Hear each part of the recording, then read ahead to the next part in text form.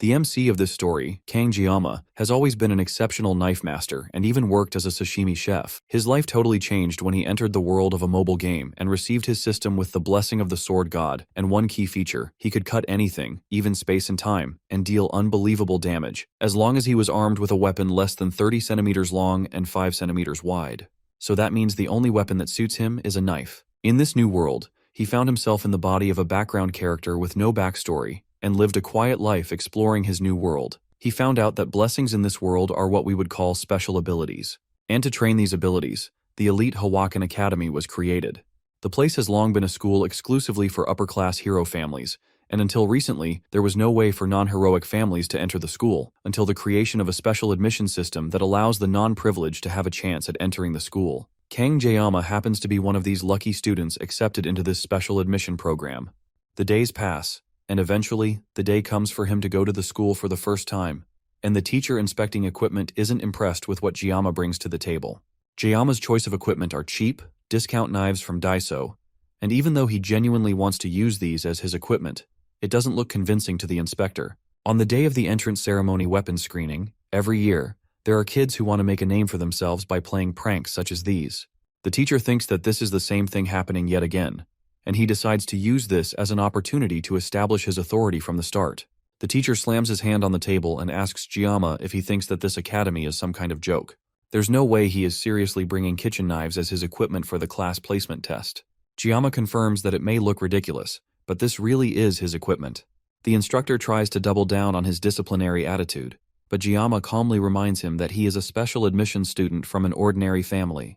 Just the tuition alone is a huge burden on his parents, so how is he expected to provide expensive equipment? The color of the name tag on Jiyama's jacket proves that he really is a special admissions student, and the instructor himself knows that these students are not upper class, so they don't have the privileges of other students. The instructor is taken aback by the fact that someone who is affiliated with an institution that is meant to have a level playing field is forced to do these kinds of things as a deeply devoted student. But Jiyama has one last thing to say. The same teachings that his master made him take to heart. He believes that blaming the equipment for poor performance is something that only amateurs do. An expert doesn't blame their equipment, and Jiyama as a pubescent teen already carries this fact in his heart. It's almost as if he has reached the pinnacle of his field. His words of wisdom remind the instructor of someone else who also has a similar unyielding spirit. Since Jiyama has clearly made his point clear, the instructor allows him to bring his equipment into the school. As Jiyama packs up his tools to head into the school grounds, he can overhear the other students and their obvious dislike of him. The privileged clearly have a special distaste for special admission students, but the instructor doesn't want to hear any of that from the kids. He yells at the remaining students in line to shut up and get a move on, while Jiyama stealthily sneaks away. This entire experience is surely going to give him PTSD. He just entered the school, and he's already tired of the whole experience. He knew that the prejudice against him would happen, but experiencing it firsthand still feels awful. At least the equipment evaluation is done and he somehow made it through the entrance ceremony. The only thing left is the class placement test, but he's already exhausted. He has come this far, though, and now he's officially in the school that he will be attending for the next 3 years. Being here in person is completely different than what he saw on his screen back in his previous life. It's not an exaggeration to say that the city is about the size of a small city. The fact that he is going to study at a school attended by the upper-class people is still a shock to him, despite how exhausting the whole experience has been. Thinking back to when he was in the district and he had to drop out of school due to his family's circumstances, Jiyama can hardly believe that this is happening. An announcement comes over the speakers informing the students that the placement test is about to start and new students need to assemble at the training hall by 3 p.m. This was way sooner than he expected, but Jiyama can't let himself be surprised. This placement test is a very important milestone for the rest of his student career in this school. He pulls out one of the knives from his bag, determined to pass the test, no matter what. Now that he's holding the covered blade, though, he realizes that he hasn't used a knife even once since he came to this new world. His old teacher used to tell him that he must never let go of his sword. He should sleep with it in his hand if he has to. It's been 20 years since he started living by the sword, and his teacher taught him these crazy habits. So a year of rest couldn't possibly have dulled his skills. He gives the blade a few tests, checking the handle and the feel of the sharp blade, and to his surprise, it's not bad at all. Now all that's left is to try out the blade himself, and he uncovers it so he can check its worth by cutting a leaf. As soon as the blade is completely uncovered, a jolt of electricity runs through his body, and a status screen pops up, informing him that he has met the equipment conditions, and the sword god blessing will activate as a result. However, his physical body is too low to receive the blessing of the sword god, and the level of his equipment is also too low, meaning that suppression has to be used to synchronize the equipment with the user. Jiyama is surprised that only drawing the blade is enough to activate the blessing. But before he can even think about it, the system prays that the blessings of the gods be with him, and then activates the first level of the skill. This immediately fills his body with sharp and nearly unbearable pain. He screams out in agony as the pain floods through his body, and he starts to think that he might die at this rate. The world shatters around him, and the pain stops momentarily, revealing a large empty space with a bright red light in the center. Jiyama stares at the empty space in shock, and the freezing feeling causes him to drop his blade, ending the blessing and causing the world to return to normal. The moment he lets go of the sword, the world returns to normal and he comes back, but that doesn't mean that the pain stops. The pain was so unbearable that it seemed like the entire world was being torn apart. It must be some kind of backlash from using the power without having the strength to withstand it. When he tested out the painless blessing, it only caused him mild muscle soreness. If every activation is going to feel like this, then he can't use this blessing. Another announcement comes over the intercom, calling for all new students to assemble at the training hall immediately. He stares down at the knife that felt like it almost ended his life. He may not be able to wield it, but surely he can pick up the knife. There's no way he can just leave a sashimi knife laying on the ground. And besides, maybe it only hurt because it was the first time he activated the blessing. Bending down to pick up the blade proves that it really wasn't just the first time, as he let out a scream of pain that filled the campus. He arrives at the training hall, which is more like a gladiator's arena than a school hall. All the new students gather in the center of the arena and chat among themselves as they wait for the event to start. The staff also stay at the top part of the arena and discuss amongst themselves. Their chatter stops abruptly as they notice someone special among them in the audience. It's the Lord Sword Emperor, one of the 7-star heroes, Sief Freed von Nibelung. He is the direct descendant of Aaron Nibelung, who was the apprentice of the legendary hero Balor Hoken. He's so powerful that he has come to be known as the strongest human, and others can't help but stare at him as he unshakingly watches over the students in the arena. Siegfried can't help but sigh as the noblemen walk away, and someone else comes up beside him. It's another one of the 7-star heroes, Medea Poison, and according to her, it's been half a century since they last saw each other. She's the head of the academy, and she's also turning 70 soon, yet she maintains a beautiful and youthful look and dresses as if she's still in her 20s. This is all thanks to her blessing, and she can even make Siegfried look 10 years younger. But the man refuses. The two exchange small talk and light teasing as they reminisce on how long it's been that they've known each other, though it's mostly just Medea very successfully pissing off Siegfried. However, despite how annoying she's trying to be, she still mentions that it's odd for Siegfried to come to these kinds of events. For the longest time, the Sword Emperor has despised mixing with people of the elitist mindset. This time, it's probably because his granddaughter is one of the students among the crowd today. Siegfried doesn't reject that assumption as the games prepare to start. Meanwhile, in the arena itself, Jiyama is as isolated as he can possibly be among a crowd of rainbow-haired students. It looks like he is the only one with black hair in this whole place, and to make things worse, he is also a special admission student. That only makes him even more of an outcast among the elites. This exact scenario must be what they call a humble origin. Among all the new students, though, even as everyone has their own unique appearances, there's one person that catches everyone's attention. As she walks past the crowd of people around her, her wavy blue hair causes everyone to stop and stare. Jiyama already knew that she would be a student here, and he doesn't have the same shocked expression that the other students do. The girl they are also hypnotized by is Abel von Nibelung, the granddaughter of the Sword Emperor, and the game's main heroine. She is also the reason why he spent so much money on the game. Moving on from the beautiful woman captivating the crowd, the more important thing to talk about are the details of the placement test. The test will take place in subspace, which is an area that was first created by the legendary hero, Balor Joaquin, along with the establishment of the academy. It's an alternate space from reality where fighters will experience all the damage and pain inflicted to them there, but the damage will not affect them in reality. Since there is no risk of harming anyone in real life, gruesome things, including murder, can be overlooked there. This particular test is going to be a subspace battle royale where the new students will be divided into groups of 10 and put into a survivor game. The ranks of each group will be based on who can survive the longest. There are also no restrictions on armament, which means students can do whatever they want during their period in the test. No restrictions on armament also means that the elites can have it all, and they have an advantage in this test. That may be the case, but the academy is funded primarily by the nobility's money. This is as much of a compromise as they can make. Medea had to go through a lot of trouble to introduce the special admission system that can help the commoners enter the university. The students don't care about that at all, though, and they are still blindly following after a disinterested Abel von Nibelung, while Gyama watches them all from a distance. It doesn't take a genius to figure out why they are following her so diligently, though. She's incredibly pretty, and he already thought that when he could only see her in 2D. But now, seeing her in the flesh, she's even more breathtaking. If he didn't know how the story of this world was going to play out, he would have tried to strike up a conversation with her as well. But he knows something that those poor guys don't. Abel von Nibelung is a character of the Miracle's Blessing M, and more specifically, she's one of the protagonists of the game, and she's directly connected to the main character. In the end, beautiful people always have someone they match with, and he knows that for a special admission student like him, he is not suited to be in this race with the rest of the nobles. For now, he'd rather avoid getting involved and ending up with a noisy school life. Since he was essentially forced into this school, he has some rules that he plans to stick with. His goal is to live a safe, ordinary, and secure life, and his self-imposed motto for the future is to complete his studies smoothly and obtain a regular job.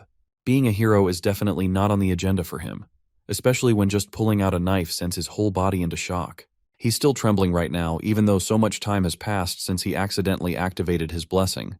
The rest of the important people in this game can protect the world. RMC just wants a nice quiet life with a comfortable job. The placement test begins and a voice calls over the intercom to announce the rules. This year's test is a battle royale and the new students will be split into teams of 10. The top ranked will be placed in the Star class. Ranks 2 and 3 will be in Dragon class, rank 4 to 7 will be in Wolf class, and ranks 8 to 10 will be in the Ordinary class. Based on the results, each student will be accurately assigned to different classes, and the scores will be automatically calculated. There is also no time limit to this challenge, which makes this just like a game. Gyama's goal is the same, and he wants to finish it quickly without drawing any attention to himself as an ordinary student. With the rules properly explained, the test starts, and a spatial occurrence device is activated, sending the students to their appropriate areas. If Gyama can help it, he wants to even completely avoid drawing any weapons if possible. The exams go as expected, and after a while, groups start appearing after completing their sessions.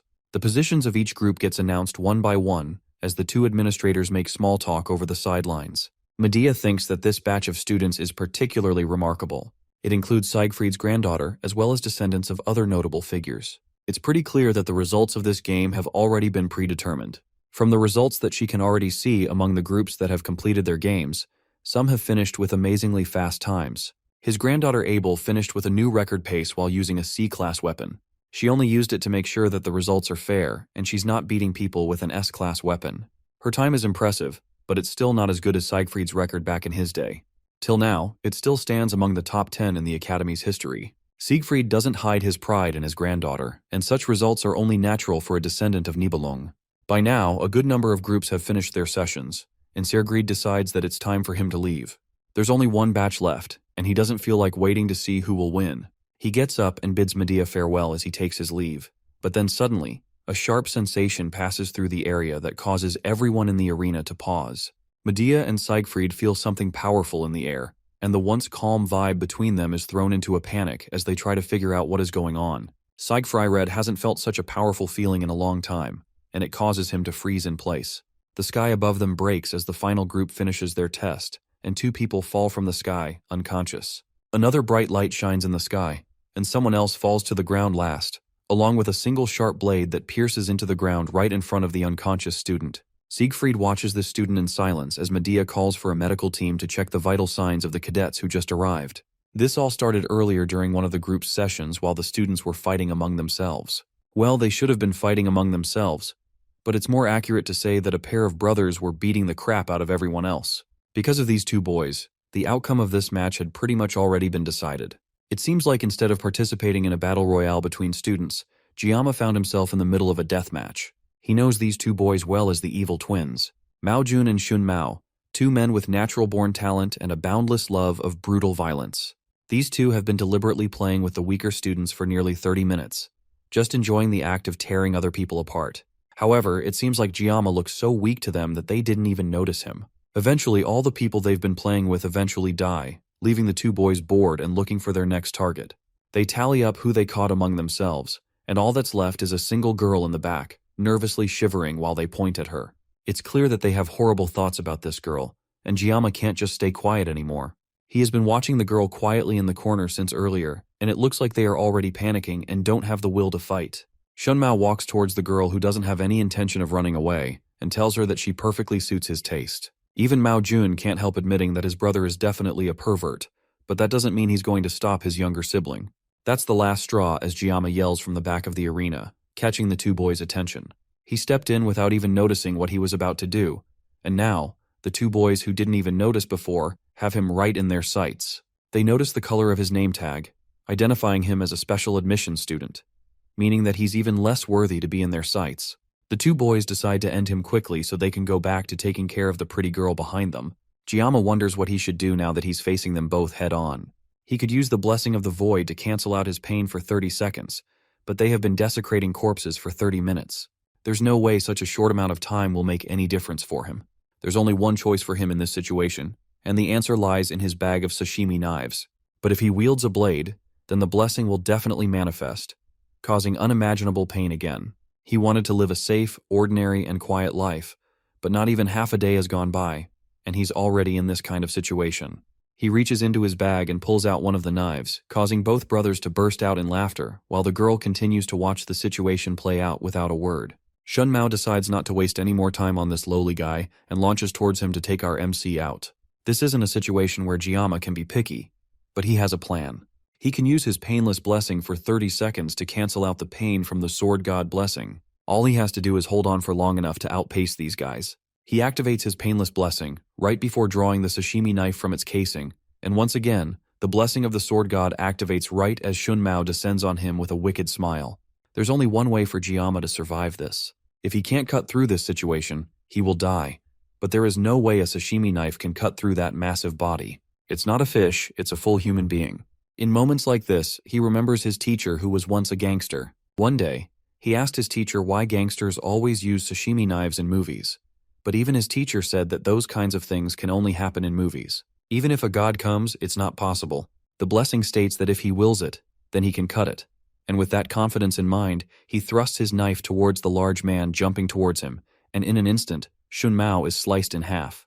Another time, Chef Kim asked his teacher why gangsters eat sashimi, and that got a knife thrown at him, barely missing his face. That's one of the many instances where his boss proved that he was an ex-gangster. After his years on the dark side of the streets, he hacked off one of his wrists as atonement. Then he opened up a sushi restaurant to make people happy with his knife skills. The two of them talked about how criminals are constantly flashing sashimi knives in movies, and Chef Kim once asked his mentor if that is how it works in real life. When stabbing someone with a wide kitchen knife, their skin contracts, but it won't be able to come out. However, sashimi knives are thin and allow someone to stab a body several times. However, his teacher also said that he can't use that same knife to slash at a human the way you would slash at a piece of fish. His teacher even said that if a god comes down, it still wouldn't be possible. While the arm flying off from Shun Mao is proof that slashing is indeed possible, the three other students are all shocked at the sudden change in power as Giamma stands with his knife ready for another attack. Shun Mao holds his bleeding arm and yells in pain as Giamma walks closer. Left with no other escape, Shun Mao tries to run away while begging Mao Jun to help him before he dies. Before he can get much further with his whining, Giamma cuts him off with a quick slash of his blade, taking the student's head off immediately. His brother screams as Shun Mao's severed head drops in front of him. He forces his brain to remember that this is void space, and that means Shun isn't actually dead. But that aside, this random gloomy guy slashed his brother with nothing but a simple kitchen knife. Mao Jun now has to fight this beast by himself, but someone who clumsily runs around with a knife definitely doesn't have any experience fighting. Even with that, he has to be careful of the knife. Shun Mao's loss has to be because of his irresponsibility. Now he, as the remaining brother, has to pick up the slack of his defeated sibling. He picks up the severed arm of his brother and takes the power gauntlet for himself. The weapon displays its true might when it's used with two hands. One hand gives a blessing of resolution, which increases his defense, and the other gives a blessing of intervention, which increases his jumping ability by 200%. On top of that, using the two together also gives increased fist power. Manifesting these three benefits together gives true power that even the gods cannot imagine. Mao Jun has no idea where Giamma got such a powerful weapon, but even S-rank weapons cannot pierce his defense. Meanwhile, Giamma isn't even paying attention to the brute, and he's keeping track of how many seconds he has left before his blessing ends. Mao Jun takes the opportunity to rush in for a sucker punch while Giamma is distracted, and everything that happens next occurs in an instant. Mao Jun lays on the ground covered in his own blood and barely alive, while Giamma continues to count down. Once the countdown ends, the effect of the blessing of immunity ends as well, and all the pain from the blessing of the sword god hits him at once. He screams out in pain, still holding the knife as Mao Jun's consciousness fades. Time passes, and eventually, Jiyama wakes up to a white room that's probably some sort of clinic or hospital. He shakily tries to get up, and the sound of him moving alerts someone outside the door who announces that he has woken up. Immediately, two people walk into the room and stand before him. These two faces are people he has never met, but he somehow already knows. 50 years ago, the people who destroyed the Demon Lord's 6th Legion commander were the 7-star heroes, and these two people are one of those heroes. The first is the strongest of humanity, Sief Freed, and the one who speaks to him first is the Academy's director, Medea Poison. Jiyama can't help but wonder why these two powerful people are here together to see him. They start by asking his name, and he tells them. Then Sief Freed gets straight to the point and asks Jiyama what exactly on earth he did.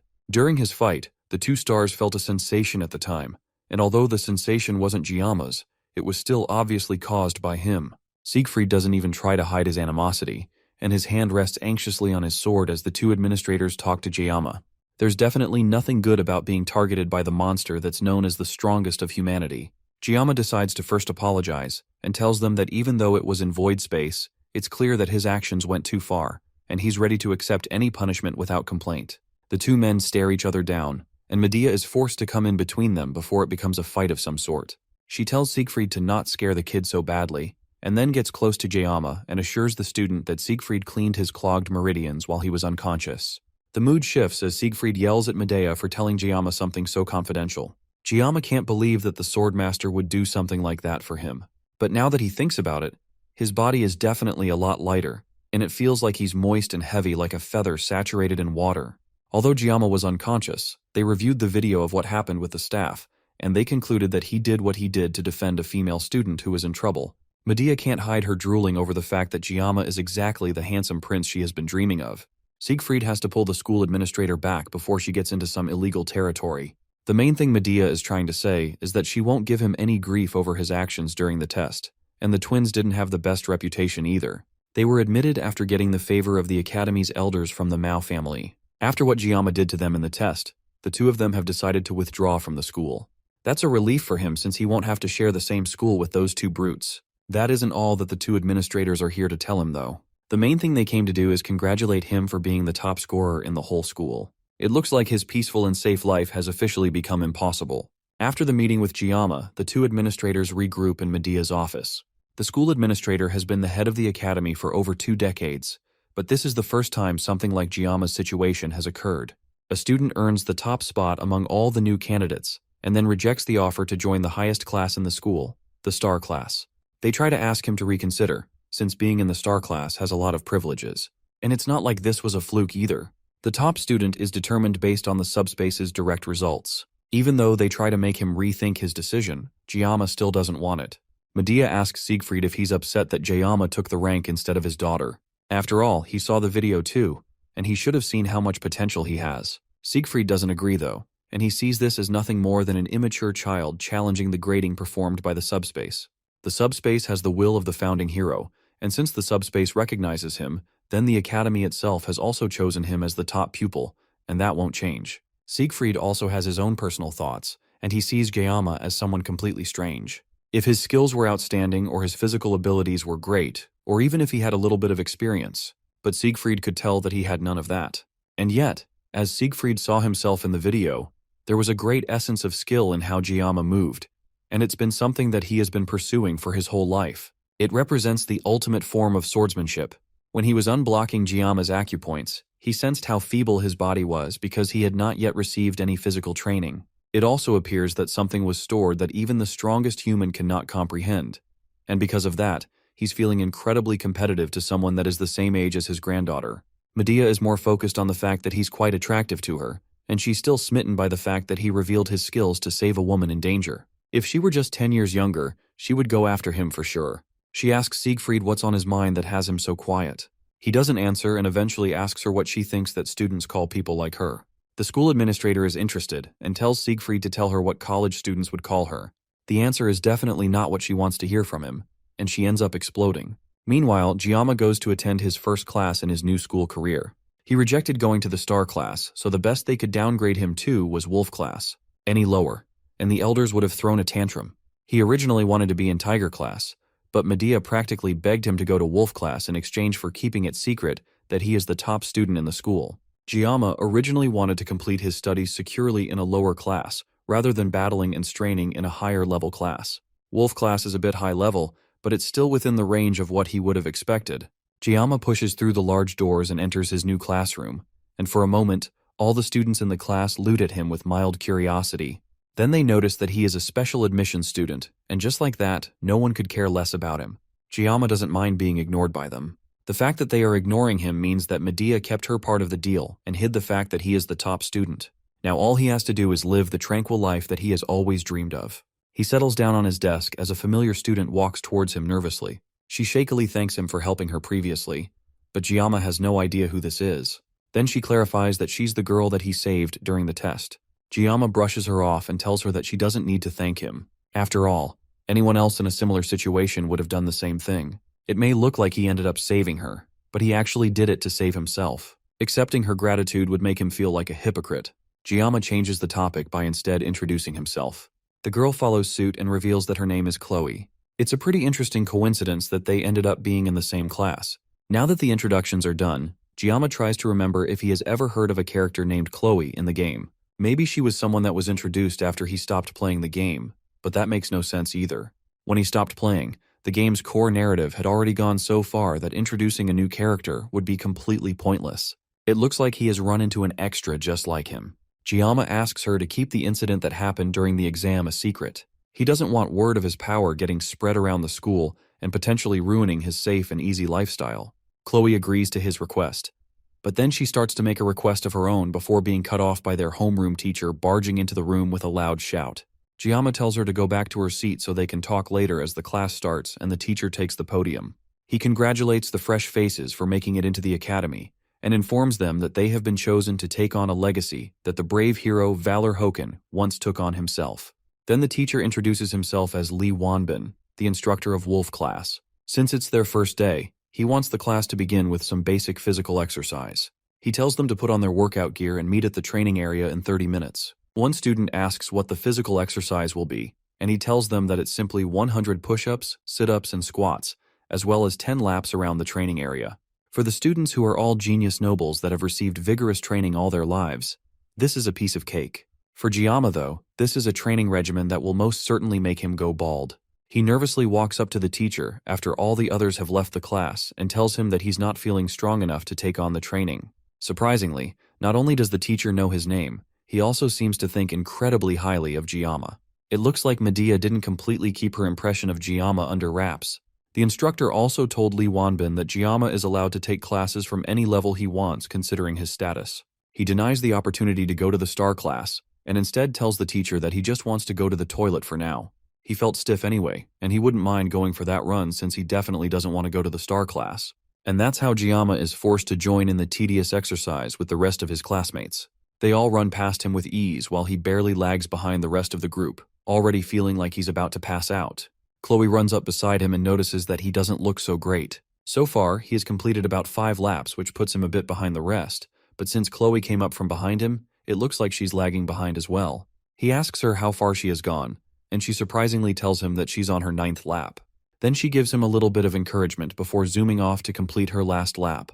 By the end of the day, Giamma returns to his dorm room and chugs down several bottles of water. He's been in the academy for just a week, and he has already faced some unexpected problems. He was incredibly hungry after the intense training from the morning, and he ran to the cafeteria to get some food, but he quickly found out that the meal wasn't free. So he heads to the menu area to see how much one spicy pork rice would be, and the price makes him freeze in shock.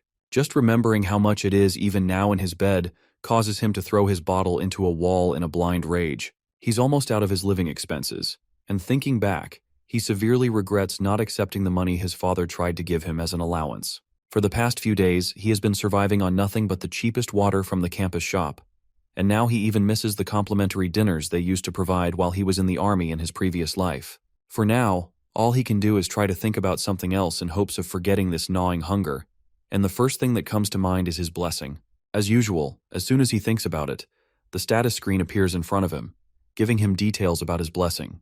It has gotten a lot longer since last time, and that's because his physical level has risen, which has also upgraded the state of the blessing of the sword god, making it activate with slightly longer swords now. He checks himself out in the mirror, and sure enough, it looks like he has made good progress in his physical development. It's probably because the Swordmaster activated his pressure points, but it almost feels like his body has evolved to a great extent. However, the Sword God's blessing hasn't spread beyond the length of a sashimi knife. If he keeps increasing his physical capabilities, it's possible that he may even be able to use a small sword at some point. There was once a time when he was afraid of holding a sword before the admission ceremony, but now, when he's not carrying a sword, his hands start to itch. This is probably a result of the blessing, and he feels almost proud to think about it. There's a knock on the door, and he opens it to see Chloe waiting for him on the other side. She nervously asks if she's interrupting anything, but Giamma wasn't doing anything important before she came, and he asks her why she came over. It's because she hasn't been seeing him in the university cafeteria for a while, and she came over to check if he's all right. He lies that the reason he has not been in the cafeteria is because he doesn't normally consume food made by others, but his internal self practically salivates at the thought of food. Chloe looks disappointed about that, and tells him that she was hoping to get some things from the campus shop so they can have dinner together. Before she can even finish her thought, Giamma is dressed up and calling her to follow along so they can go and buy ingredients. Chloe is shocked at his speed and tries to rush along with him, while the two of them talk about food and cooking together. By the evening, the two of them have had a great meal cooked by Giamma, and Chloe is genuinely impressed by how tasty the food is. Giamma has only ever cooked fish before, so at first, things were a bit difficult for them. Incidentally, Chloe really likes fish, since she grew up close to a beach, and Giamma's expertise is obviously cooking fish. The itch in his hands to grab a sword also hadn't left him, so this is a great time to refresh himself by slicing some sashimi. The problem is the Sword God's blessing. He can't hold a simple kitchen knife without activating the blessing, meaning that this will definitely be difficult for him. He asks Chloe if she owns a larger knife, and tells her that he wants to use something different since his own weapons resemble the kitchen knives that she has, so using them to cook would be a bit awkward. She heads into her room and comes back with a large sword for him to use, but that's definitely way too large, just a simple fish. With no other choice, he is forced to use his blessing to slice a piece of fish. The painless blessing will last for 30 minutes, so he just has to make sure that he's fast enough to finish before the blessing runs out. He was once called the greatest swordsman in the country, and cutting fish has always been his specialty. Now it's time for him to prove that fact. He slices the fish and manages to finish in 21 seconds, leaving 9 seconds of the painless blessing for him to use. The whole thing was done so well that he would call it a masterpiece. Chloe asks how he's so good at cooking, and he confesses that he once worked part-time at a Japanese restaurant. Since she's a noble, she doesn't understand what a part-time job is, and it makes it clear that they are from different social positions. Now that the meal is done, Chloe offers to wash the dishes since he cooked all the food for them, and he moves over to the other side of the room to give her space to clean. For the first time in almost a week, he's full, and he can't help but hum in joy. That humming is broken as Chloe accidentally drops a plate behind him. It's most likely because she has never had to clean dishes before, and dropping plates is something that he used to do when he was her age. As he stares out the window and ignores the breaking of plates behind him, a book tumbles off of Chloe's study desk. It looks like it's a diary, and the book coincidentally lands on a page where she writes about him saving her during the class placement test. Her handwriting is cute with rounded shapes and stickers, and he finds himself picking up the book and smiling at it. The wind from the window turns the pages of the book to another part where she writes about meeting him in the same class and being interested in him. He finds it all really cute, and can't help himself as he turns through more pages, admiring how cute she is. He turns a few more pages and sees his name again, followed by numerous pages with the words, "I love you," written countless times. Another plate breaks again, and he turns to see Chloe staring at him with blank, scary eyes. She simply asks him if he has read her diary. Chloe's emotionless state isn't a new thing. It's part of her upbringing, and it's more like a self-defense mechanism. Heroes earn respect by defeating demonic beasts, and this allows them to increase their social standing and to gain global reputation. However, within their stagnate ranks, there are certain factions that abuse the weak in the name of authority. When the law is unable to punish these abusers, another group is called from the shadows to take care of these people, and the name of that family is Auditor Sicily. They are a family that maintains order and carries out assassinations. They are known to work in the shadows while leading towards the light. Those born in the auditory family have been training for assassinations since before they even reached adolescence. Their emotions are restrained, and they undergo severe training to become perfect assassination machines. Chloe is a part of this blood-stained family, and the first time she soiled her palms with blood was at the age of 15. She has been told all her life to not underestimate her abilities as an assassin, and this has allowed her to become completely conscious of herself. Slowly, Her unyielding training distorted her nature, and a gloomy shadow formed over her heart. By the time her identity had been worn down, leaving only traces of emotion, Chloe eventually reached the age to enter the academy. Joaquin Academy is a place where students are placed in different classrooms based on their aptitude. Each student's talent is at least the level of a dragon or higher, but members of the Auditor family who thrived in the shadows were assigned to the common class by their family's decree. That was the agreement between the family and the academy. She was told to remain undetected, and throughout the years of childhood, the family eliminated every individual's liberty. Chloe accepted her fate as an assassin and didn't protest, and she already believed that nothing would alter her fate. That is until the day she met someone she would never forget. As she stood still and defenseless while the two evil brothers walked towards her, someone who looked like the weakest person in the room stood up to defend her. Even though death in the subspace battle royale is fake, and there is no real risk of dying, this boy still tried to save her. Chloe had quietly accepted death and was waiting for her predestined fate. She had long since given up on meaningless struggles, and she was trained to act in a meek and unnoticeable manner. But somehow, thanks to the boy's intervention, it's like the sun had broken through the clouds in her mind, and she watched as the boy used his sword not to assassinate, but in self-defense, and to protect her. Right as she saw him fighting for her, she remembered a children's fairy tale she read aloud under her pillow in secret. The tale told of a princess imprisoned in a castle that was rescued by a prince. As the memories of the fairy tale came to her mind, her chest tingles and her cheeks became red. This unidentifiable feeling in her was most certainly love. Now Giamma has committed the ultimate sin by looking into the private thoughts of this girl. As she stares him down, he tries to play it off, but he knows deep down that he is screwed. He tries to figure out exactly how he got into this situation. Was it when he took the pure sentiments of a teenage girl? Or maybe the moment he foolishly followed her because she offered to feed him? No matter how he found himself staring at death itself in the form of a teenage girl, his first priority should be getting out of here. He changes the topic, commenting on how lovely the moon is before casually trying to find a way to leave the room without getting his head chopped off. She doesn't let him finish his sentence and asks him again if he saw her diary. He tries to play it off, pretending that he only saw her reference book and compliments the amount of effort she put into studying.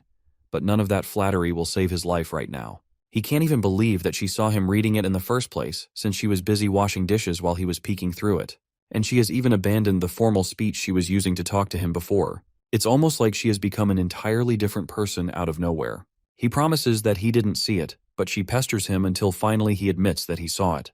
As soon as he says that, Chloe decides that his life must end, and she pulls out the same sword that she offered him before to cut the fish. Giamma looks around and weighs his options. They are currently on the 4th floor, so jumping out of the window isn't an option. The only way out for him is through the front door, but Chloe definitely won't let him just walk out of here, at least not with his limbs attached. She really is coming towards him with the sword, and it looks like his time is running out. He tries to figure out why she's suddenly acting this way, and he can only think of one possibility. Her unmoving pupils and her dark red eyes can only mean one thing. He's dealing with a textbook yandere. But if he takes into account her sudden shift in attitude from an adorable little strawberry to a fierce killer, it gets even worse. She's a yandere with a dual personality.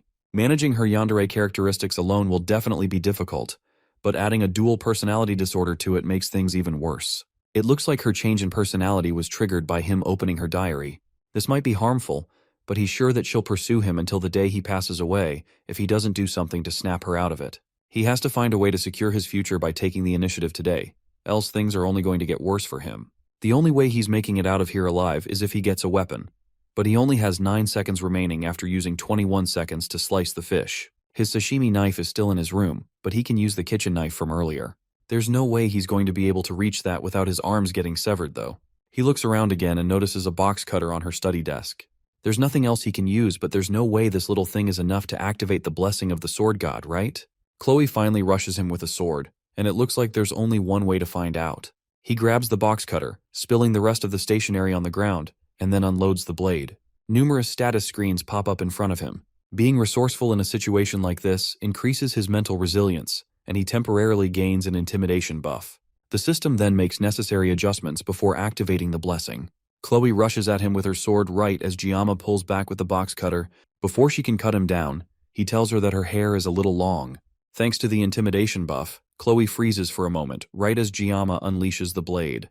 Everything goes dark and fuzzy, and by the time Chloe wakes up later in the evening, her room is dark, tidy, and empty.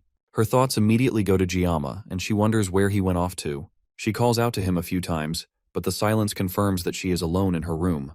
The last thing she remembers is sneaking looks at him while he was looking out of her window.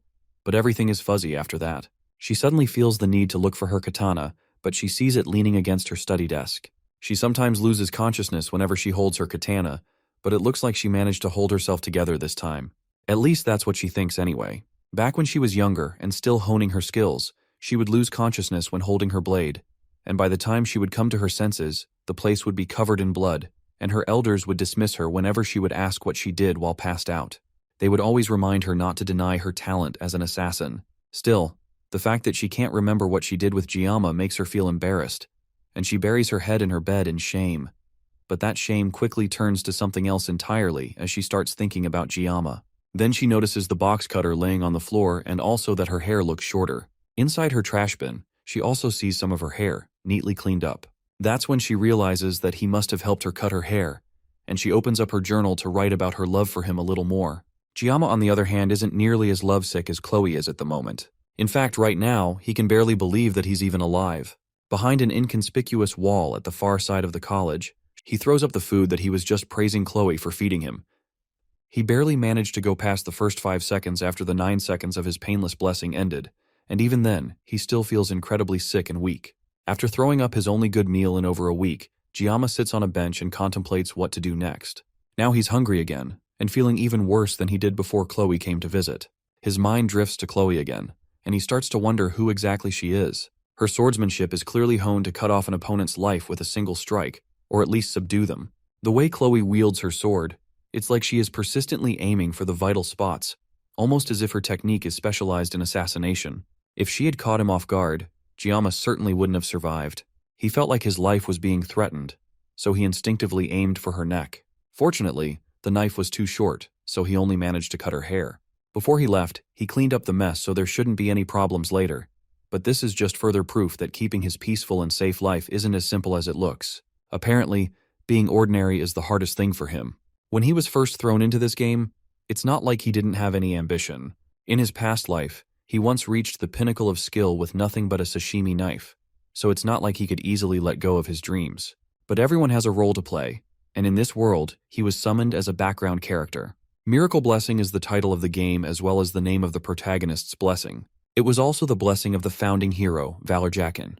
In the whole game, the protagonist and the founding hero were the only two people to ever possess the legendary blessing. And the description of the blessing was straightforward.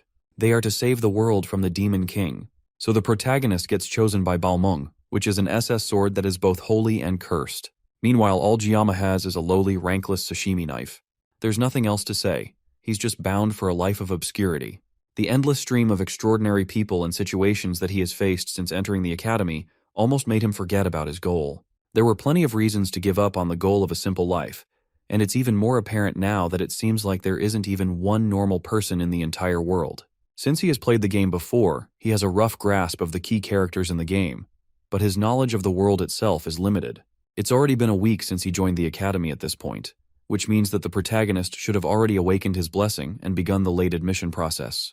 This is when the game's story actually begins, and Gyama knows the general plot, but he never played it to the end. For the first time, he actually regrets quitting the game halfway through, but still, since he knows the canon route up to the first half of the story, that already gives him a big advantage. All he has to do is stick to the canon route no matter what. If he starts meddling in everything, then he'll end up losing the only advantage that he has. From his memory, he knows that the storyline takes a sudden dark turn around the second semester of the third year, which is when the demons realize that the hero has awakened, and they launch an attack on the academy, led by a legion commander. As the fight escalates, the demons and the humans spiral into an all-out war, and from there, the game's story turns into a typical fantasy novel. Back when he was playing it, he just wanted to emulate the carefree, simple, youthful life that he never experienced as a teenager, so he deleted the game without a second thought. The problem is that now, he's part of the world that is destined for war, and there's a very real possibility that he might die too. He still has 3 years before then though, and he needs to stop running from reality so he can focus on what's possible. He won't let himself die, and he will focus on growing stronger so he can survive. Besides, cliché games like this one always have happy endings where the protagonist manages to save the world. All he needs is enough strength to protect himself, so he can't let himself be some helpless weakling that gets killed off. He just needs to train enough to protect himself while keeping as low a profile as possible. To do that, He will have to minimize his use of the blessing of the sword god, because just the few times he has had to rely on it has put immense strain on his body. It's a powerful ability, but it comes with way too many drawbacks for his liking. Thinking about the blessing once again activates a status window that gives him information about it. Weirdly enough, though, there are new entries to the information that he didn't notice before. The 3 new entries are a body, mind, and armament grade, and the numbers beside them seem to be levels. They all reflect how much he has grown, and each one will lessen the strain of his blessing on his body. There's also one more called synchronization, but he has no idea what it means, and its description is just some question marks. He tries tapping on it, but access to it is denied because he has not met the relevant conditions. That's another puzzle to add to this mysterious blessing, but it's not important right now. His main priority at the moment should be improving his body and finding a new weapon.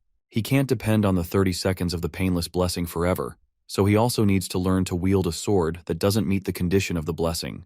Luckily, there's a monster hunting training for the midterms that's happening in a month. The reward for the training is the longsword mercenary. It's a B-tier weapon that should serve him until graduation. It's also too big for his blessing to activate, meaning that it's the perfect weapon for him. There's a lot to figure out, but it already feels like he's making good progress. While lost in thought, a voice calls out to him suddenly. He looks up, and staring back down at him is someone he never expected to see or talk to. It's Abel von Nibelung, the granddaughter of the Sword Emperor, and the one person that he really shouldn't be interacting with if he wants to avoid changing the game's story. She tells him that he's on her seat, but he's too stunned to get up for a moment, forcing her to yell at him before he finally gets the message and slides away to give her space. He still can't get over just how pretty Abel is, and he caught himself staring without even noticing. As he tries to leave, she tells him that he doesn't have to go. He can just shuffle over a bit instead. It's weird that she'd call a public bench her seat, but he lets it go since he doesn't really want to get involved with her. He still can't help staring at her, and just as he would expect from the heroine of the game, she really is gorgeous. Suddenly she starts talking, and that startles Giamma back to the present. This is definitely way too odd since the Abel that he knows is usually standoffish and doesn't talk to people. Even the handsome protagonist of the game couldn't get her to warm up to him. She continues talking, asking him if he also uses a blade as his weapon, and he sheepishly answers her before asking how she knows. She tells him that her grandpa once told her that swordsmen have a different look in their eyes. Then she shows him her sword and asks if he wants to hold it. He's still feeling a bit odd about the whole thing, so he declines the offer, but that just makes her pout in annoyance. It looks like he hurt her feelings, but he just can't get used to her talking to him. Then she asks him if he knows her. Giamma is surprised at first, but that's an odd question for her to ask. There's no one in the school who doesn't know who she is. He answers her in a blank way, saying that he sort of knows her, but then she tells him that she doesn't know him. She considers that a bit unfair, the fact that he knows her, but she has no clue who he is. Giamma doesn't agree since they have only just met, so it's not important if they know each other's names. But she tells him that he could be a spy sent by the Demon King, who's sneaking into the academy, dressed as a student. It's quite suspicious that he's out here, alone, this late at night. And although it looks like she's just saying random things, it almost looks like she's serious. Giamma then throws the question back at her and asks her why she's out so late at night. It's obvious, though, from her clothes and weapon that she just finished training and working out. She tells him that she did breathing exercises and then points at him as she talks, unintentionally giving Giamma a full view of the scars on her hands. She hurriedly hides her hands, but Giamma has already seen them. They are signs of her hard work, and Abel agrees with that, since it's obvious that she of all people would be working hard. People don't understand what it means to belong to the Nibelung bloodline. They are expected to always be at their best, and to be flawless. One slip up, and they could become a target. Abel then reveals that she is not the top student of the year, and this is the first time that she has ever lost to someone in her life. But somehow, even though she should be upset, she feels strangely liberated. She can't help wondering who exactly beat her and became the top scorer, though. She would love to meet them, so she can tear them apart. That causes Giamma to cough out in shock, and he asks her why she would go that far. The reason is because she feels humiliated. She begged her grandfather to tell her who that person is, but apparently, the person isn't even in her class. On top of that, they also skipped the speech, which means she had to do it in their stead. And that only felt even more embarrassing as the second place. She stops herself before she goes even further with her ranting. It's odd of her to decide to share all this information with someone she just met. On that note, Giamma finally asks the question that has been on his mind this entire time. He wants to know why she's talking to him in the first place, considering her personality, and how she usually feels about others. The reason is definitely not what he expected. It's because he looks weak. It's her family's motto to be unyielding to the strong and merciful to the weak, and all her classmates are already unbearable enough, so she doesn't have any friends. That would explain why she's so cold to the protagonist in the game. With that done, Abel gives a little stretch, then prepares to leave. As she gets up, she pauses for a moment, and then asks him if he really isn't going to tell her his name. Just like before, Giamma refuses with no room for negotiation. Time continues to pass, and to Giamma's surprise, he continues his academy life without any trouble. Chloe seems to have made some new friends apart from him, and she has settled into the class just fine, and Giamma has been keeping himself busy by avoiding her ever since the incident in her room. Sometimes when their eyes meet, her new friends look at him with disdain because of his status as a special entrant. But Giamma has managed to stop caring about people that look down on him for being a special entrant. After all, he's not the only special entrant in their class anyways. Although there aren't many of them in the class, they have all been really good at avoiding each other. There's definitely some kind of inferiority complex at play. But Giamma is sure that things would be so much worse if he was placed in a higher tier class. By now, the students in the Star and Dragon classes have most likely split into factions and become wrapped up in petty power struggles. Even back when he played the game, it was pretty shocking to experience. But now that he's living in this world, just the thought of being in that world sends a shiver through his spine. In good news, though, he has been getting proper meals now. That's thanks to something that Medea gave to him the other day. As a special privilege for being the top scorer in the school, he gets a faculty card that allows him to eat whatever he wants from the cafeteria for free. He's so thankful for this little gift that bowing to the director's office 3 times a day doesn't feel like enough to express his gratitude. On top of that, he has been fulfilling his duties as a student pretty well, all while making sure that he hasn't done anything that could negatively affect the main storyline. All he has to do is keep it this way for the next 3 years, and his life will go smoothly. The days go by smoothly, and Giamma attends all his classes without any problems. During one of his classes, an elderly teacher educates the students about the hero Valor Jyokin, who founded the academy after recognizing the need to train the next generation of heroes. Giamma pretty much knows about all of this from the games already. The founding hero, Valor Joaquin, faced Lycan, the Demon King's right-hand man, and the commander of the First Legion. The battle went on for 20 years, and in the end, the hero emerged victorious. However, Joaquin lost one of his arms as a consequence for his victory, and as a result, he could no longer fight. The war was filled with carnage and bloodshed, and although the hero won the battle, there was no clear winner of the war on either side. And just like that, the first human-demon war ended in a truce. In order to train the next generation, Joaquin founded the academy, and a non-aggression pact was signed between the two races. That pact is the reason that there have been 700 years of peace that still stands till today. The students are sure that they won't see any war in their lifetime, but Giamma is the only one that knows that the peace will be broken. Everyone is so used to the calm at this point, and it's no surprise. The only person he would want to warn about the impending doom would be Medea, but doing so would also alter the canon route, and he has no idea what that would lead to. Despite constantly complaining about wanting to leave her position as an academy director, Medea was one of the first to notice that something was about to happen, thanks to her blessing of perception. In order to protect her students, she was the first among the 7 stars to step onto the front lines. But Giamma never played the game to that point. However, he did learn of her fate from reading the game's fandom wiki. Medea was the first of the 7 stars to fall in battle against the Demon King's army. Knowing this makes it hard to keep the war a secret, but he wishes that he never knew in the first place. The class ends and students start to head out to the school halls because of some sort of commotion going on out there. It looks like it's finally time for things to start, and Giamma takes a moment to check his phone. Just like he thought, it's the 5th of May, and today is the day that the protagonist will finally join the school. He joins the group of students crowding at the class door, and they are all in awe of him, and some are already certain that he's going to join the star class. Just as he suspected, the protagonist of the game walks through the halls as people part for him to move. Leon van Reinhardt walks with a confident aura among his fellow students, but Giamma knows that today is the day that the peace that lasted 700 years would start to crumble. Giamma watches as everyone in the school seems to fawn over him, but he already knew that this would happen. After all, in the game, every woman seems to fall for him. If this were an adult-rated game, Leon would definitely have been dead before facing the Demon King. Among all the women that are seemingly drawn to him, the ones who become his party members are also pretty impressive.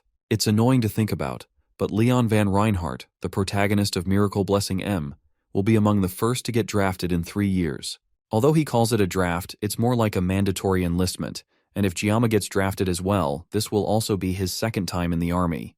But the hero only barely managed to seal the First Legion commander, which only makes Giamma wonder how strong the Demon King is. There's no way that the protagonist is going to lose, right? As he wonders about all of this, his eyes lock with Leon, and the protagonist smiles charmingly at him. almost as if he's reassuring Giamma without knowing what he's thinking. He's the protagonist after all. There's no way he won't be able to handle these kinds of threats. Giamma turns to walk away from the scene, but suddenly someone calls him from behind. It's Chloe, and she meekly asks if she did something wrong. He'd love to tell her that she almost cut off his head, but they will be spending the next year together, and it would suck if he made things awkward between them. He lies that there's no problem between them in hopes of keeping things civil, so he doesn't end up making any unnecessary enemies. Chloe at least seems relieved, and she's back to acting cute just like he remembers, which is so different from the murderous psychopath he faced that day. Despite her being unconscious, he could tell that her swordsmanship is filled with sorrow. It's as if it was a blade pleasing to be saved, and yet the killing intent radiating from the edge is so intense that it made his skin crawl. If the purpose of her swordsmanship is simply for killing, then she's probably more dangerous than the Mao siblings. He's snapped from his thoughts when she asks to treat him to dinner again tonight. She wants to treat him, but she warns that she's not as good at cooking as he is. The mention of having dinner with her again brings those thoughts of her bloodlust back to mind, and he almost instinctively wants to refuse her. But the puppy dog eyes of a cute girl are a terrifying weapon. It's almost impossible for him to say no to a face that cute, and he feels bad for even thinking of refusing. But if he doesn't refuse, he might wake up in a fridge tomorrow morning. Instead of dinner, though, he has a better idea for them to spend time together. He asks her for a favor and tells her that she's the only one that can do it for him, and that caused Chloe to become docile immediately. Giamma wants her to teach him swordsmanship, and he needed a sword instructor anyway. Later, in the school's training grounds, he swings a wooden sword while testing his own limits. Just as he expected, because of the size of the sword, it doesn't affect the blessing. Now all he needs to do is try to develop some swordsmanship skills. Chloe is insanely strong. She'd be the perfect person to train him. This is also a pretty good excuse for him to avoid going to dinner with her again. Ever since that day, he made sure to watch a video called Surviving a Yandere before going to bed. Somehow, it looks like it has helped him in dealing with Chloe for the meantime. Chloe walks up to him, in casual clothes, with her katana attached at her hip. He just arrived since they planned to meet at 8. But she's been waiting for him since 6:30. Giamma takes a moment to admire her, and her crop top gives him a good view of her muscles. He couldn't notice it before because he only ever saw her in a school uniform, but that would explain why she's so strong. He gives her another wooden sword, and Chloe is confused that they aren't using real swords. There's no way that they can train with real swords, and they are definitely not fighting with their lives on the line, so there's no need for them to use real weapons. Chloe gladly takes the wooden sword from him and tests the swing, and the power of her thrust with the sword is enough to send a small shockwave crashing between them. She's so strong that the air around them is trembling just from that strike, and Giamma starts to get second thoughts about asking her to train him. For now, he needs to err on the side of caution. Before their training starts, he decides to check his blessing one more time. The sword's length isn't an issue, thankfully, and his body has been growing steadily. But now that he thinks about it, it's odd for a blessing to upgrade with experience. He doesn't remember if blessings also come with additional side effects, and he also has no idea how much more he needs to grow before the mysterious hidden trait shows up. Chloe walks up to him and asks him what's wrong, and he's reminded of the fact that only he can see his status screen. To her, he must have looked like a crazy guy who's spacing out. He turns to start their training and nervously asks Chloe to go easy on him since today is their first day. Then he readies himself with his sword and faces Chloe. In his past life, he learned everything through hands-on experience. He firmly believes that to master something you can't just give a piece of yourself. You have to be ready to sacrifice your entire being. The reason he adapted so quickly in the academy is because of the training that he received in his class. He learned from a young age how to read when he's growing and when he's stagnant, and even now, he can tell that things aren't perfect in both his stance and his grip on his sword. However, even with all of that, the final stroke of the sword must always strike the opponent. He opens his eyes to begin the duel and sees Chloe already rushing towards him at full force. He barely has time to dodge her first strike, as Chloe switches her stance and launches another attack which he is barely able to parry. Somehow, as the fight continues, she seems to keep getting faster, and Giamma is barely able to keep up with her pace. And on top of all of that, she might even be holding back since he told her to go easy on him. Her sword clashes with his again, and this time, the wood begins to crack from the force. Her relentless onslaught of attacks doesn't slow down though, and she continues to strike while he barely manages to parry and dodge. With how much force she's using, if he gets hit by even one of her attacks, he might actually die. And he can't find any opening to counterattack. But before he can even figure out how to counterattack, his sword has finally had enough, and it breaks in half. Chloe tries to apologize and tells him that she was going as gently as she could be. She still ended up breaking it. That is the least of her worries though, because the sword has reduced in size and length, which means that unfortunately for her, the the sword meets the conditions for the sword god blessing to activate. However, there's something terribly wrong. The weapon has been damaged, which causes an error in the system. The suppressive force that usually holds back the full power of the blessing instead starts altering Jiyama's personality. By the time the alteration is done, his humanity level has decreased, leaving Jiyama as a fighting shell. The sword god's divine blessing fully activates as Jiyama turns to her with his half-broken wooden sword as a menacing aura builds around him. Chloe steps back as Jiyama's entire attitude clearly starts to change. While Jiyama's body seems to move on autopilot, inside Jiyama's mind, he's returned to his past body and finds himself in his kitchen. Everything feels like a dream, and right now, all he can think about is cleaning and cutting the fish that has appeared in front of him. He doesn't remember what he was doing before this, but right now, he just has to get back to work. It's been a while since he has worked on a fish like this, so he decides to cut the fish using a Chinese cleaver this time. As he tries to pick it up, a message pops up, informing him that he can't pick it up. Since that's not working, he tries to pick up the knife. But once again, a message pops up telling him that he can't pick it up. There's only one option left, and it's the sashimi knife. That's the only blade that the system allows him to pick up. But he remembers that if he holds the sashimi knife, then it's going to hurt. However, he picks it up, and it's completely fine. In fact, he even feels refreshed, if anything. A voice speaks up in his head, telling him to just accept the situation and let things go. In the real world, Jiyama continues to approach Chloe with the knife. She tries to call out for him, but he continues walking towards her with obvious bloodlust. Suddenly, he rushes towards her, and Chloe is just barely able to block his attack with her sword. He pushes against her sword and sends her flying backwards and crashing into a wall. He suddenly feels completely different from when they were sparring before. He jumps towards her and tries to stab her with the sharp end of his stake, but she barely jumps back and avoids the hit. Chloe only got hit with one attack, but she can barely move. She can't figure out how Jiyama became this way all of a sudden, but she has to find a way to stop the spar before he ends up accidentally killing her. She tries to ask him again to stop, but Jiyama doesn't respond and launches at her again. He's moving so fast that there's no way she's going to be able to avoid it at her current state. All she can do is continue begging him to stop, and eventually, she shouts out his name, right as the sword strikes down straight towards her head. Back in Jiyama's dream world, he wonders why the fish he has been trying to cut is avoiding him. The fish also seems to be making a lot of noise while bouncing around, and he can just barely tell what it's saying. It sounds like it's calling out someone's name. The sound becomes less fuzzy until he can just barely hear the fish calling out for someone named Jiyama. Chef Kim's mind starts to clear, and eventually he realizes that he is Jiyama, and the fish is calling for him. He's just barely able to realize what's happening right as he is about to stab Chloe with the broken sword. Just before the wood can pierce her skin, Jiyama throws the sword, slamming it into a wall just before he accidentally kills his friend.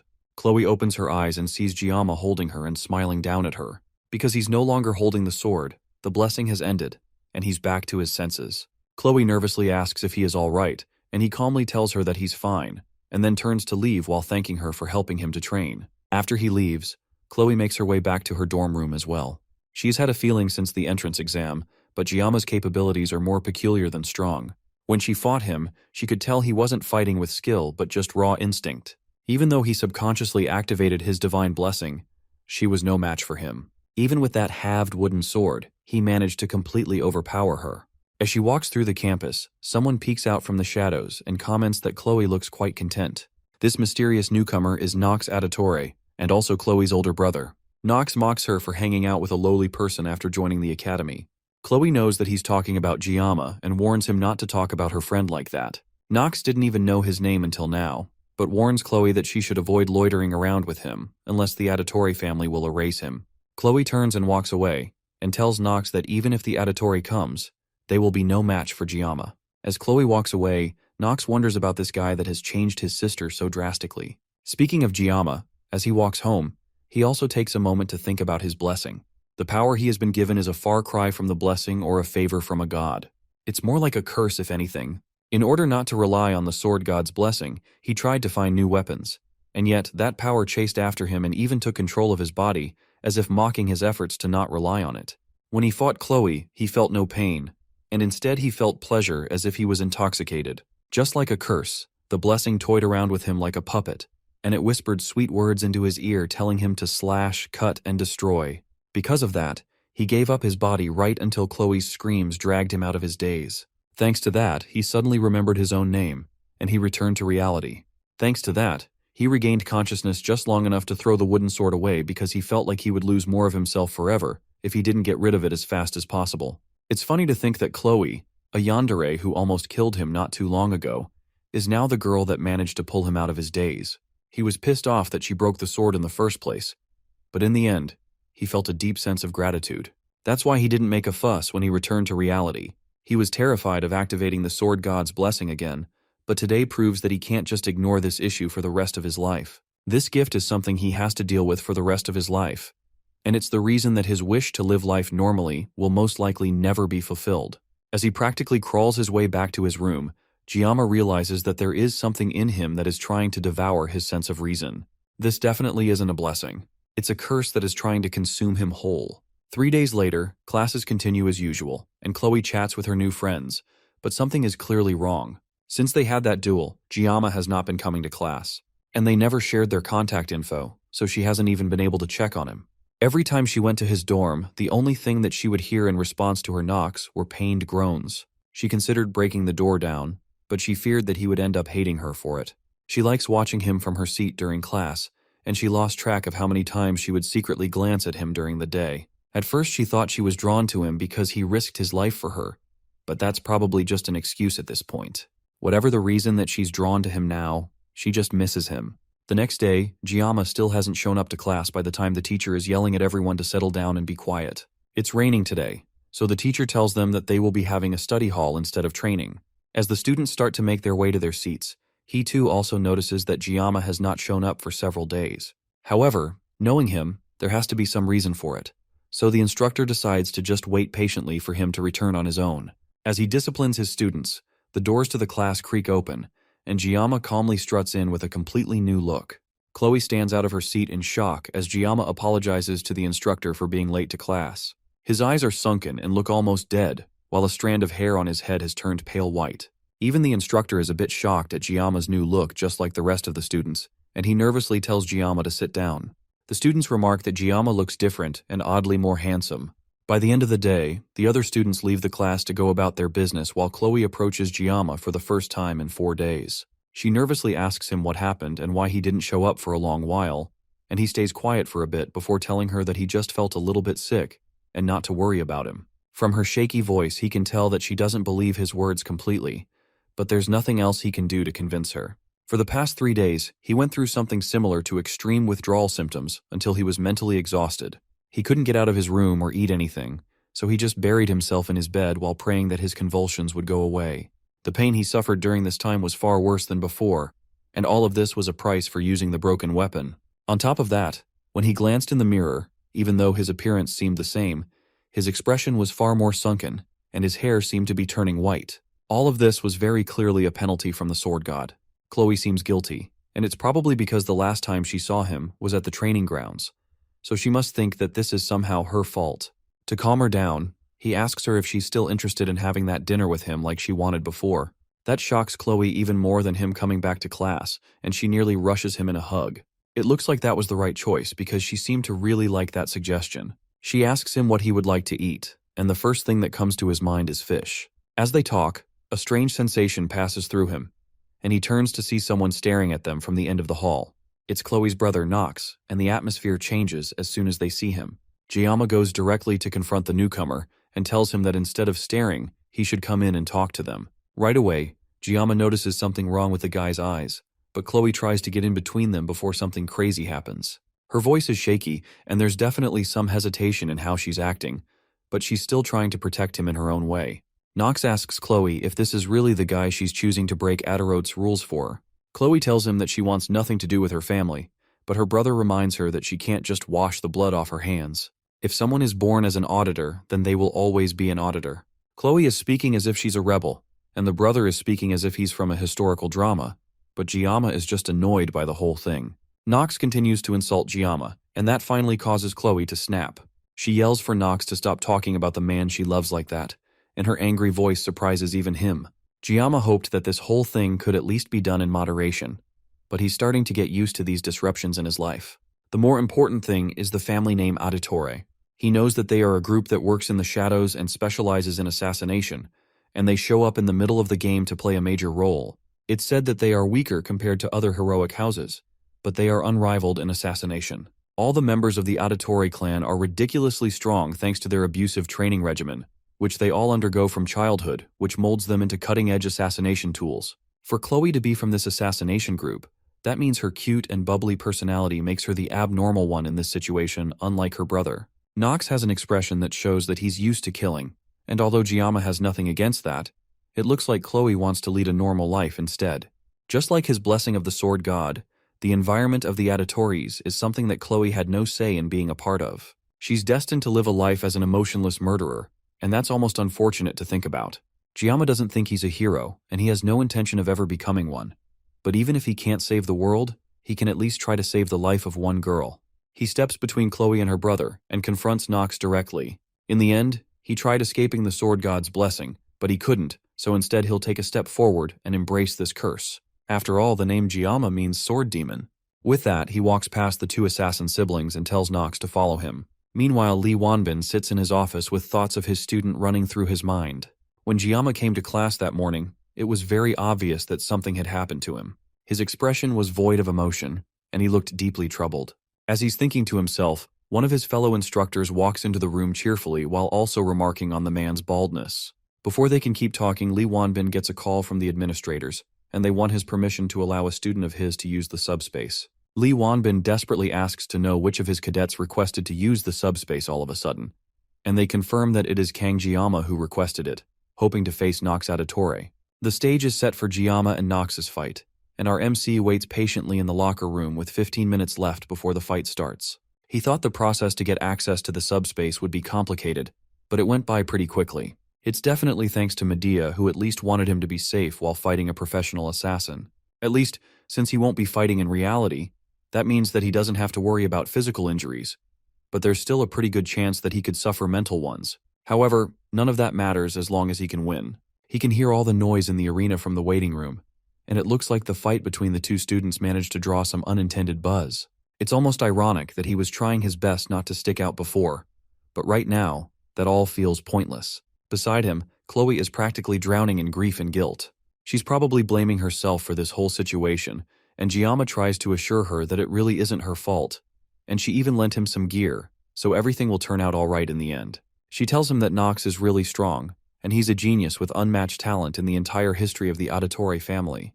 When it comes to the dark arts, there's no one that's up to his level, and at the age of 14, he was already dubbed the pinnacle of the dark arts. That's a pretty cringy name, but it does show how strong he is. Giamma stares down at the rose-colored blade in his hand as he remembers the decisions that led him up to this point. His old teacher always used to tell him that he is destined to wield a blade for his whole life. He never expected that he would still be running around with a sashimi knife even in his next reincarnation. An announcement comes over the speaker, informing the students that the subspace battle is about to begin. He gets up to leave the locker room, but not before reassuring Chloe one more time that he is going to win. He steps out into the arena and is immediately bombarded by the excited cheering of his fellow students. Giamma feels like he's one of those gladiators from the Roman Empire with how intense the atmosphere has become. Over in the distance, he can also see that the entire star class is attending as well, including the main cast of characters from the game. Nox walks into the arena as well and immediately calls his attention. It looks like the assassin is insulted that Giamma would dare come to challenge him with a girly kitchen knife. This guy's killing intent is no good, and it would be best that Giamma tries his best to avoid provoking him. So naturally, Giamma taunts him even more by telling him that a true master never blames their equipment. Nox pulls out his blade, an S-rank sword called the Two Hongrion Blades. On top of the powerful equipment, he also has one of the best auras in the game, the Blessing of the Crow. However, Giamma has also come prepared with dual discount-grade kitchen knives. Truly, this will be a fight for the ages. The subspace barrier is deployed, and before it is even fully active, the two students leap at each other. Giamma activates the Painless Blessing as he uncovers the two knives, which activates the Sword God's Blessing. The people in the stands watch in awe as they can barely see anything going on in the arena. This was supposed to be an easy match where a special admission student would get demolished by an accomplished assassin. But with how fast the two of them are going, the students can't even keep track of what's going on. The students from Star Class are also surprised by how interesting this fight has suddenly gotten, especially Abel, who can't believe that the person she labeled as weak has such fighting prowess. Their swords continue to clash, and Giamma is effortlessly dodging all of Nox's attacks. The assassin gets frustrated and launches another attack that's so fast, it creates 3 after images of him. Somehow though, despite the attacks hitting Giamma head-on, he still manages to come out of it completely unscathed. The students watching are praising Nox's strength and speed, and they see this battle as Giamma running away from every attack. But Abel knows the truth that no one else can see. Only those who can clearly see the match will understand what's happening. Somehow Giamma is perfectly dodging every single one of Nox's attacks, almost like he's not even trying to fight. Meanwhile, Nox is getting even more agitated, since he even used his Blessing of the Crow, thinking that it would be enough to annihilate him. But Giamma somehow managed to dodge everything like it was nothing. Now that Nox has seen for himself how skilled Giamma is, he decides to be more cautious and aim for a powerful strike that can slice through a wide area in just one go. Giamma suddenly drops the sashimi knife that he brought with him and holds the rosy blade that was given to him by Chloe. Just looking at the confidence in his stance makes Nox even angrier, and he doesn't think a nobody like Giamma should have the nerve to act like a big shot. As Giamma charges his attack, Nox also activates a powerful attack aimed to take out our MC with a single strike. Before he can even move though, Giamma goes on the offensive, and in a flash, the match is decided. Giamma wanted to live a comfortable life, and to achieve that, he stuck to the rules and tried not to stand out as much as possible. Now he has given his body up to the sword god, with the sole aim of cutting Nox up so cleanly that he wouldn't even be able to see if he was cut at all. The whole crowd falls deadly silent as Nox's arm, still holding one of his blades, flies through the air and falls limply to the ground. This is the beginning of Kang Giamma's origin, and it's the moment he says goodbye to his peaceful future. Giamma turns around and finishes the job, slicing Nox cleanly into pieces and officially ending the battle. The subspace barrier gets turned off, and the crowd is still in stunned silence, and Nox tries to catch his breath with his arms on the floor. Giamma puts his blade back in its hilt as the announcer declares him the winner of the match. Giamma isn't shocked that the crowd can't even bring themselves to cheer. He showed incredible power out of nowhere, all with a knife that was made for gutting fish. Despite the strength that he has, he still feels that cutting a person is just way too unpleasant. The only consolation they have is that both the Mao brothers and Nox were in the subspace when they fought, so he wasn't really killing people. Nox still tries to catch his breath on the ground, and Giamma can't help but admire the man.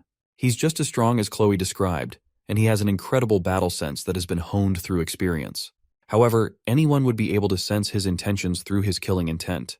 The announcer repeats that Giamma won the duel, and it looks like this is enough to snap everyone out of their daze, and the arena is filled with cheering and shock that a first-year special admission student took down a sophomore.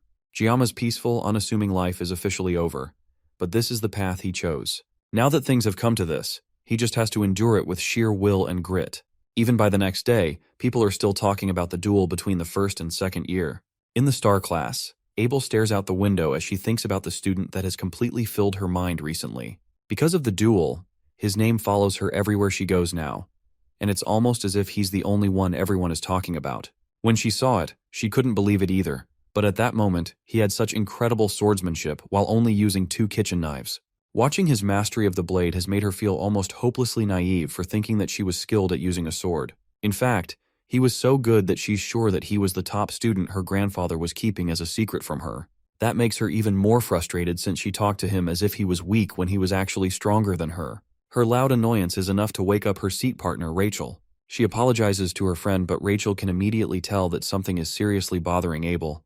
The blue-haired girl tries to play it off by saying that she's frustrated because she hasn't been able to work out recently, but Rachel can immediately see through all of that. She tries some guesses to see what might be bothering Abel, and hits the nail on the head when she mentions that it might be boy trouble. Rachel breaks out in uninhibited laughter at the thought that Lady Abel would be interested in romance. All the while, Abel tries to convince her friend that it really isn't what she thinks it is. Rachel ignores her and shifts her focus to figuring out what man has gotten her dear friend so flustered. She runs through the list of options, starting with Leon, the class star with a handsome face. But Abel is so deadpan at the mention of that idea that it's obviously not him. Then that leaves only one option, the special student from the duel yesterday that shocked the entire school with his strength. Again, Abel freezes and isn't able to outright deny it, which is all the information that Rachel needs. Immediately, she grabs Rachel's hand and drags her to the Tiger class to meet the boy that has been on everyone's mind. The two of them barge into Tiger class with Abel reluctantly following along with her friend. Everyone in the class freezes in shock as the two school beauties make their way through the class. Rachel stands on a desk, looking for her target, but someone tries to come and scold her for suddenly leaping on another student's seat. She's able to completely confuse him by showing off how pretty she is, and Abel can only hold her head in embarrassment at her friend's actions. Eventually, she finds Giamma sleeping on his desk while Chloe fawns over him. Rachel at first mistakes Chloe for his girlfriend, but that doesn't matter to her, and it only makes this whole thing more fun. She walks up to Giamma and blows air lovingly into his ear, which shocks both Abel and Chloe. Then as he slowly wakes up, she sits down on his desk with a flirty look on her face and asks him for his name. Giamma already knows who she is though, and he's not excited to see another one of the game's heroines in front of him all of a sudden. She leans her finger closer and pokes Giamma on the face, complimenting his looks, while he just stares at her, shocked.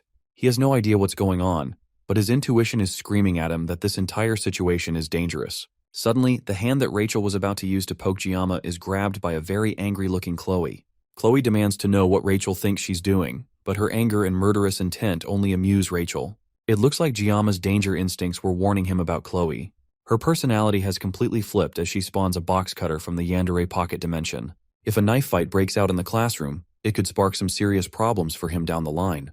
This is a combination he has never seen in the game before, and he can only wonder why this is happening all of a sudden. Abel comes in and tries to drag her friend out of the situation, especially since this isn't even their classroom, but Rachel won't budge. She claims that she's only here to say hello, and then, as if to pour salt in the wound, she places a hand on Chloe's head and tells her that she's not supposed to interrupt when adults are talking. That only makes Chloe even more angry, and she opens up the box cutter and prepares to strike. Giamma and Abel watch in shock as Chloe tries to stab Rachel, but her hand is easily grabbed by the much stronger girl. At this point, she's just pointlessly provoking Chloe into a fight, and Abel yells at her once again to stop what she's doing before something bad happens. Rachel frowns and quickly tosses Chloe away like paper, but Chloe is able to catch herself before falling, causing all the boys in class to scream out in joy at the building catfight. Giamma is more annoyed than anything at the weird build-up happening in front of him. Then Rachel activates her blessing that's built from the foundation of her clan, the clan of the Spear Saint. In her clan, they believe that skills are useless when faced with overwhelming strength, and they believe that brute force triumphs over all else. That's the same motto that Rachel Demira, the niece of the Spear Saint, believes in as well. She bluntly asks Giamma if Chloe is her girlfriend, and our MC doesn't hesitate in saying no, and that causes Chloe's aggression to momentarily turn to him. He clarifies that she's just a friend, and Rachel seems to get even more interested in the whole ordeal. Meanwhile, Giamma is still trying to figure out just what in the world this whole situation is about. Now that he's more awake and has a chance to look around, he finally notices Abel, who looks just as frazzled as he was not too long ago. He cuts straight to the point and asks why the two of them came looking for him, and Rachel says it's because Abel was interested in him and wanted to see his face. Abel yells that her accusations are definitely not true, and it's Rachel that practically dragged her there. Rachel thought that Abel genuinely wanted to see him because she followed her to the Tiger class. As the entire class's attention turns to her, she tries to shyly explain that there was a misunderstanding, but now Giamma just wants them to leave. He tells that to them bluntly, and that shocks the two girls, and Rachel can barely hold back her laughter. That makes her even more interested in Giamma, and she likes interesting guys. She tries inviting him over to her dorm room after class to do some ungodly things together, and that's the last straw for Chloe. She yells for Rachel to get away from her Giamma right this moment, and Rachel tries to mock her again, but Abel has had enough. Even she can barely hold back her anger at Rachel's flirting. Sensing that things might be getting too far, Rachel finally backs off, but not before telling Giamma that she'll see him later, which he quickly refuses and tells her not to come back. The two girls finally leave the class, and Giamma immediately goes back to sleep while Chloe rushes to check up on him. No one notices Abel pausing for a moment to stare longingly at Giamma before walking away. Abel and Chloe continue their walk back to their class, and Rachel can't get over just how impressed she was by Giamma's attitude. It's one thing to be cold, but from his hollow eyes, Rachel could faintly tell that there was an underlying subtle feeling that she could get her throat cut if she continued poking him like that. She was just curious about him, but he went far beyond her expectations and actually gave her chills. From the little she could see, she can already tell that he's easily a step above all the style with no substance students that are all over the star class. Her clan pulls no punches when it comes to getting betrothed to the most outstanding warriors, and in a way, he just might be a precious resource that she wouldn't want to let go of. Rachel turns around suddenly and apologizes to Abel. Abel, on the other hand, feels like she should apologize to the students of Tiger class for the scene she made. But that's not what Rachel meant. She's apologizing about Kang Giamma because going forward, she's not going to yield now that she's interested in him. Elsewhere, in the school's clinic, Nox pulls himself angrily through the halls, with only the thought of killing Giamma in his mind. He has lived his entire life without knowing defeat, constantly being called the auditory genius. Now someone has come and defeated him with nothing but kitchen knives. Just the thought of Giamma's face pisses him off to an outstanding degree. If he has to, he will call the power of his entire clan just to cut off Giama's head, and then once he kills our MC, he will get Chloe back. Chloe has the potential to become similar if not greater than him, and he won't let some random special admissions nobody take her away from him. All he has to do is call on the power of his clan to strike, and then they will show him. At least that's what should have happened. But the same Giama that he has been relentlessly plotting to kill sits calmly in his clinic room, eating an apple. Before then, though, while the class was in session, Giama watched Chloe worriedly. The two girls have left, but Chloe is very clearly still upset, even though she was the one who pulled the blade out first. As she's having her psychotic thoughts, Giama goes over to her in hopes of calming her down. Even though he can probably talk her out of whatever mental break she's about to have, he still wished she'd at least put the box cutter down when talking to him. He asks her about how Nox is doing, and she sadly tells him that her brother is in the Academy's medical ward. That's odd though, since people can't actually get injured in the subspace, so he shouldn't have any need for medical attention. The last Chloe heard, he was admitted into the ward despite having no injuries. But it should be fine, and there shouldn't be any reason for Giama to worry. Giama can't help but think about it though. Even though he was sliced up in the subspace, Nox isn't the kind of person that'd be weak enough to be traumatized from that. To make sure that nothing else happens, he has to check in on Nox. And to do that, he asks Chloe to tell him where Nox's room is.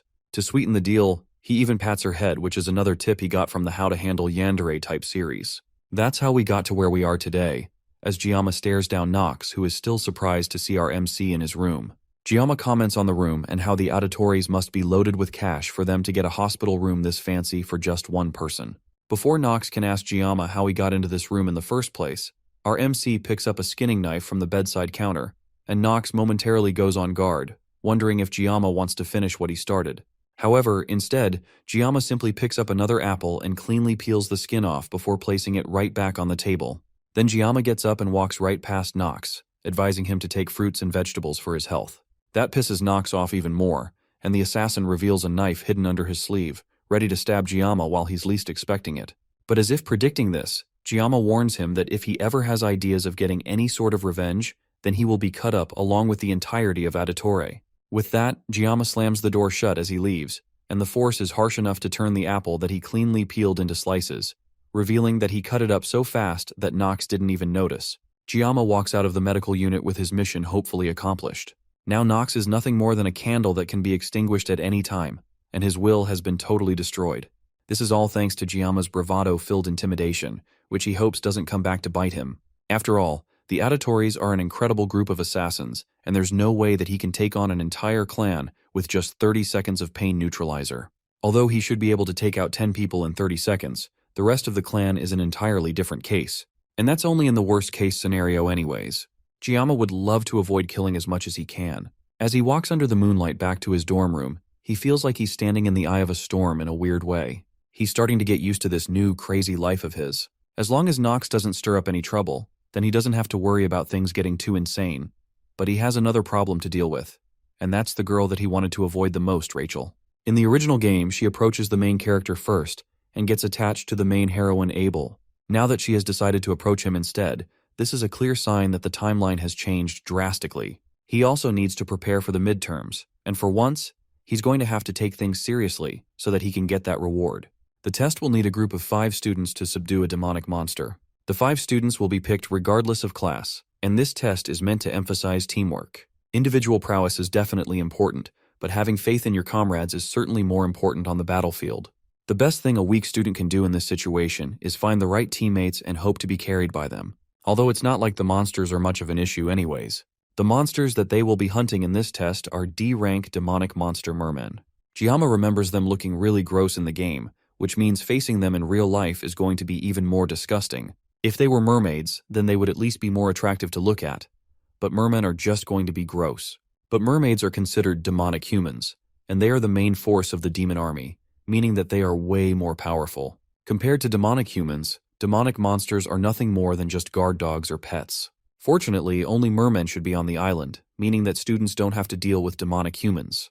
It's already been a month since Giama came to this school, and this is the first night that he has felt a bit of peace. It's been 700 years since the humans and the demons swore a truce, and just like how human history isn't without war, there have been a few disputes between the humans and the demons, both big and small. An example is half a century ago when Vasmon, the commander of the 6th Legion, claimed that he would revive the commander of the 1st Legion. That decision caused an entire week of battles that bathed the city in blood. In the end, humanity emerged victorious, and the 7 heroes were born. Although from those heroes, 3 sacrifices were made, and neither faction wanted to escalate things further. Other than that, peace has continued to this day. But Gyama wonders if this is really peace. The more he thinks about it, the one who sealed the 1st Legion commander alone 700 years ago must have been a real beast. The 6th commander took 7 people together to bring down, and even then, there were deaths among their group. And now, they only have 3 years before the 2nd Human-Demon War begins. And this time, the war will include the Demon King. It's terrifying to think about that future. But thinking won't change anything. What Gyama needs to do now is to focus on the upcoming midterms. The first thing he needs to do is find teammates, but that's easier said than done since he has no friends. Right now, though, he's the most famous student in the academy, and he can probably use that to his advantage in hopes of solving the problem. There's no way he can live 3 years under the radar, so Gyama decides to change his motto for the time being. He will no longer try to live quietly, but still try to live comfortably. Now he needs to try his best to get people to join his group. However, a week later, he's still completely alone. Not a single person invited him to join their group. In the end, they might all just be scared of him. He turns around and glances at his class, and the only person alone like him is Chloe. Maybe she's been considered an outsider since the altercation with her brother and how he lost. Or maybe because of how she acted when Rachel came around. Regardless of the reason, he approaches her and asks if she still hasn't found any cadets to partner up with. Just like him, she's still alone, and Gyama is worried about her. After all, he's used to being alone, but she had some friends at least, and yet they are all gone. She claims that she will be all right as long as she has him. In any case, he offers her to partner up with him so they can find 3 other people. With Chloe's capabilities, she will be a huge asset to him. He can only fight for 30 seconds, so she is like 30 soldiers packed in a cute bundle. The peace in the class is broken up as Rachel comes charging in, calling for Gyama. He doesn't hide his disdain for seeing her again, and Chloe doesn't hide her bloodlust either as she pulls out a box cutter. Rachel continues to bother him, even falling over on his desk, and then she asks him if he has found any groups to take the test with. Since she's clearly not listening to him, he answers her question, and the fact that he doesn't have a group yet is perfect for her as she invites him to her group. Gyama is suspicious of the sudden offer since there is definitely a huge line of other students available to join her group, so why would she come for him specifically? She tells him plainly that he seems more fun to do the test with than any of the other students in her class. Gyama then tells her that he's already in a team with Chloe, but that's alright too since Rachel's group has 2 spots left. Gyama is still suspicious of the whole thing since this is a bigger risk for Rachel. Doing something like this could risk her grades if they underperform for the island test. He glances at Chloe and she begrudgingly nods, agreeing to join the group. With nothing holding him back anymore, he tells her that he will join, and Rachel immediately opens her phone to test someone after telling him that he can't back out. Then Gyama asks who the other members of the group are, and the first person she mentioned is none other than Leon. Not just any Leon, the counterfeit protagonist of this world, and the one person Gyama wants to interact with the least. Gyama can't help wondering what crimes he committed in his past life that gave him such terrible luck. Like yeah, he spent 30 years wielding a knife, but that was because of his job. He's getting involved with the heroines for some unknown reason, and even though he tried his best not to stand out, he's still getting intertwined in the main story. The heroines at least are eye candy for him, and it's not so bad getting involved with pretty girls. The real problem is Leon Van Reinhardt. He's the main character, and interacting with him will definitely turn the main plot on its head. Right now, Gyama has no clue how things will pan out in the future, but he's sure that everything will be his fault in one way or another. He even tried to see if he could change his group, but Rachel already put his name down in the application before talking to him. This is the first time in his life he has wanted to cut down a girl so badly. And then, of course, there's the biggest issue in the Yandere that he shares a class with. And speaking of the devil, she comes up right beside him to ask how he's doing since he has looked petrified ever since Rachel left. He tells her that he was just a bit overwhelmed thinking about taking the exam with Star Class cadets. Chloe tells him that no one is stronger than him in Star Class, and he weakly thanks her. He did choose to team up with Chloe, so he can't take the exam without her in good conscience. In fact, thinking about it more rationally, there aren't better people for him to take the test with. This could turn out to be a good thing if he wasn't so pessimistic about it. He asks Chloe when and where they are supposed to have their first group meeting, and she tells him that it's at a cafe on campus. It's nearly time for them to meet up, so he suggests that they start heading there now. They get there first, and both he and Chloe order drinks for themselves. Chloe gets a delicious avocado smoothie for herself, and Giamma can't help but watch her in envy as he thinks about how expensive a single cup of that thing is. Then he takes a sip of his cheap espresso and almost has a seizure at how horrible it tastes. Since this cafe is an outside company, the faculty cards don't work, so for the first time, he's forced to use his own money. As he rethinks his life choices, his phone buzzes with a message from Rachel. She tells him that she's close by, and not long after she walks into the booth with Leon and someone else close behind her. Leon and Giamma make contact for the first time, and then Giamma glances at the person beside him. The first impression he can get from the guy is that he must be some sort of delinquent. Leon is the first of the guys to introduce himself with a hand outstretched to our MC. Giamma takes it in a handshake, and Leon compliments him on the battle he had in the subspace a few days earlier. Just from the way he talks, Giamma can tell that he's a perfect blend of intelligence and class. Then they all sit down, and Rachel suggests that they do proper introductions. Leon goes first and introduces himself as the group's leader and a student of star class. He ended up becoming the leader of their group somehow, and he seems genuine when he says that he looks forward to working with them all. The next to introduce herself is Rachel, but everyone there already knows her, so she passes the baton to the person sitting beside her. His name is Speed Weapon, and he's also a student of star class. His introduction is short and straight to the point, but Giamma is more interested in his unusual name. Chloe goes next and introduces herself as a student from Wolf class who made it into the group thanks to Giamma. Rachel mocks her for the way she calls Giamma Giam-kun instead, and the two of them have a stare-off for a moment before Chloe calms herself down with a sigh and ends her introduction. Finally, Giamma introduces himself, and his introduction is even shorter and more straight to the point than Speedwagon, giving only his name and his class. The others acknowledge the awkwardly short intro, and Leon brings out a laptop so they can discuss the main topic of the meeting. He presses a button on the computer, and a holographic map of the region they will be taking the exam on is displayed. The site is called Scopuli Island, and they will be teleported to a designated location in the island through a subspace. However, only the gate will be a subspace, meaning that once they make it to the island, their experiences will be real, and they can actually be injured by the demonic beasts. The assigned area for their group is the northeastern coast, and 3 groups, including theirs, will be hunting for mermen in the area. There is a limited amount of mermen in the area, so the objective of the exam is to hunt as many mermen as the limit will allow. With the information passed across, Leon ends the presentation and asks for questions from his group. Speedwagon goes first and asks if there are any risks besides the mermen on the island. The instructors have already done research on the island in advance to ensure that there will be no monsters or demons on the island besides the mermen. Then Chloe asks if other groups can ambush and battle each other, much to the shock of the rest of her groupmates. Leon calmly assures her that the exam's objective is strictly to exterminate demonic beasts, so conflict between groups would lead to a disqualification. That question must have been part of her habits as an assassin. With no other questions from the group, Leon disbands them and tells them to prepare themselves for the midterms until they meet again the next day for another discussion. The other cadets exit the cafe, leaving Giamma alone with Leon. The atmosphere is awkward, so Giamma moves to hurry up and leave, but Leon suddenly calls out to him. The faux MC asks Giamma where he came from. Giamma pauses and takes a moment to ponder about the strange question from Leon. He heard a similar question before, but this question coming from Leon is fundamentally different. Leon also looks deadly serious while asking this question, and Giamma can't tell what he's thinking. He could have asked that question earlier while they were introducing themselves, but Leon specifically chose to ask that question after everyone had left. After noticing the long silence, Leon apologizes for springing that kind of question out of nowhere and says that he can't help but feel like Giamma is similar to him. While it's true that this world's official language is Korean due to where the game was made, that doesn't mean that other cultures don't exist. Anyone can tell just from a glance that Giamma is Korean, so it's for Leon to ask where he's from and say that they are similar. With still more silence from Giamma, who is struggling to comprehend this weird conversation, Leon tells him to pretend like he didn't hear anything before getting up and leaving the cafe. Giamma stops him and throws the question back at Leon, asking him where he came from. It was a reflex response, and Giamma regrets it immediately, but he knows that he won't be able to sleep tonight if he doesn't get an answer. Leon calmly takes Giamma's hand and tells our MC that he's from Germany. Without another word, he leaves, and Giamma can't help but wonder what is up with Leon all of a sudden. At that moment, when Leon first asked the question, Giamma wondered if the main character of this game came from another world as well.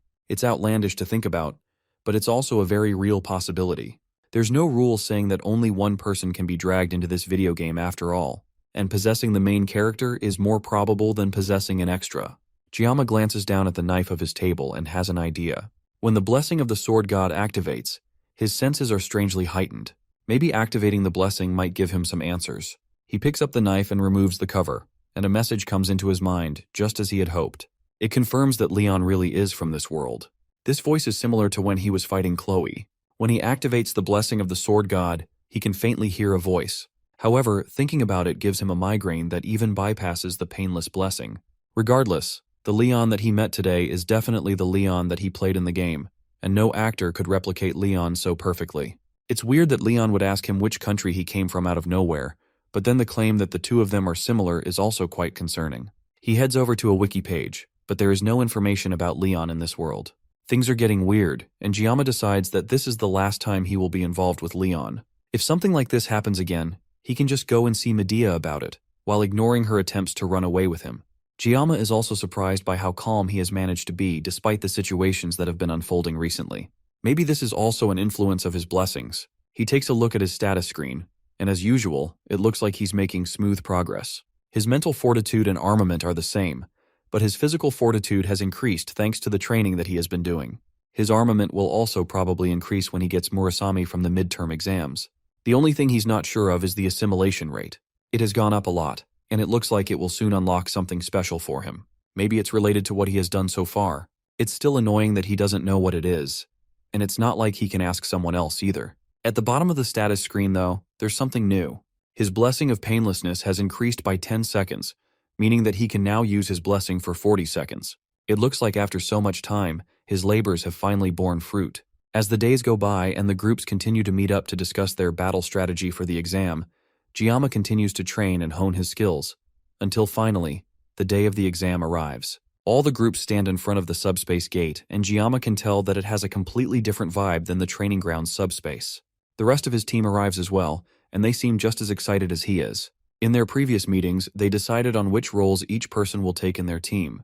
Rachel will lead the front as the main damage dealer, while Leon takes a center role as the leader to keep everyone together. Speed Weapon will be behind Leon as a support while Chloe works with Rachel as a secondary damage dealer. Finally, Giamma will take up the rear guard behind everyone else, making up a solid team.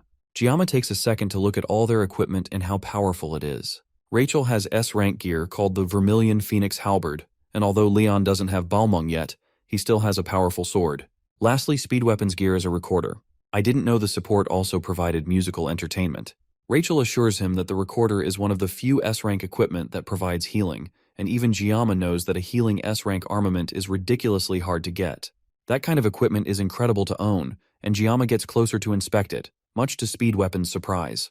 Their chat is cut short as a voice comes on the intercom to announce that the first-year midterms are about to start. The instructor of Wolf Class Lee Wanbin comes over to talk to the students. They already have a good grasp of the rules, so he keeps their discussion brief. He tells them to not be shy of running away when things get hectic. There's no reason to risk their lives for extra credit. If they are injured or wish to surrender, they can just call for the instructor in charge. Now that the exam is officially about to start, Leon tells them to do their best and try not to be nervous. Chloe seems anxious, and Giamma asks what is wrong. She tells him that she remembers the fact that mermaids can appear on the island, but Giamma assures her again that the instructors have already confirmed that everything is clear. Chloe tries to take his word for it, but she can't help being nervous. Back in Sicily, where she grew up, mermaids were often sighted, and they were known to cause large amounts of damage. Humans now have a truce with demonic beings, so they are rarely seen outside of dungeons. But the fact that these rumors have persisted even though the truce means that the conditions of where mermaids appear have yet to be fully confirmed. He places a hand on her head to calm her down as the teachers call for the cadets to step through the gate. She smiles and decides to place her belief in Giamma. Much later, she hears Giamma's voice calling for her through a haze in her mind. It looks like she lost focus for a moment, and now things have turned on their head. When she opens her eyes, she sees Giamma and the others standing in front of something large and powerful. Rachel asks Speed Weapon if he has been able to contact an instructor in charge, but since they are in a cave, he doesn't have a connection on his phone. Meanwhile, someone lays on the ground, bleeding and clearly in danger, and then in front of them is the main cause of this sudden chaos. A mermaid. Let's go back a bit before our group found themselves in this terrible situation. As soon as they arrived on Scopuli Island, the first major problem they all faced was motion sickness from passing through the gate. The only person who seems alright is Giamma, who tells them that he doesn't suffer from motion sickness. Not long after that, they had their first encounter with a merman. It stared at them in surprise for a moment before scurrying away. As disgusting as they look, they are way smaller than Giamma expected. Leon confirms that the one they saw is too small to give them any points, To find the adult mermen, the group has to head to their assigned location. Chloe goes ahead of them to scout the location, and the group follows along at a slower pace. Eventually, they make it to their location, and Chloe returns from her scouting trip to report what she's seen. She tells them that there is a cave about 500 meters ahead of them, and she leads them to it. Before they even enter the dark and ominous-looking cave, there are already dozens of eyes staring at them. Leon can tell that there are about 50 to 60 mermen in the cave, and they are all gathered around a campfire. Defeating that many mermen will definitely guarantee them first place in the midterms, but the group has to consider their safety before anything else. Entering that cave will cut off their internet and make contacting an instructor difficult. It's a high-risk, high-reward decision, and it all depends on their group leader, Leon. Before they came to this island, he took great care in determining what role every member of the team will play. So now, it's time for him to lead them to victory again. In a moment, Leon made his decision and sent out Rachel to start the attack. Rachel leans back and sends a golden spear shooting into the cave. The spear lands right on top of the campfire, putting it out and shocking all the mermen. Before they can turn to see where it came from, Rachel is right on top of them, and in a second, several mermen heads go flying. Speed Weapon goes next, focusing his power to buff Rachel's skills, making it easier for her to pick them off one by one. Giamma can't help letting out a gasp of awe at how powerful Rachel is. That doesn't go unnoticed by Chloe, and the Yandere pulls out her katana and activates her blessing to take on the fishman as well. She immediately rushes to catch up to Rachel's number, taking out more and more mermen while the two of them rush towards each other. They aren't slowing down, even as they continue to get closer and closer to each other, and Giamma gets worried that they have no intention of slowing down at all. They get within inches of each other before finally turning and taking out the last merman that was rushing towards them both. Then they step away from each other and continue taking out the others while Giamma breathes a sigh of relief. In the end, he was worried about both of them for nothing, and eventually, with their combined efforts, all 60 mermen were slain. It looks like they are done here, and Leon suggests that they go somewhere else to continue the exam. That kind of determination and leadership is what makes the blonde MC the heart of their team. That further proves to Giamma that Leon really is the true MC of the game. There's no way anyone would be able to replicate these qualities of a hero. As Jaome's thoughts continue to wander, he takes his eyes off Leon for a moment.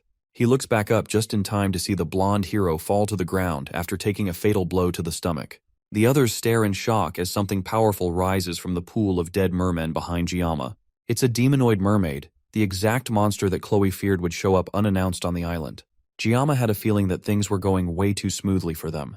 Now the question is whether they should run or stand and fight. There's no telling if they will even be able to get to safety while looking after an injured Leon. Rachel tells Speed Weapon to call the instructors and inform them that a mermaid appeared. But just as Giamma feared, the cave is messing with their internet access, and there is no way to contact the instructor. Everyone is panicking, and it looks like Giamma is the only person not panicking at the moment. With Leon down for the count, there's only one person that can take the lead in this situation. He steps up and starts giving orders to his teammates. He tells Rachel to keep the mermen away from them no matter what. Then he orders Speed Weapon to dump as many healing blessings as he can on Leon. Finally, he calls Chloe, who seems to have zoned out, and he tells her to evacuate the other cadets and tells the instructors what's going on. It takes a moment for his words to sink in, but eventually, she heads off to do what he says. Now that everyone has been given proper instructions, Giamma steps up to the mermaid, much to the shock of the others. He tells Rachel and Weapon that he's leaving the mermen to them. As for the mermaid, cutting up bitfish has always been his specialty, so it's only fair that it goes to him. Demons can use a unique power similar to a human's blessings. It's called magic, and it's a power that was strong enough to take down the protagonist in just one hit. That's the difference in strength between humans and demons. Giamma has the blessing of the sword god, but that doesn't guarantee that he will survive this battle. Even in the original game, it was impossible to take down a magic-utilizing demon without a party. And yet here he is, about to solo a boss that usually requires a full-scale raid. In other words, Giamma is in deep shit, but there's no way he can back out of this now. It should take Chloe about 10 minutes to find help and come back. Despite that, Giamma has only 40 seconds to take this overgrown fish down before he meets a worse fate than the main character. Rachel struggles to keep the mermen away while Speed Weapon focuses all his power on healing Leon. The wound is deep, but it's recovering regardless. Despite the daunting task in front of him, he can't help but focus his attention on Giamma. Just looking at the mermaid is making Super Weapon's bones shiver, and yet Giamma wants to fight it all by himself. The demon strikes first, launching the same laser attack that took out Leon. Giamma dodges the attack and rushes in with his knife to close the distance. The mermaid seems to primarily use long-distance attacks with water magic properties. Giamma doesn't know much about magic, but he does know that this demon is just a fish with flesh and bones. All he has to do to come out on top is dive in and cut it. He jumps close to the demon and slices it, but it dodges out of the way and heads for Speed Weapon instead. Before it can get to him, Gyama comes around and manages to cut off one of the monster's fins, causing it to scream out in pain. The cut was way too shallow, and our MC goes in for another attack, but it quickly dodges away and dissolves into water. Since the mermaid went after Speed Weapon, it looks like she is deliberately going after the ones who are injured. Leon is somewhat healed now, and Speed Weapon calls out for Gyama. It looks like he's alright, and Gyama takes a moment to check on him before rushing off to fight the mermaid again. In Speed Weapon's eyes, Gyama is really cool. During one of their many meetings, Speed Weapon talked about how he looked up to heroes that sacrifice themselves for the sake of others. So far, since Speed Weapon entered the school, he hasn't seen anyone that matches the title of a hero. That's why he entered a group with Rachel, in hopes of finding the hero he was looking for in Leon. He even told Gyama frankly that he is far from a hero in Speed Weapon's eyes. And yet now, in this crazy situation, the one that's stepping up and risking their life is Gyama himself. The mermaid continues the attack, launching fish-shaped magic blasts that Gyama skillfully dodges. However, this time, instead of just zooming past him, they turn around and follow him. The mermaid can control these attacks, and they chase Gyama around the cave. With Gyama distracted, the demon tries again to attack Speed Weapon. Gyama gets there just in time to cut down the monster before it can launch the attack, but it's shallow again. He can't take it down with small cuts. If he wants to kill this demon once and for all, Gyama is going to need to stab it as deeply as he can. The mermaid sends another blast at Gyama, but this time he manages to dodge, causing the blast to break through the top of the cave, shooting into the sky. The attack is so powerful that cadets around the mountain are able to see it, and they hear a loud roar following it as well. On top of that, it also started raining. The instructor with one of the groups suggests that they take the wounded and move quickly before the rain starts to affect them. Back in the cave, the mermen start to retreat, and the cadets have a moment of rest. The mermaid was crushed under the debris from the cave breaking open, but Gyama is sure that she isn't dead. Just as he suspects, the mermaid breaks through the rocks piled on top of her and rushes towards the students. This whole time, Gyama hasn't been able to fight properly because he has been conscious of the injured Leon. Now that the mermen have retreated, he tells Rachel to take care of Speed Weapon and Leon for him. Speed Weapon still can't believe that Gyama is taking on a demon by himself. He thought our MC was a madman before, but now he might just be witnessing the birth of a legend. Meanwhile, Gyama is just happy that he can finally focus now that he doesn't have to worry about his teammates. He only has 10 seconds left of the painless blessing, and he has to make up for lost time if he doesn't want to die. Gyama and the mermaid stare each other down for a moment before rushing in for the final clash. Elsewhere, Chloe dashes through the forest as fast as she can, looking for anyone to help her. She's tired, but she knows she can't stop running unless everyone she left behind will be in danger. Her body hurts incredibly bad, but the more she feels like stopping, the more she thinks about Gyama and the fact that he's in the cave, fighting that monster on his own for their sake. Gyama really is the strongest person she has ever met in her life. He clearly doesn't like fighting and tries to avoid drawing his blade whenever possible. The only time he stands to fight is when there is really no other choice. Since Gyama made the best decision fighting that mermaid, she knows she has to do her best to get help. But she can't help feeling that if she was just a little stronger, then maybe she would have been able to help him somehow. Behind her, a loud blast tears the side of the cave apart, and she knows that it's the sound of Gyama and the mermaid fighting. In her worry, she trips off a vine and almost falls, but manages to catch herself on the ground and keeps running. She can't stop or fall until she has found someone to help. As she continues to run, she senses something ahead of her. She can't send it clearly since her head is in a mess, but her first thought is that they must be mermen. She draws her sword to defend herself and unleashes a blow towards the closest one to her, but surprisingly, the merman blocks with their own sword. That's because it isn't a merman, it's Abel.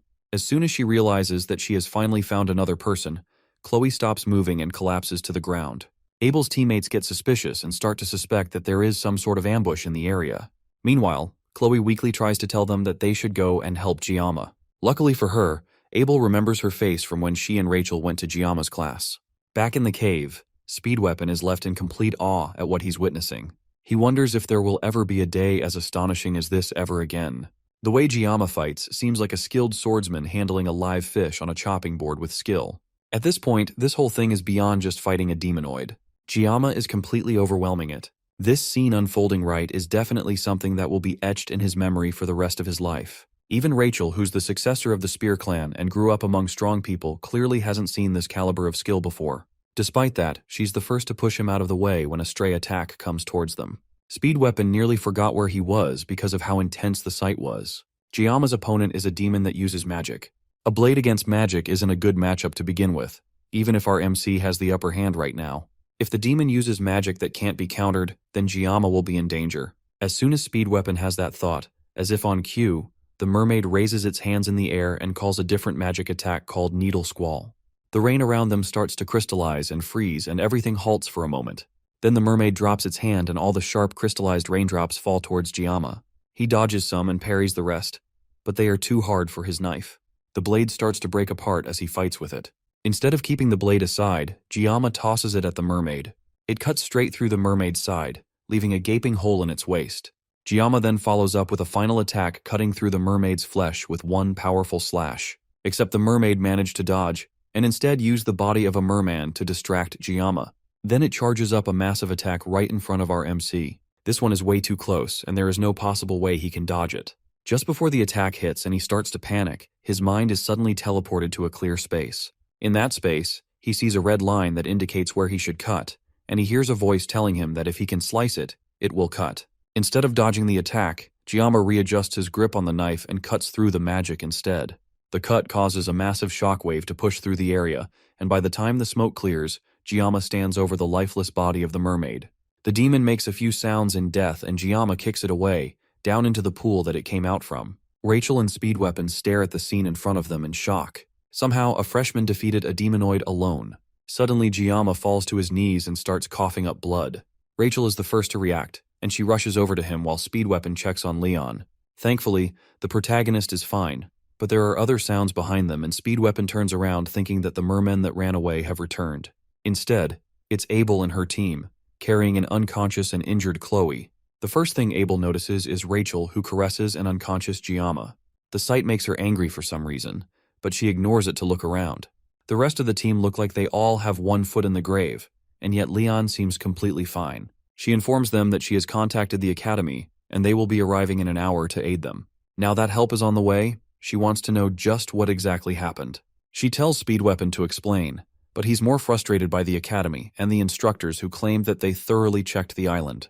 He doesn't believe that they will believe him anyways, but he starts to tell them what he witnessed. Speed Weapon gives Abel a basic rundown of what happened and how Giama defeated the mermaid alone. Just like Speed Weapon predicted, she can barely believe it. The tales that her grandfather told her when she was younger were more realistic than this. And yet, as ridiculous as the story is, the evidence around them proves that it's the truth. Why would they lie about this anyways? And yet, Abel still can't accept it. She's a descendant of the acclaimed hero Balar Yawakin and his disciple Aaron Nibelung. Those are the roots that she has in her, and it has given her a special attribute since birth. Her bloodline has always been filled with promise and potential, and she put in incredible effort to make sure that she wouldn't be overshadowed by her roots. And yet, even with everything going in her favor and with how far she has managed to get, Giama continues to prove that there is a ridiculously large gap between their skills. Abel can't help feeling a mix of fear, dread, and admiration. She tells the healer in her group to try to heal Giama while they wait for the teachers. After getting a better look at him, she can see that he's tattered and at death's door. And yet, he fought a demonoid alone and came out victorious. Abel can't help but look at him in envy. Speed Weapon snaps her out of it and tells her that it probably would be best if they don't tell the instructors what happened here in detail. The academy claims that they scouted the island beforehand, and yet a demonoid popped out of a cave that would be easily noticeable by cadets. There's some things that just don't add up in this whole story. Leon tries to cut straight to the point and asks Speed Weapon if he thinks that there is someone among the demon factions within the academy. Leon tries to backtrack since that's not exactly what he meant, but they also can't completely rule out that possibility. It's undeniable that this cave isn't easy for cadets to miss, and as Speed Weapon said, if it weren't for Giama, then Leon's group would have been torn to shreds. There were definitely conflicts both large and small during the 700-year truce, but there was never a moment where the demons dared to touch the cadets of the academy. There was also a clause in the truce stating that if an act like that were to happen, then it would be justification for war. Speed Weapon tries to pull them out of their thoughts and assures them that they are definitely blowing things out of proportion. It's not a bad thing to be wary of a possible spy in the academy, but it's way too soon to jump to conclusions. For now, they need to make sure that their stories match up. If there really is a spy in the academy, then Giama will definitely become a target once word gets around that he defeated a demonoid alone. Abel doesn't really agree with keeping things under wraps like this, but since Giamma has worked so hard for their sake, and the group seems to unanimously agree with this decision, she suggests that they talk to her grandfather first. The cadets return to the school and Giamma is taken to a hospital. He wakes up as the bright even sun shines on his face, and he's almost surprised that he's alive. The last thing he remembers is the mermaid shooting a magic sphere out right before it died. It wasn't an attack that he could dodge, but he just barely managed to see it. He used his sashimi knife to cut through a line and the magic severed into two halves before bursting. Looking back at it, the magic sphere was definitely water. On top of that, after activating the sword god's blessing, he felt something that he can't describe. He calls his blessing just to make sure and the screen pops up in front of him again. His mental fortitude has increased by 1, and that's mostly likely why he didn't get scared when he faced the mermaid. It also looks like his assimilation rate has increased enough for him to unlock the mysterious attribute. The next attribute will be unlocked when his assimilation rate reaches 15%.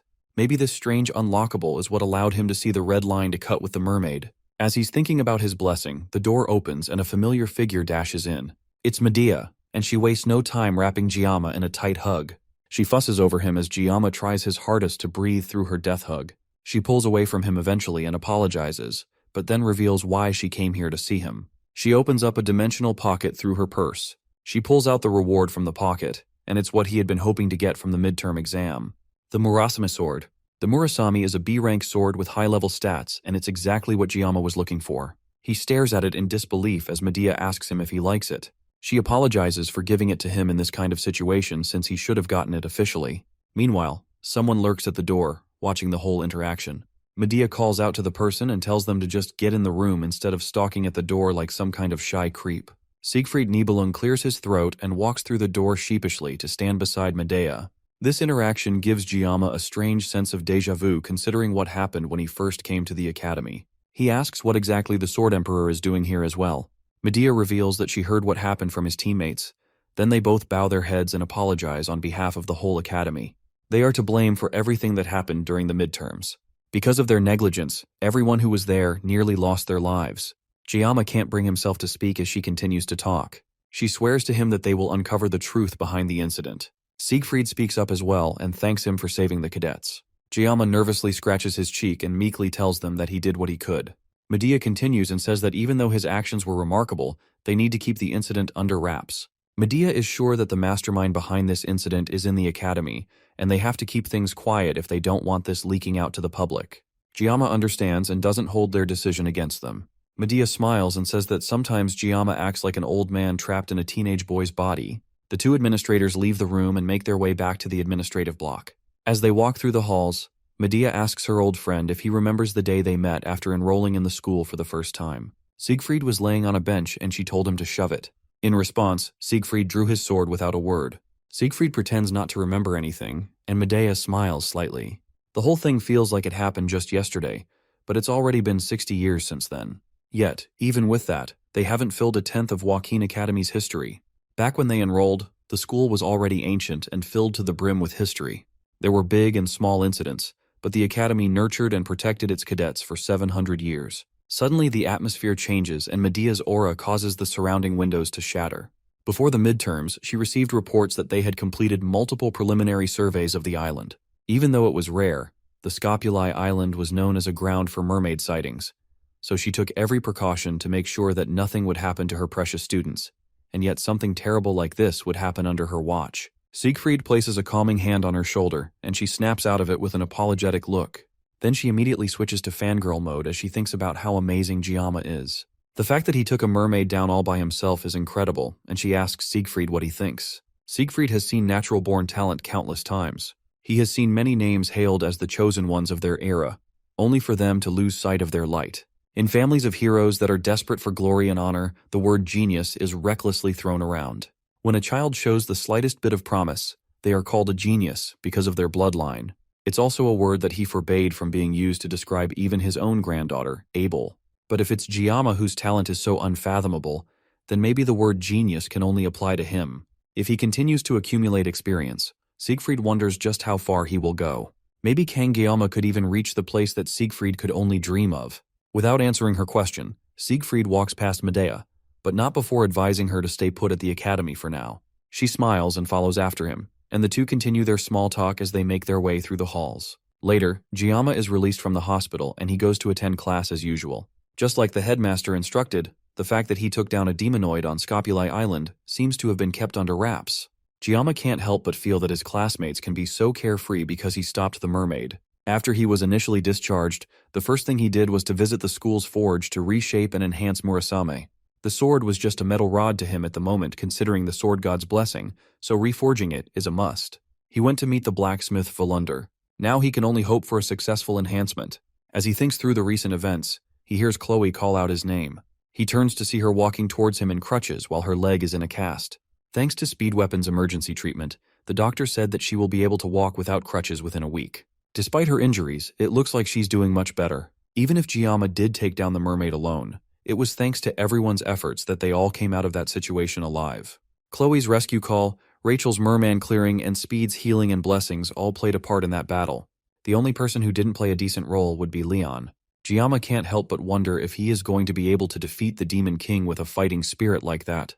Maybe it's because he got injured first or something. Their chat is interrupted when their instructor barges into the class and orders everyone to sit down and pay attention to a few announcements before the training assembly. Once all the students are in their seats, he informs them that there will be someone co-instructing them. The students are initially annoyed by this sudden change until they see just who will be instructing them. Sief Freed calmly walks into the class much to the astonishment of the entire class as Lee Wanbin bows to him in respect. Even Giamma can't hold back his shock at seeing the strongest human coming to his class. Meanwhile, elsewhere, an old man is thrown against a wall before being grabbed by the scruff of his neck and held up the wall. A pink-haired woman slaps the old man across the face, sending him flying to the ground. He apologizes to the woman named Instructor Kim while she struggles to control her breathing. This woman that is mercilessly beating up this man is the 5th Demon Corps commander, and she is not pleased at all. She asks him why he didn't cooperate with her when he had the chance, and the man tries to apologize, but that only gets him another smack to the face. It's clear that the purple-haired instructor is tired of apologies. The goal of this whole scheme was to bring Leon back from the exams half dead. He may be a hero candidate, but there's no way he could take out a mermaid alone. But now, because of the old man's incompetence, Leon is now comfortable at the academy. Instructor Kim gives the elder another kick to the face, but immediately regrets it when she sees that she got blood on her shoes. She still can't believe that a full demonoid was taken down by a bunch of first years, but looking at the new students that joined the academy this year, she can't say that she is surprised. The elder speaks up and clarifies that taking on the mermaid was done by just one cadet.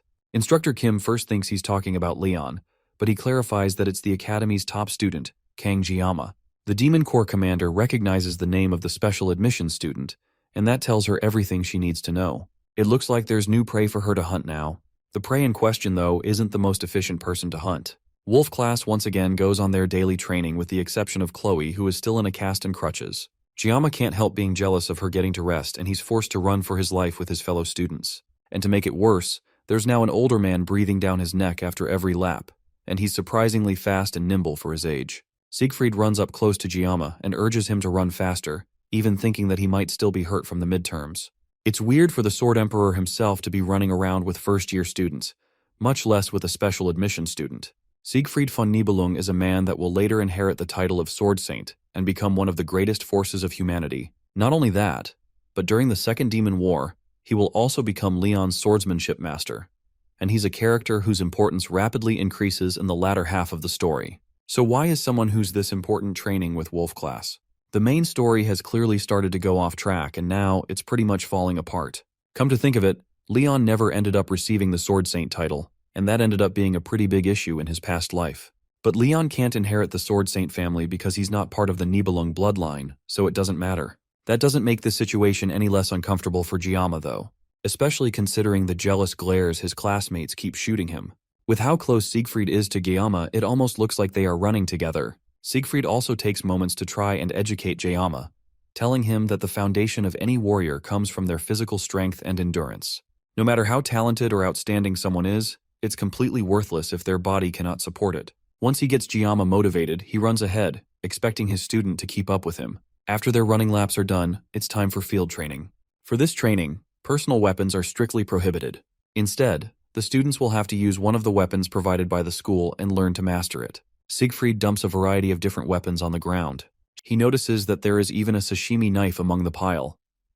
The rest of the students are surprised by this sudden condition that their teacher has given them. One of them asks why it wouldn't be better to just use the weapons passed down by their families. That's because the basics are more important than anything else. The more a person relies on high-grade weapons, the more they will start to neglect their training. And it's easy to mistake the power of a weapon for one's own strength. At the end of the day, a master can never blame their equipment. Those words resonate with Giamma specifically, and he nods his head in agreement. With no more room for idle chit-chat, the Sword Emperor tells the student to pick up the weapons and master the basics with them. Cadets who can handle ordinary weapons skillfully also have a high probability of receiving a high score in the class, which will affect their promotion evaluation at the end of the year. That additional bit of information gets the rest of the students excited, and they rush to pick up any weapon they can find. Giamma naturally goes towards the sashimi knife, laying unnoticed on the floor. As soon as he picks it up, he notices Sief Freed's eyes watching him. The students gather together again after picking up their weapons, and Sief Freed tells them that they will spend the day getting accustomed to their new weapons by performing one-on-one training between the cadets without a subspace. To make sure that the students don't go overboard with their training, Sief Freed suggests that he gives a demonstration of proper sparring. Lee Wanbin prepares himself to spar against the Sword Emperor, but him shivering in fear makes it obvious that he's not prepared for this. In his whole life, this has to be the biggest crisis he has ever faced. However, Sief Freed has a different idea in mind. He calls for Giamma to come forward for the spar. Sief Freed is also holding one of the novice weapons from the pile of old tools, but in his hands, the piece of junk looks especially sharp. The other students are still jealous and confused by the fact that the Sword Emperor himself is calling Giamma out personally. Giamma comes out, and before they start, he asks Giamma if his bones have healed. Once he gets a positive answer, he tells our MC to pick up his sword. This is just a sparring match, but Giamma thinks that this is way too much. If he crosses swords with the Sword Emperor, it's clear that this won't end easily. If this gets out of hand, at least one of them will lose a hand, and if they are unlucky, then even a head will roll. Despite those thoughts though, maybe because of the influence of divine power, his instincts are craving for a fight. Giamma tries to de-escalate the situation and says that he's nothing compared to the Sword Emperor, so Sief Freed should lower his sword.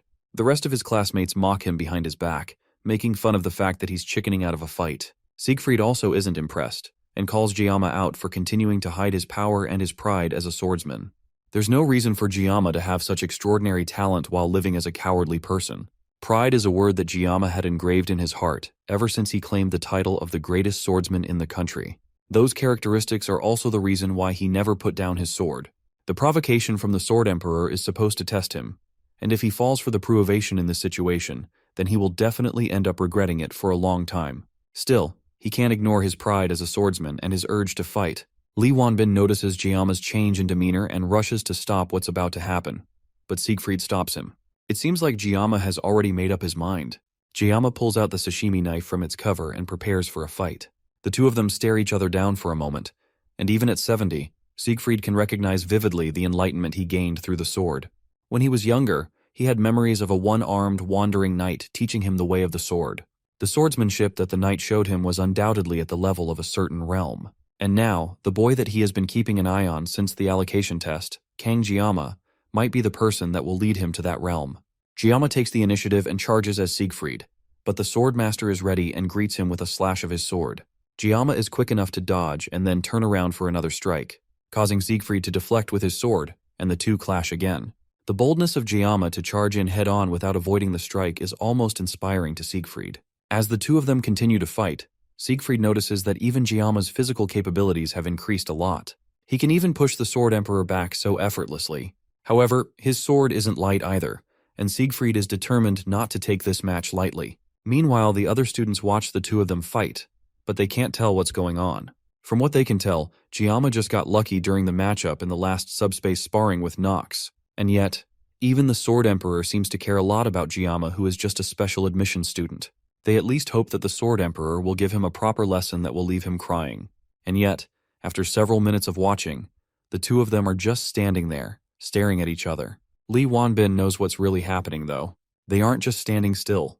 They have reached a level that the Wolf class instructor doubted was even possible. Before the spar, he warned Sief Freed that if the headmaster found out about this, then things might get out of hand. On top of that, the other cadets could also be affected. But Sief Freed assured him that he has no intentions of crossing real swords with Giamma. The older man already knows that our MC has the power to cross into a special place. The place is called the Mental Realm. To enter this place and withstand a battle with Sief Freed, Gayama must be on an entirely different level than they even gave him credit for. A duel in the mental realm is an intense battle of wits, and Siegfried can tell just from the short time they have crossed swords that Gayama is growing at an impressive rate. If that's the case, the Sword Emperor might have to take things to another level as well. He activates a powerful blessing called the Sword Spirit Protection, and even outside the mental realm, the students can feel the intense pressure coming from the two of them. The blue light coming from Siegfried's sword is definitely some sort of aura. It looks like the battle was so intense that the two of them broke out of the mental realm and returned to reality. Things are starting to get out of hand, and if Li Wanbin doesn't do something to stop this, then there will definitely be bloodshed. Before he can stop them though, Gayama and Siegfried take off and launch at each other. But a loud cry stops them both in their tracks. Medea arrives before they can cross swords again. An appearance causes the ground beneath her to break apart with her anger. The fight ends, and Siegfried is taken back to Medea's office for a proper scolding. He apologizes, but the headmaster is clearly not taking any weak words from him. She yells at him for going way too crazy and trying to pick a fight with a student after she went through so much trouble to get him a spot as an instructor in the school. In that moment, Siegfried lost his self-control and exerted his aura to the fullest. He would probably have gotten an even greater scolding, but as soon as Medea arrived and de-escalated the situation, he turned around to her and apologized. In over 50 years that they have known each other, Medea has never heard him say sorry, and yet he said that today not just once, but twice. That's the only reason she's calmly trying to listen to him right now. She directly asks him why he would unleash the Sword Spirit's blessing on a student. If Medea hadn't arrived when she didn't, things would have gotten deadly. Siegfried tells her that if he hadn't released the blessing, then he wouldn't have been able to gain the upper hand against Gayama. That stops Medea in her tracks. For someone with as much pride as Siegfried to admit that, things must be truly incomprehensible. She knows about the innate talent of Kang Gayama, but she also knows better than anyone just how strong Siegfried truly is. Then he reveals that Gayama has already reached the mental realm. Siegfried, for comparison, only managed to master it at the age of nearly 30. The fact that a 17-year-old has done it is more than Medea can believe. Siegfried doesn't know either, but there's no denying what he experienced. All this new information is way too much for Medea to understand. But she remembered what she saw after she stopped the fight and went to check on Gayama. The moment she ran up to him, any semblance of dignity as an educator or one of the 7 stars vanished. In that moment, the only emotion she felt towards Gayama was fear. A fear similar to the feeling she had when she met the 6th Division commander, Vaesun. She can't figure out why she would have such an eerie feeling towards one of her own students, but it does give more credibility to the crazy things Siegfried is telling her. She then asks Siegfried directly if he lost, and the normally calm and quiet man becomes irate in a second. He yells that even if Gayama's talent is innate, there's no way that it would compare to his. And on top of that, he even says that he wasn't fully armed at the time, which is the reason why things went the way they did. Medea calls him out for breaking his own rule of blaming his equipment. And can equipment really be an excuse when facing off against a student? The way he's overreacting just makes him look ridiculous. Her words make him so angry that he tries to activate the Sword Spirit's blessing right there, but a firm slap from Medea pulls him out of it. Elsewhere, Gayama wakes up from a dream where he relived the fight with Siegfried. Everything ended well, but the Sword Emperor is quite hot-headed. If Medea hadn't intervened, things could have gotten really dangerous. The mental realm is also a really strange thing to experience. The mental realm is only achieved when one grasps full mastery and understanding of their weapon. It's an active space that can be activated when certain conditions are met, and only peak masters who have honed a single weapon for their entire lives can enter it. Because of this, even in the World Miracles Blessing game, not even 10 heroes can freely enter the mental realm. Leon, the protagonist, blessed with the qualities of a hero, needed 3 years of private training just to set foot in it. That's the point where Gayama stopped playing. However, Gayama managed to do it right away. Maybe it's because of his sashimi knife. Including his previous life, he has been using the sashimi knife for more than 20 years. What's more, every time he unleashed the Sword Spirit's blessing, he would experience a concentration that transcends perception. The tangled web between the life he's living here and his past life start to intertwine, breaking through situations. Based on his experiences so far, avoiding situations only makes things worse. Rather than being swept along passively, it'd be better to tackle what he can do and solve things step by step. Now that he can freely control the mental realm, he can probably try to train in combat without relying on the sword god's blessing. He stands up from the bed and slowly uncovers his sashimi knife. Then, after a little bit of concentration, he re-enters the mental realm. Then in an instant, the realm shatters, and a large hand reaches in through the void towards him. It stretches down, and a single finger touches Gayama's shoulder, snapping him out of his trance, and filling the hand holding the knife with aura. Whatever it is though, it's too much for the knife, and the weapon disintegrates.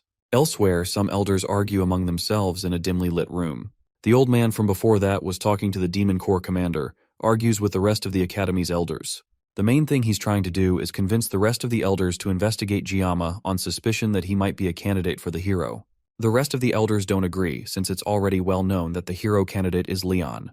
The elder tries to make the argument that Leon is still half-baked, and can't even properly manifest his blessing, while Gyama has very obvious capabilities that were first shown when he took down the Genius Twins during the class placement exam.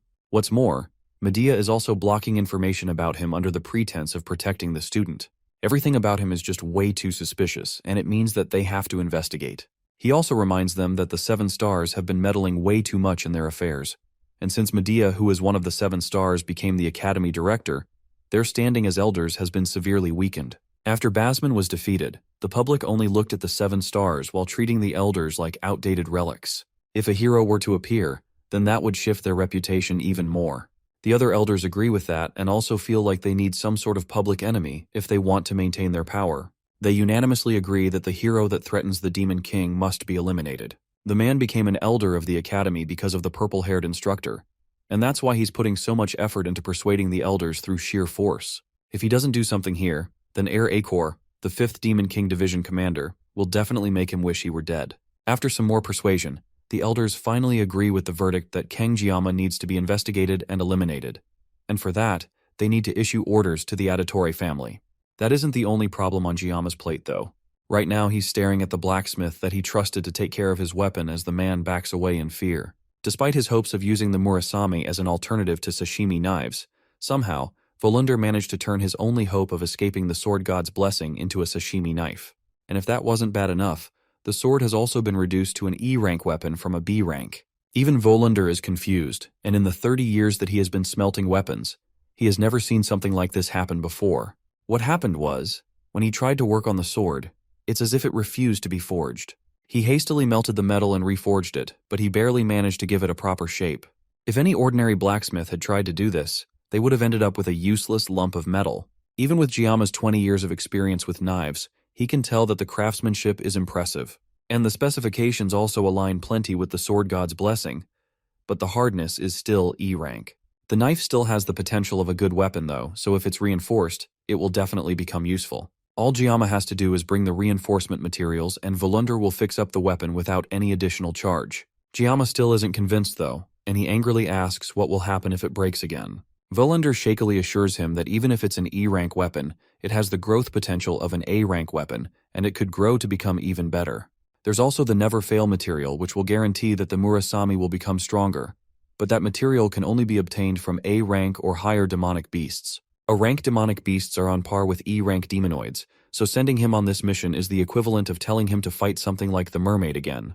It'd be crazy to risk his life to reinforce equipment, especially since even low-rank demons drop reinforcement materials.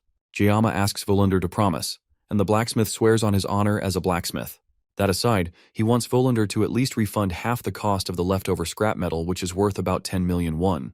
Volunder can't agree to that, especially since he made the weapon exactly as Gyama ordered, and he even said that he wouldn't charge for enhancement costs. Gyama argues that his B-rank sword was reduced to scrap, and considering the market price, this only seems fair. Volunder still tries to fight back, but the glint of the blade and the death glare from Gyama are enough to shut him up. Volunder, realizing that he can't get out of this, tries to bring the price down to 500, but Gyama changes it to 1,000. That's still way too much for him, but Gyama isn't going any lower, and his sword is definitely more than ready to get value out of Volunder in other ways. It's either the money or his life, and Volunder finally agrees to the price. Gyama heads to a lone bench on campus to take another look at his blessing. After obtaining a new weapon, his armament has increased, and additional options have become available. The biggest reason that he hesitated to use the sword god's blessing is because of the excruciating pain, but his new stats have reduced the pain by 1 level. It can be further leveled up, which means that leveling up his pain reduction should be his biggest priority. He tested it earlier, and although the pain is still unbearable, it went from feeling like he was about to die to feeling like he can barely breathe. Still, if just 1 level reduces the pain this much, then constant leveling means that he might one day be able to use the sword god's blessing without pain. It seems like armament increases when he obtains new weapons or enhances them. Now that the midterms are over, weapon enhancement should be his top priority to increase his levels. If he keeps growing at this rate, then he might finally be able to understand this power, or maybe he'll even figure out who threw him into this world. As he's eating lunch on the bench, someone sneaks up on him, causing him to startle out of his thoughts. It's Chloe, and it looks like her healing is going along smoothly. She even took off her cast, and Giamma asks her if her body is alright now. She still needs crutches to move around, but she already feels stronger than before. As they are talking, Giamma notices a crumb of rice on her face and reaches over to clean it up. The brief contact is enough to cause her to fall over from pure joy. But from the ground, she notices the murasame on the bench that Giamma was sitting on. This is the first weapon she has seen him with that isn't just some kind of kitchen utensil, so it's a pretty big deal. He's still bothered by the fact that it's E rank, and although he got some money back from the blacksmith, he still needs to gather enough materials to enhance the weapon before it can become usable. There's no real reason for Giamma to get stronger. Ever since he cut down the mermaid, he has been able to handle mid-tier magical beasts. The main reason he wants to enhance the weapon is to reduce the pain. Chloe mistakes his thoughtful expression as him being disappointed by her mentioning that the weapon is E rank. She immediately decides, through perfectly reasonable Yandere logic, that the blacksmith that made Giamma sad must die. Giamma snaps her out of it, but also notices that someone or something is watching them from close by. He walks over to a nearby tree and kicks it hard, causing an unexpected guest to fall down from it. It's Nox Auditore, Chloe's brother, and he doesn't seem very happy that he was found. Chloe is prickly about him suddenly appearing, but Giamma can't smell any blood on him, and he doesn't seem to be armed either.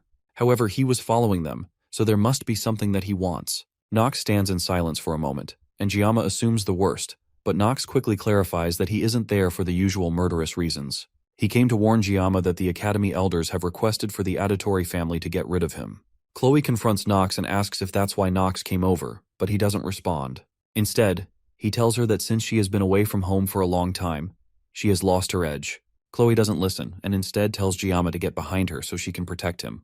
The two guys watch the slightly disabled girl desperately swipe at Nox from far away, before Nox continues his warning. Nox doesn't care what Giamma has been up to recently, but the elders are oddly fixated on him. It's not just him either, but the whole Auditore family has a sense of unease, so they have temporarily postponed the request. They made the request in secret and even bypassed the Academy head, however. Since it's a direct order from the elders, it's hard to ignore. If the pressure continues, the family will have no choice but to investigate our MC. Regardless of the reason, since Chloe is a member of the Auditores, Neox felt like she needed to know this as well. That explains his motives clearly. He came under the pretext of family principles, but in the end, he was just worried about Chloe. With nothing else left to say, Nox turns to leave, but Giamma stops him for a moment. He wants to ask Nox about what he said last time about Chloe becoming weak while being with Giamma, but the red-haired older student turns around and continues to walk away. Even he can tell that Chloe is happiest by Giamma's side, and he decides to leave it like that. Even Chloe has never seen her brother act like this before. Before he leaves, he just tells Giamma to make sure that Chloe doesn't get hurt anymore. Giamma doesn't immediately understand which only angers Nox more, so he hurriedly agrees. Then Nox takes the opportunity to ask Giamma directly how he became so strong. Giamma seems surprised that he is considered strong. For someone to be strong in his opinion, then he should have the ability to withstand any threats at all times like the Sword Emperor. Someone like Giamma, who can only maintain that level of strength for less than a minute a day, isn't a level where he can boast about his strength, or even talk about it. Nox used Chloe as an excuse to reveal family secrets to him, an outsider, so there's no way Giamma can trust him to keep his mouth shut, so he decides to pick something to satisfy Nox. He tells the redhead that he lacks desperation. No matter how much of a skilled Auditore Nox is, there's a certain vibe that comes from someone who has real-world experience. If he stays cooped up in the academy, then he will reach his growth limit, so he has to go out first and gain real-world experience. If he continues working hard, then he will definitely gain something. That's about as much rubbish Giamma can spew out without sounding like he's lying through his teeth, so he quickly gets up and walks away before Nox can ask any more questions. Back in class, the students learn about history and the nature of blessings. Giamma isn't focused on the class and is more interested in the intel that the Academy elders are targeting him. The Academy elders descend from 5 of Baylor Joaquin's 7 disciples.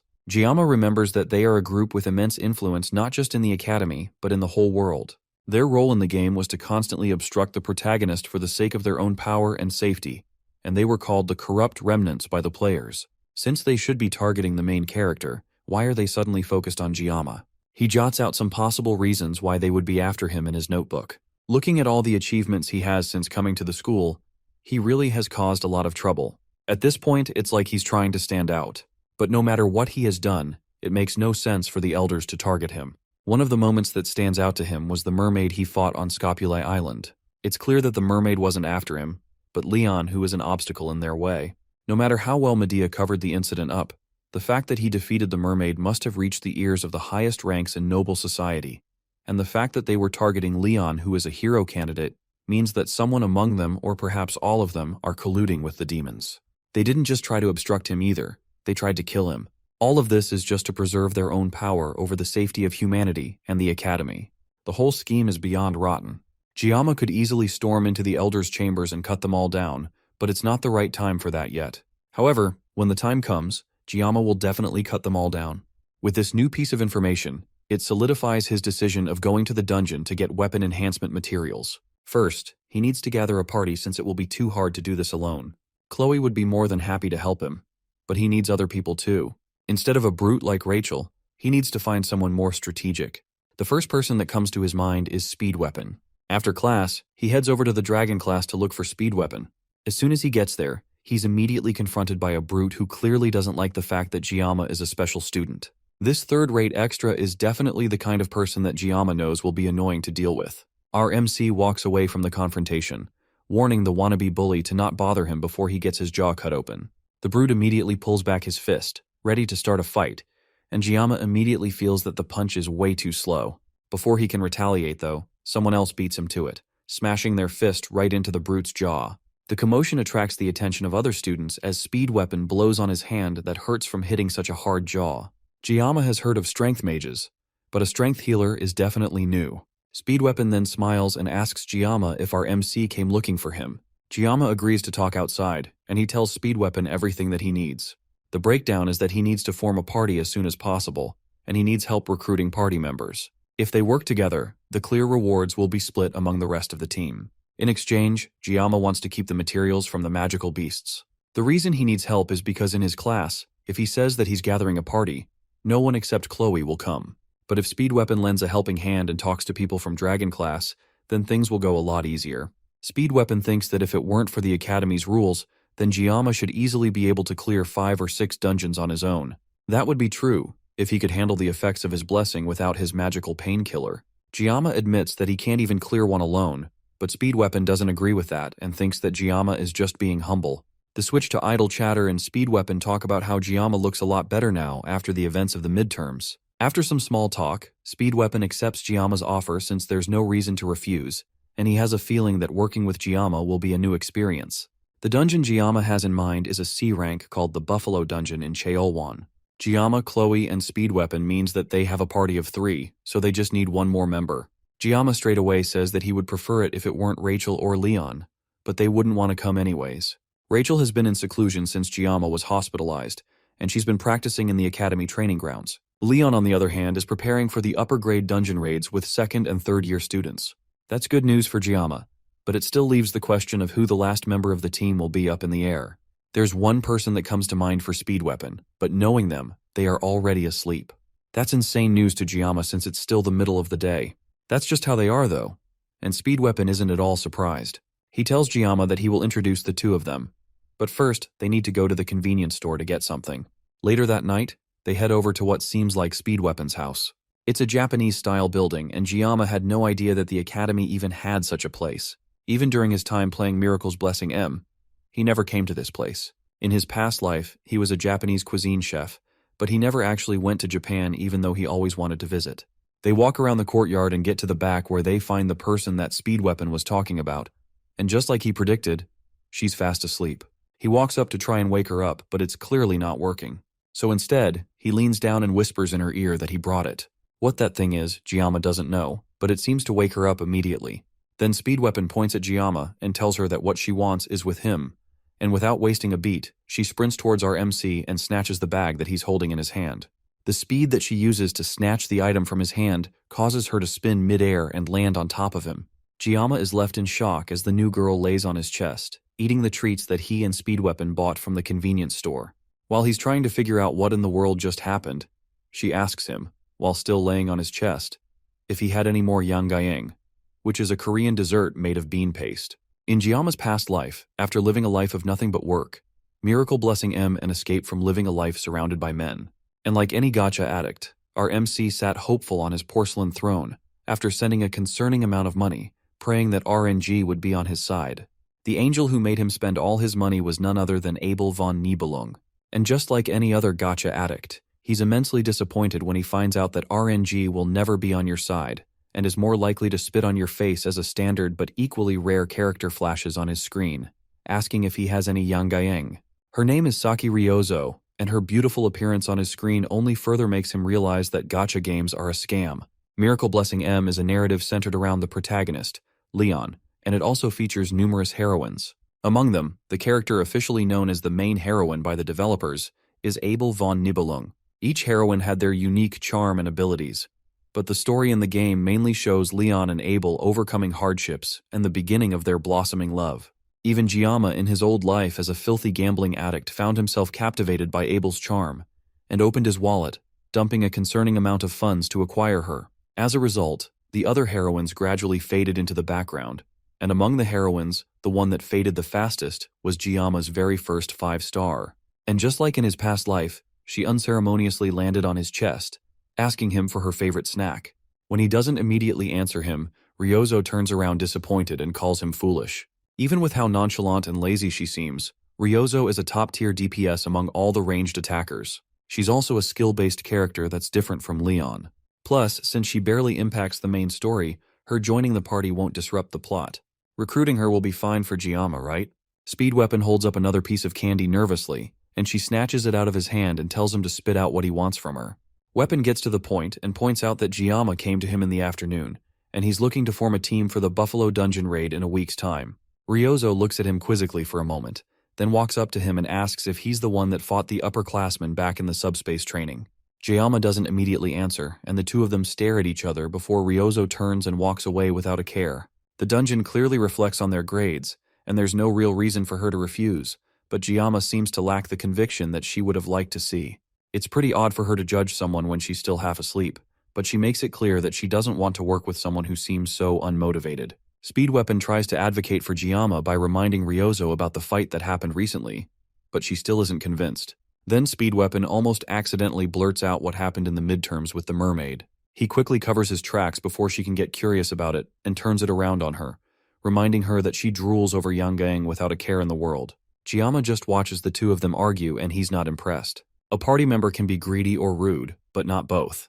There's no reason for Giamma to waste his time begging her. He turns around and calls for Speed Weapon to follow.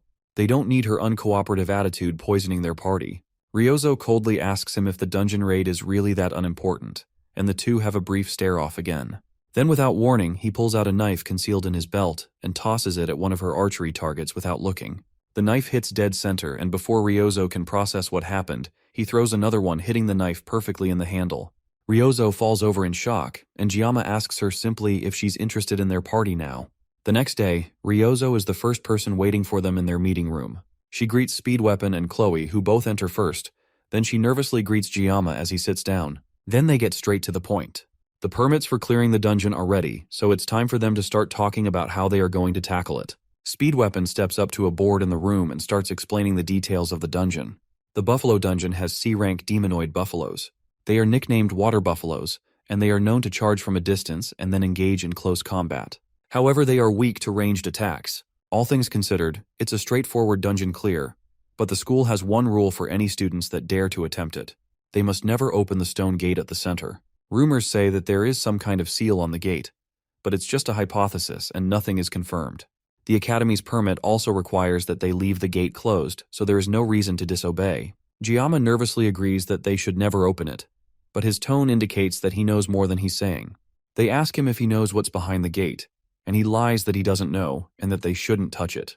In reality, he knows that there's a hidden boss behind the door and that the gate only opens under specific conditions. It's locked away by the system for now. Ignoring the risks of accidentally opening the gate, the efficiency is unmatched. He changes his attention to Ryozo, who's happy munching on another Yangaeng. She seems to really like those pieces of candy, and she defends herself by saying that the brain needs candy. As they talk, he notices something ominous in the area. Well, other than Chloe preparing to murder any girl that looks in Giamma's direction, they are watching him, and they will definitely appear when the time comes. Later that day, they start their journey to Gamyol do Chiorwan, where the dungeon is. When Giamma was discharged from the army, he swore to never go back to that city.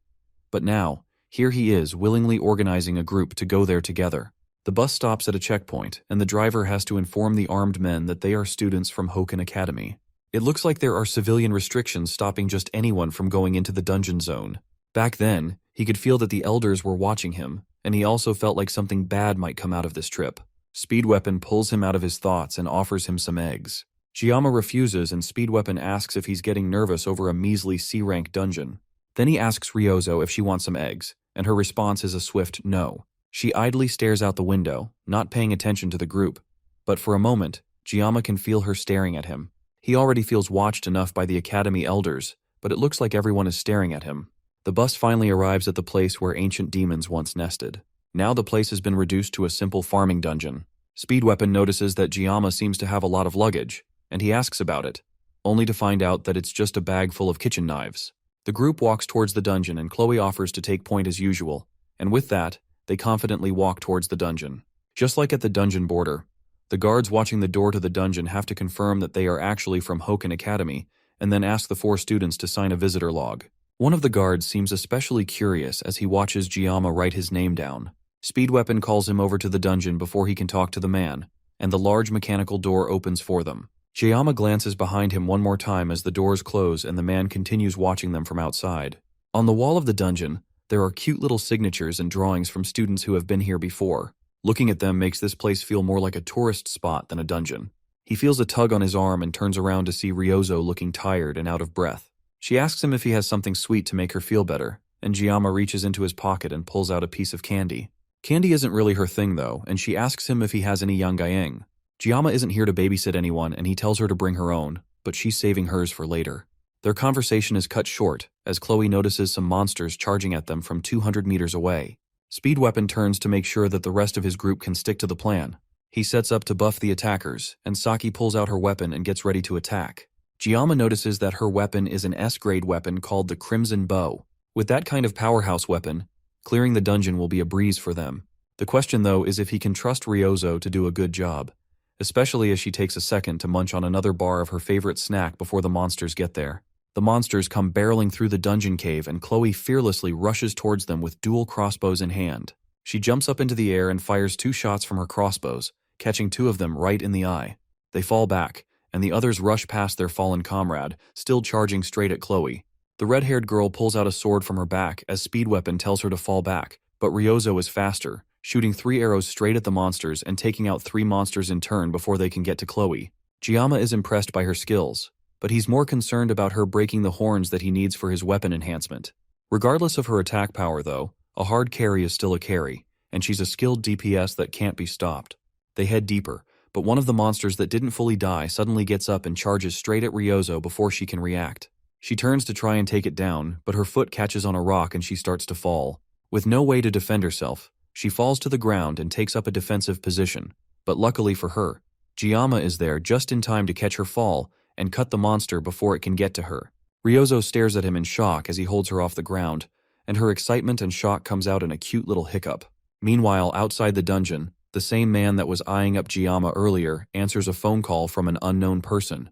It looks like a plan has been set up in the background. Now that most of the monsters have been taken down, Giamma takes his time collecting the buffalo horns that he will need for his weapon reinforcement. As he's collecting them, Ryozo comes up behind him and hands him a piece of Yangayang to thank him for saving her earlier. He wouldn't mind accepting it, but Chloe's raw Yandere aura behind him isn't helping matters. He calls out to Chloe and whispers some instructions to her regarding the staff member that they saw earlier. She acknowledges the information, and the 2 of them continue talking about it. Speedweapon decides to ask if the 2 of them are dating since they seem so close. Chloe blushes at the thought of dating Giamma, but our MC smoothly shuts it down, pointing out that not all male and female relationships are romantic. Chloe isn't happy about that and glares at Giamma, but doesn't say anything. She changes the topic and asks why there are so few mobs in the dungeon. No matter how popular a dungeon is, it wouldn't be this empty. Ryozo also feels like something is off with how few buffaloes there seem to be in the dungeon, and it almost looked like they are running from something. Buffaloes don't behave like that, so their movements are a bit off. They are docile creatures, and locals in the area even use them for farming. Giamma can't believe that people would use demonic animals for farming, but crazier things have happened. There's also something more suspicious, but Ryozo doesn't mention it. They have cell phone signal to call for help anyways, so things should be fine. As they make their way through the dungeon, Giamma asks Ryozo how she and Speedweapon know each other. The reason is because Ryozo topped the written exams and Speedweapon came second. He bragged about it for weeks, and that's how they got to know each other. She also confirms that she ranked third in the placement tests. Giamma didn't take Speedweapon as a loudmouth, but Speedweapon surprisingly tells them that Rachel is his distant cousin, so being loud is in his blood. Being distant relatives also explains why Giamma, who was a player of the game, didn't know about Weapon's connections to the main characters. Weapon's family is a branch of the Changsong clan while Rachel is from the main branch. That's why they at least know each other. It's not the time to talk about this though, and Weapon assures Giamma that he's living the dream. If anything, Giamma is the impressive one here, so there's no need to worry about Weapon. Weapon even says that Giamma could join the 7 heroes, and Chloe agrees. But Ryozo doesn't say anything. Instead, she walks forward, away from the group, and declares that she hates the 7 heroes. The others watch her, puzzled, but they don't have time to focus on it. For now, they just need to work together to finish the dungeon fast and then go back. They need 20 kills for it to be considered a dungeon clear. As they walk through the area, Giamma notices some strange, cursed-looking claw marks on the walls. Weapon and Chloe walk ahead, and they call Giamma to follow them since he was lost in thought. Meanwhile, outside, the man continues to talk to the mysterious person on the other side of the phone. He confirms that Giamma's group should have encountered the enraged buffaloes by now, and that he followed the person's instructions. He thinks that they should have been dealt with by the enraged buffaloes by now. The person on the other end tells the man not to be too cocky, and asks the man if he will take responsibility if their plan fails. The man can't answer the question, and the academy instructor just tells him to call back when he has results. The call ends and the man looks into the open dungeon doors. He's dead either way, so he might as well confirm things for himself. He also forced the gate open to make sure that their chances of surviving the dungeon are 0. But thinking back to Giamma's eyes, it's almost as if the teenager could see through everything. Just to make sure that things are going well, the man walks into the dungeon to check the damage. Back inside, Chloe warns the group that more magical beasts are approaching from behind them. With her blessing, she can detect roughly 50 of them running in their direction. Suddenly, the earth around them starts to rumble as a stampede of buffaloes charge in their direction. This swarm is way too much, and it's hard to believe that it's even buffaloes that are charging towards him. They were supposed to be harmless, but this group of buffalo are clearly being irritated by something. In that moment, Giamma's memory reminds him of something his mentor once said. Every blade has its purpose. You can't use a chicken knife to kill an ox, and sashimi knives are meant for fish. But Giamma asked about beef sashimi, which is the same as using a sashimi knife to butcher an ox. His mentor raises his knife and Giamma initially thinks he's about to get hit, but instead, his mentor just smiles down at the fish he just cut and agrees that this is definitely true. This situation somehow reminds him of the past, and Giamma realizes that he's about to use a fish knife to slice cows. With no time to waste, Giamma starts giving orders to the group. He tells Chloe to distract the herd without charging in. He needs her to disrupt their formation without attacking. Then he turns to Weapon with a smile and asks if he's ready. Weapon can immediately tell that Giamma is about to pull off yet another miracle and returns the smile, born ready for this moment. Ryozo, who's not used to how much raw plot armor Giamma has, can't understand why they are so calm about this. Then he calls out to her and tells her to hold down the front and stop anything that gets close. She shakily agrees, then asks Weapon why Giamma seems so calm. Ryozo simply tells her not to be too surprised when she sees what's about to happen next. A herd of 50 buffaloes is still a lot of buffaloes, and that's why he came prepared with an army of sashimi knives. One of the closest buffaloes finally makes it to the group, and Giamma tosses his knives at it like throwing knives. In just a matter of minutes, the 50 buffaloes are reduced to nothing but hunks of meat under Giamma. Ryozo is so shocked that she even drops her yangeng. Everything happened in a split second. Chloe rushed in with her feline's blessing, attacking some of the raging buffaloes while dodging the rest, creating the perfect distraction for Giamma. Then our MC jumped in with his throwing knives, cutting through dozens of them without stopping, until the roar of the buffaloes caused him to stagger and freeze. The others took the opportunity to pile on top of him, and at a point, Ryozo started getting worried, thinking that Giamma might be getting overwhelmed with the number of them on top of him. But in an instant, the large number of buffaloes on our MC got blown away in slices of flesh, and nothing was left standing, except Giamma's team. After that amazing show of skill, Giamma simply put away his knife and started gathering all the horns into his bag for later. Thanks to the painless blessing being for 40 seconds now, taking down the buffaloes was a breeze. As Chloe comes to congratulate him on another one well done, he remembers that he couldn't have done this without his party's help. As they chat idly, Ryozo continues to stare at Giamma in absolute shock. Speed Weapon tells her that she shouldn't be so surprised since he warned her about Giamma's skill, but he's not surprised that she's speechless since even he can't believe it. As they watch Giamma and Chloe stand over the pile of corpses, the two of them wonder what kind of monster Giamma really is. The group continues their trek towards the dungeon entrance. The clear condition for the dungeon was 20 buffaloes, and Giamma managed to solo it twice. RMC tries to argue that he didn't do anything during the midterms, and Speed Weapon wants to remind him of his battle with the mermaid, but then he remembers that people aren't supposed to know about that. He changes the conversation after remembering that Ryozo is with them, and they continue walking towards the exit. As they move, though, Chloe notices that the area is uncharacteristically quiet. They arrive at a pillar-looking thing, and it looks like it's the one gate that they aren't supposed to open. As they stare at it for a moment, the gate suddenly starts to open and the chains that seal it start to fall apart. Meanwhile, elsewhere in the dungeon, the worker from before stares in shock at the pile of buffalo corpses in the dungeon corridors. He can't believe that they somehow killed these many buffaloes by themselves. The only thing he can think of is his 20 billion won debt from Chairwan land. A few days ago, some woman claiming to be a Hoken instructor approached him with an offer. If he does what she wants from him, then she will wipe his debt clean. She wants him to take a demon stone and use it to tame the buffaloes, then put them in a frenzy when Kang Giamma shows up. Finally, she wants him to open the stone gate in the depths to finish things off. At first he was hesitant, because she wanted him to sacrifice the students, but the pull of having his debts cleared was way too much for him to ignore. He took the stone and salivated at the thought of all his worries going away, and the instructor left, telling him that she will be in contact, and that he should answer every unknown number. With the thought of his 20 billion won debt being cancelled, there's no way that he would care about a bunch of brats. With the stone gates open, there's no way that they will survive. Giamma and his team walk through the stone gates, wondering where exactly they are. Now it's starting to make sense why everything seems so easy. They walked right into a trap, and this is all because Giamma didn't trust his gut. The gate only opens when the giant's demon stone is brought into the dungeon. The demon stone is a mid-game quest item, and the fragments from earlier were pieces of the giant's mana stone. He didn't expect the door to be left open with just those fragments, though. If this follows the game's story, then the reward for clearing this place is huge, but he needs to focus on surviving first. He can see something on the second door. There's a single red line carved into the stone gate which is supposed to be indestructible, but he's used up all 40 seconds of his painless blessing when he was fighting the buffaloes. The Murasami should hold out for a little longer, and it should allow him to slash the gate and get out before it shatters. Before he can try it out, a massive presence causes the students to pause and turn around. It's a large buffalo that looks incredibly powerful. However, the reward for beating this massive buffalo is the Blessing of Transition, which is an ability that transfers and amplifies the owner's blessing to a chosen target for a single use only.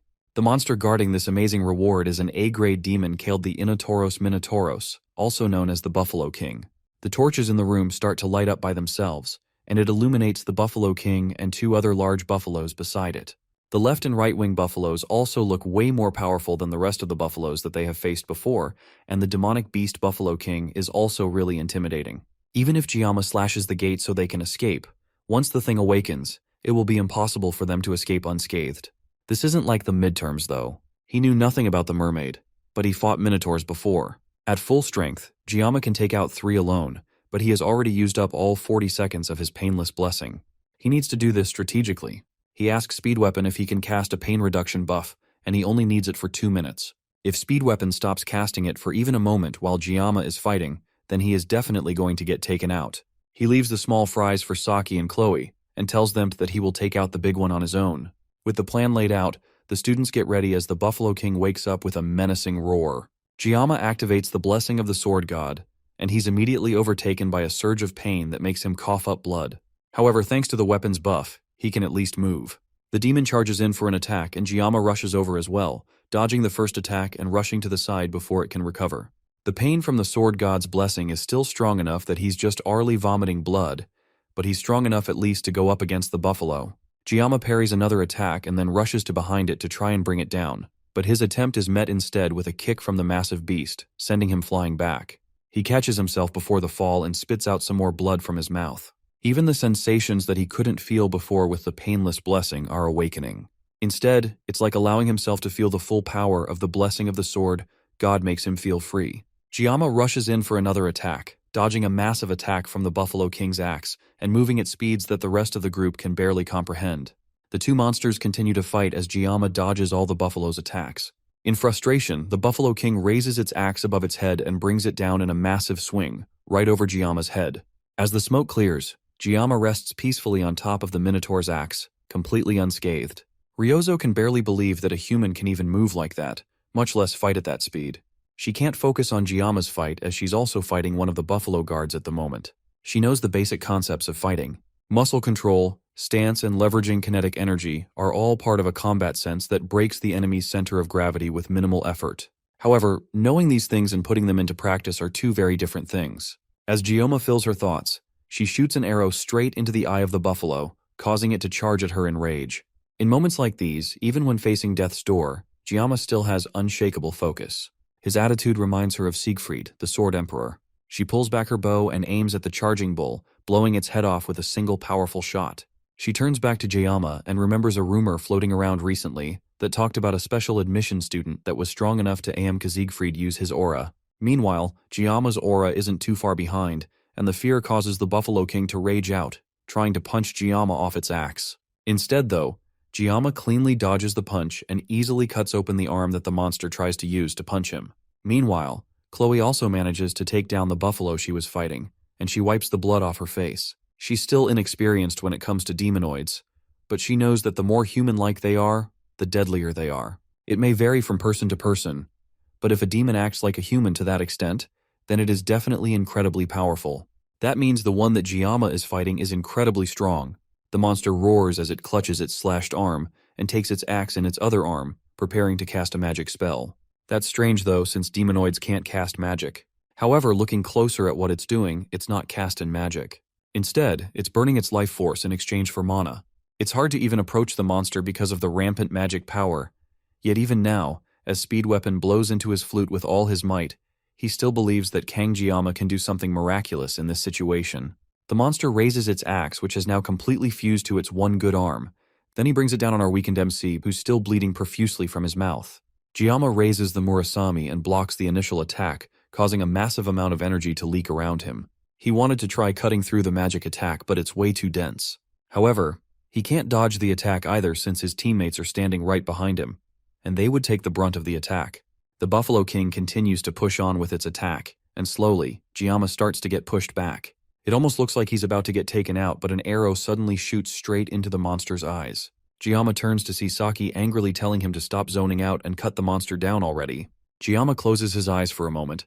Then when he opens it, he's filled with a new power. Slowly the axe starts to cut open, and the Murasami shines with a blue light. The blue light is very similar to Siegfried's sword aura from when he and Giama sparred. Eventually, Giama is able to push through the axe and completely cut through the Buffalo King, taking it down with a single slice. Even with everything they've seen so far, his teammates are still shocked by just how powerful Giama is. The once terrifying monster falls to the ground in 2 large chunks of meat, and Giama looks up at the dungeon ceiling as his nerves finally calm down now that he realizes that he actually managed to cut it. Ryozo stares at him in shock for a moment, finally understanding why Speed Weapon has so much faith in our MC. On top of that, his assimilation rate increased from 9.3 to 12.7. Speed Weapon falls to the ground, his lips sore and bruised from blowing on the flute for so long. At this point, Giama continues to shatter every bit of common sense every time Speed Weapon sees him. The blue light that shone from his sword was bright enough to illuminate the entire cave. At such a young age, he's already manifesting an aura. It's hard to believe that he's even human. Ryozo comes over and reminds him to breathe, shocking him back to reality. Then she tells him that she understands what he meant earlier when he warned her not to be too shocked by Giama, and also why he keeps following Giama around. Then she asks Speed Weapon if the Academy's rules stop Giama from transferring to their class. That may be the case, but it doesn't stop a student from doing things the other way around. Ryozo smiles and realizes now that she feels like tagging along with him too. Giama struggles to catch his breath as the adrenaline leaves his body. Even with Speed Weapon's blessing, the strain on his body is still unavoidable. Still, fighting without the blessing of painlessness is progress for him. Chloe collides into him, crying as she frantically asks him if he's all right. He tries to calm her down, because her weight on his body is messing with his already grave wounds. She backs away from him, blushing as he rethinks his life choices. A status window appears in front of him, informing him that he has acquired a new blessing. Originally, this blessing should have gone to Leon, and its rank is a spirit rank, which is the rarest in the world. It's a blessing that only reveals its full potential when combined with another. The blessing of transition can transfer an owned blessing to another living being or an object. However, the user must make direct physical contact with the target. It's an essential blessing for controlling the dual-natured Balmung, which is a sword that Leon will acquire later in his adventures. Since Jiyama has found himself with this powerful blessing, he might as well make the best of it. Then, he notices someone watching them through the now open stone doors. He asks Chloe if she remembers the favor he asked for earlier. Then in a second, she crashes into the man before he has a chance to walk away. Then she stabs a knife into the man's thigh, immobilizing him. Speed Weapon and Ryozo have no idea what's going on, and Jiyama calmly walks to the man while explaining that he asked Chloe to do him a favor earlier. The man tries to play innocent and asks what he did to deserve this, and the other two quickly pick up on what's going on. The ramaging buffalo horde and the open stone gate were all caused by this person. It's a bit suspicious since there weren't any surveillance cameras inside the dungeon, but he just happened to show up on time. It's obvious that he was targeting them, but they have no idea why. One thing Ryozo is able to figure out quickly is that the staff member didn't pull this off by himself. Since he doesn't want to talk immediately, she and Jiyama threaten him with his life if he continues refusing to talk. With certain death in front of him, he caves and admits that an academy instructor came to him a few days earlier and offered to clear his gambling debt in exchange for helping her with taking out this group of students. Speed Weapon can't believe that someone would sell out a group of students over a simple gambling debt. He tries to defend himself, but that only makes Speed Weapon angrier. Ryozo holds him back from attacking the injured man and asks what the instructor looked like. He tells them that it was a woman with purple hair and eyes. She was also rather tall. Ryozo quickly guesses that the culprit is probably her class's assistant instructor. Her eyes were sharp, so she stood out to him. Speed Weapon realizes that she's also probably the one behind the midterms incident as well. Ryozo asks about it, and Jiyama finally reveals to her that during the midterms, they ran into a demonoid mermaid. She realizes that the reason Leon ended up in the hospital is because he fought a demon. Now that Jiyama has revealed it himself, Speed Weapon doesn't have to hide it anymore, and he reveals that it was Jiyama who soloed the monster himself. She doesn't even question the fact after seeing what Jiyama pulled off today. While they argue, Jiyama stops the recording on his phone. He got all the information he needed from the staff member, meaning that he has outlived his usefulness. Chloe rips her sword out of the man's thigh, causing him to shout out in pain. A dungeon that was never supposed to open just happened to open, meaning that this is the perfect time to erase someone from existence. As Jiyama turns to leave, he tells the assassin of their group to take care of the trash. Chloe wastes no time as her eyes change to Yandere mode, and his cries only last for a second. As Jiyama walks out of the dungeon, he mentally challenges Hoken Academy's elders and instructors, as well as anyone targeting him to come with all they have. No matter what they do, he will make sure to erase them all. Jiyama returns to the academy with his reward from the dungeon, the Cow King's Horn. It's the Horn of Minotauros, the boss of the Hidden Water Buffalo dungeon, which guarantees the success of weapon enhancement below A rank. He asks the blacksmith to enhance the Murasame with the Cow King's Horn. The blacksmith is shocked that Jiyama brought back an A-grade beast material. Even if he's a Hoken Academy student, it's still insane. He asks Jiyama how he managed to take down the boss all by himself, and Jiyama simply says that he couldn't have done it without his team. Then he drops the battered Murasame on the table and asks if it can be repaired. Volunder, who was excited, is now appalled that Jiyama could wreck the E-rank sword he painstakingly worked on. But one glare from Jiyama changes his mood entirely. With their business done, Jiyama turns around and walks off, leaving the sword with Volunder to finish up. As our MC walks away, Volunder wonders how his life ended up like this. As revenge, he considers making the sword even shorter this time. Before Jiyama leaves the shop, he turns and tells Volunder to use the leftover materials to buy a drink for himself. Volunder sighs, wondering how a kid like this walked into his life. Back in Jiyama's class, he takes a moment to reflect on how much he's grown. He has definitely gotten a lot better, but it wouldn't be a bad idea to ask Speed Weapon for more blessings later. He takes a look at his blessing screen, and it looks like it gets longer every time he looks at it. The most noticeable change is the assimilation rate. Unlike the other stats, the assimilation rate jumps drastically after every major battle. It's likely that clearing another dungeon will raise it again, and maybe it will unlock something even more interesting for him. Unlike his skyrocketing stats though, he has been growing gray hairs since the day after he had his first spar with Chloe. Now Jiyama is worried if he's going to lose all his hair after it turns white. With all the enemies targeting him recently, it's best for him to be fully prepared. He can't let issues like these lead to a meaningless death. He also needs to study how to use the blessing of transition. It's a shame that he stole it from Leon, but as the protagonist of the story, he will end up drowning in buffs anyway. There's too much to do. But for now, he needs to focus on recovering. He looks down at his table and notices a gift of Yoken, which is an unbearably sweet candy that's so sweet, it's bordering on inedible. The gift is clearly from Ryozo, and it causes Jiyama to recall the fact that for the first time ever, he led his own team to clear a dungeon. Being targeted for assassination is now just another part of his daily life. But having people to call friends isn't all that bad either. Weapon and Chloe don't play a major role in the main story, and he's not even sure if Chloe considers him a friend. After the dungeon, Chloe ended up hospitalized with a fever, and Giamma considers visiting her when he has the time. He doesn't have any more time to be lost in his own thoughts as the instructors of Wolf class walk in and tell the class to settle down. His phone vibrates in his pocket, and he gets a text from an unregistered contact asking what he's doing. Giamma has no idea who this person is and wonders if they messaged him by mistake. Then the mystery person messages him again and tells him to look in front of him.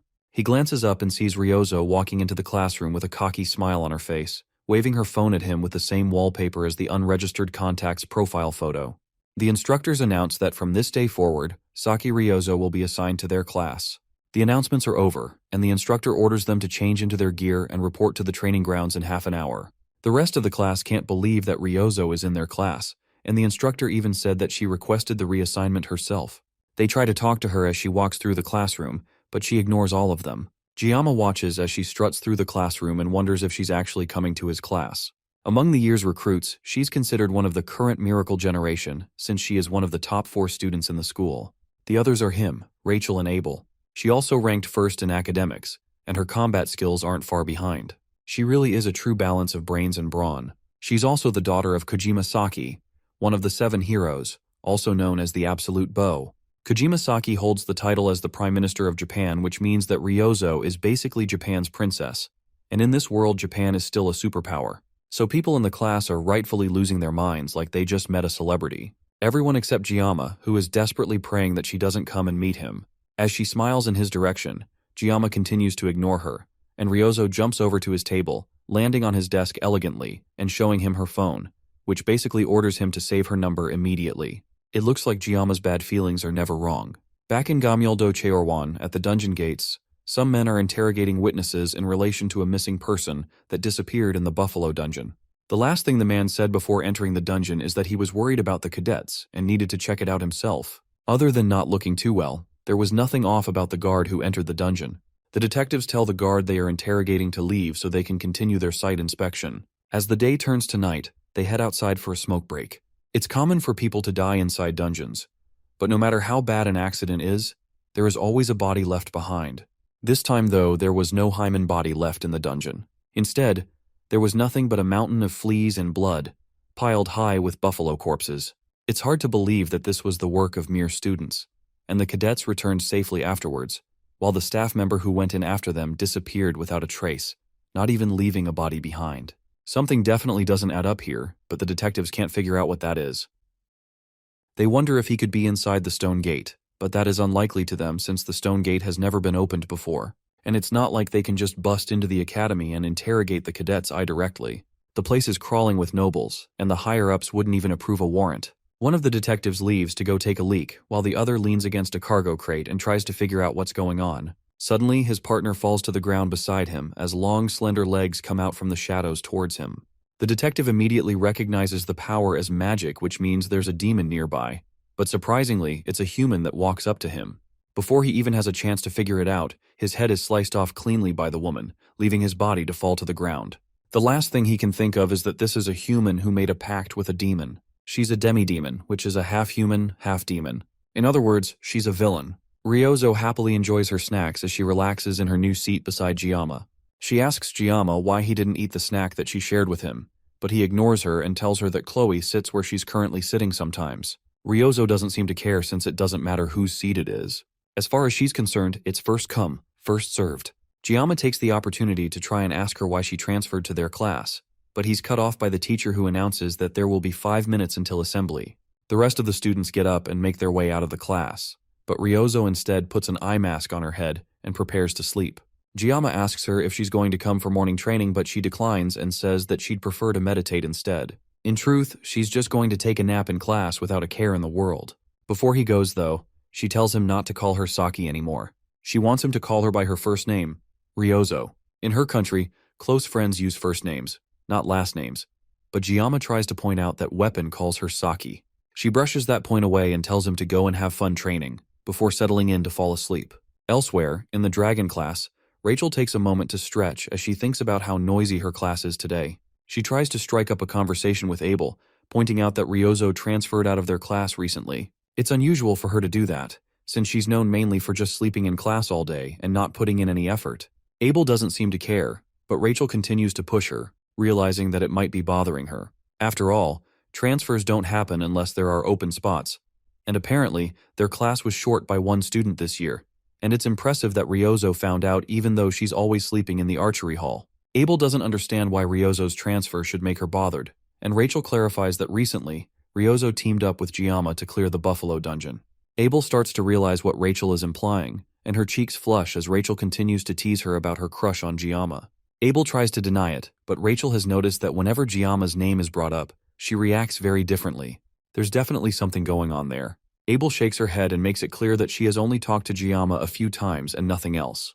There is absolutely nothing between them, and she'd prefer if Rachel stopped spreading weird rumors. Rachel takes that as her saying that nothing is happening right now, but that doesn't mean that something can't happen later. Then Rachel's entire demeanor changes, and she tells Abel that she can fool others, but lying to herself isn't a good look on her.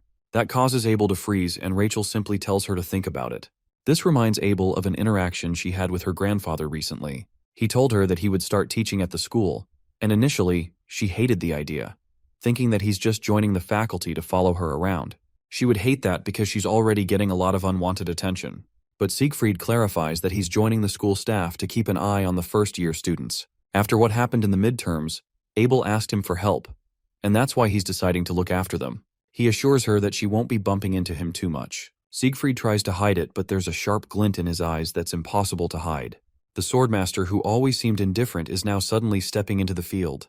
The only person that Abel thinks could possibly cause this kind of change in her grandfather is Giamma, a prodigy who disregards status and breaks through noble society purely with his strength alone. He also possesses a ridiculous level of talent that defies all logic, and even his background is that of a fast-tracked student.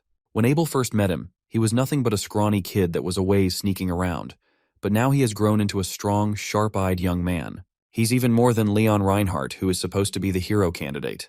Giamma is walking along the hero's path more clearly, and yet he never shows it off and never boasts about his achievements. He just quietly moves forward. If Giamma acted cocky even once, then maybe she'd dislike him, but he's just so different that she can't help but acknowledge him. In fact, she's jealous because Siegfried recognizes him, and that makes her feel even more ashamed. Rachel comes in with a mocking stare that breaks her out of her thoughts. Abel Rushety tries to deny that she has any feelings for Giamma, and she doesn't even have the time or room to think about him. Rachel tells her that it's a good thing she said that, because now she can go after Giamma with barely any competition. All she has to do is to handle Ryozo, and there would be no competition. Back in Giamma's class, he's in a lecture where the teacher discusses blessings and how they rank. The rank of a blessing is determined by what spirit resides within it. If a guardian spirit is present, then it's a guardian-level blessing. But if a true spirit is present, then it's considered a spirit-level blessing. As the class goes on, Ryozo jolts up in her sleep before laying back down. It looks like even the professor can't wake her up. The class moves on regardless. It's been 2 days since Ryozo transferred, and she still hasn't revealed what her reason for joining the class is, and that's mostly because she has been sleeping all day, so there's never a chance to ask. And if all she's doing is napping, then there's no reason for her to sit in the corner next to him. It's a good thing Chloe is still in the hospital or things could get messy. Still, Ryozo covered for him after the dungeon incident, so everything wrapped up without too much trouble. She's on another level and way better than Weapon.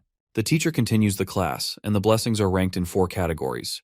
The least is a personal blessing followed by a guardian, and true blessing with a heroic blessing being the strongest. Most cadets in the academy have a personal spirit blessing, which is the weakest, but the personal spirit blessing can outperform a guardian-level blessing. Spirit-level blessings are insanely rare, and Giamma just happened to grab one of those spirit-level blessings, that being the blessing of transition. Then there are heroic-level blessings, which are basically considered a legend.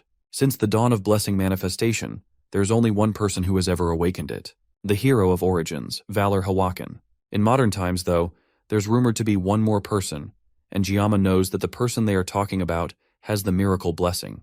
Their class is over, and the teacher says that they will finish the story next time, but Giamma has one more question. He asks about the phrase that he always hears faintly whenever he activates the Sword God blessing. That phrase is, "May the blessing of the gods be with you." That causes the teacher to pause for a moment, and even Ryozo wakes up a bit. The teacher doesn't understand what he's talking about, but there's a flaw in what Giamma has said. That is because there are no gods left in the world, which means that there can be no blessing of the gods shared. As the teacher walks out of the class, Ryozo chuckles at Giamma for his embarrassing question. He asks her if she's done with sleeping, but she turns and goes back to sleep. Giamma doesn't blame her either, and decides that it's time for him to take a nap as well. As Giamma's consciousness fades, a message starts to appear in front of him. He wakes up and there's a large message in front of him, informing him that the GM has requested to have a conversation with him. Giamma suddenly finds himself in a very abstract world with lots of floating scrap all over the place as the message also floats in front of him. Then the notification changes to a question, asking Giamma if he accepts to have a meeting with the GM or not. The message changes to read that the GM is interfering with the world line with code. World line is a word that Giamma hasn't heard before, and this whole thing doesn't make any sense to him. Suddenly things become quiet, and a message comes saying that the dimensional gap is too large and that his current level is insufficient.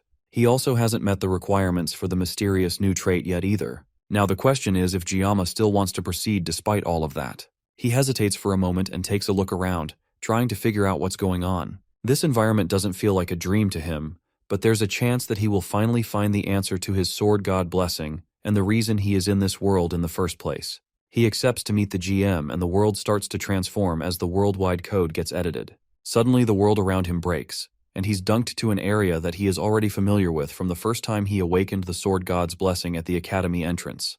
And now, he can see a light at the end of the area, and just like every time he's seen it, he can never tell how clear it is. But Giamma can still tell that he's getting closer, little by little. He just has to go a little bit further and do a little more, and he should be able to get there. Suddenly he hears a voice calling for him to wake up. A hang bursts through the darkness and grabs his shoulder. The system detects an external interference. It postpones the conversation with the GM as a response. Giamma stretches out his hand, as if he's trying to hold on to this reality, but the hand drags him out of the space by force. Before he's fully pulled out, the GM leaves a message for him. The message simply says that Giamma should cut and sever, no matter what it is. Then it ends with wishing the blessing of the gods on him. Suddenly, Giamma is pulled back to the waking world as Ryozo yells for him to wake up. He is always telling her not to sleep, and here he is taking a sweet nap himself. Her yapping is cut short as she notices that Giamma is crying and not really paying attention to her. Later that day, Giamma rests on a bench as his mind wanders back to the dream he had. Ryozo seemed genuinely concerned after she saw him crying, but looking back at it, he can't even remember what happened in his dream. It's also embarrassing that he was caught crying by Ryozo of all people. As he's thinking to himself, a group of his new unorthodox friends walk up to him. They've met up to summarize everything they have figured out so far. They know for a fact that someone inside the academy is targeting Giamma and that they need to take care of it. Ryozo interrupts Weapon as he starts his summary, since she already knows this whole story and doesn't want an entire recap. Giamma was the one that asked Weapon to give everyone a brief, but it looks like he's suffering. As the two of them argue, Giamma notices Chloe coughing behind him. She's wearing a face mask, and she clearly hasn't fully recovered. He asks her if she's feeling better, and she says that she is, although she's just keeping her distance from everyone in case she's still contagious. He turns back to the two arguing friends and asks Ryozo if she has figured anything new out since they last discussed.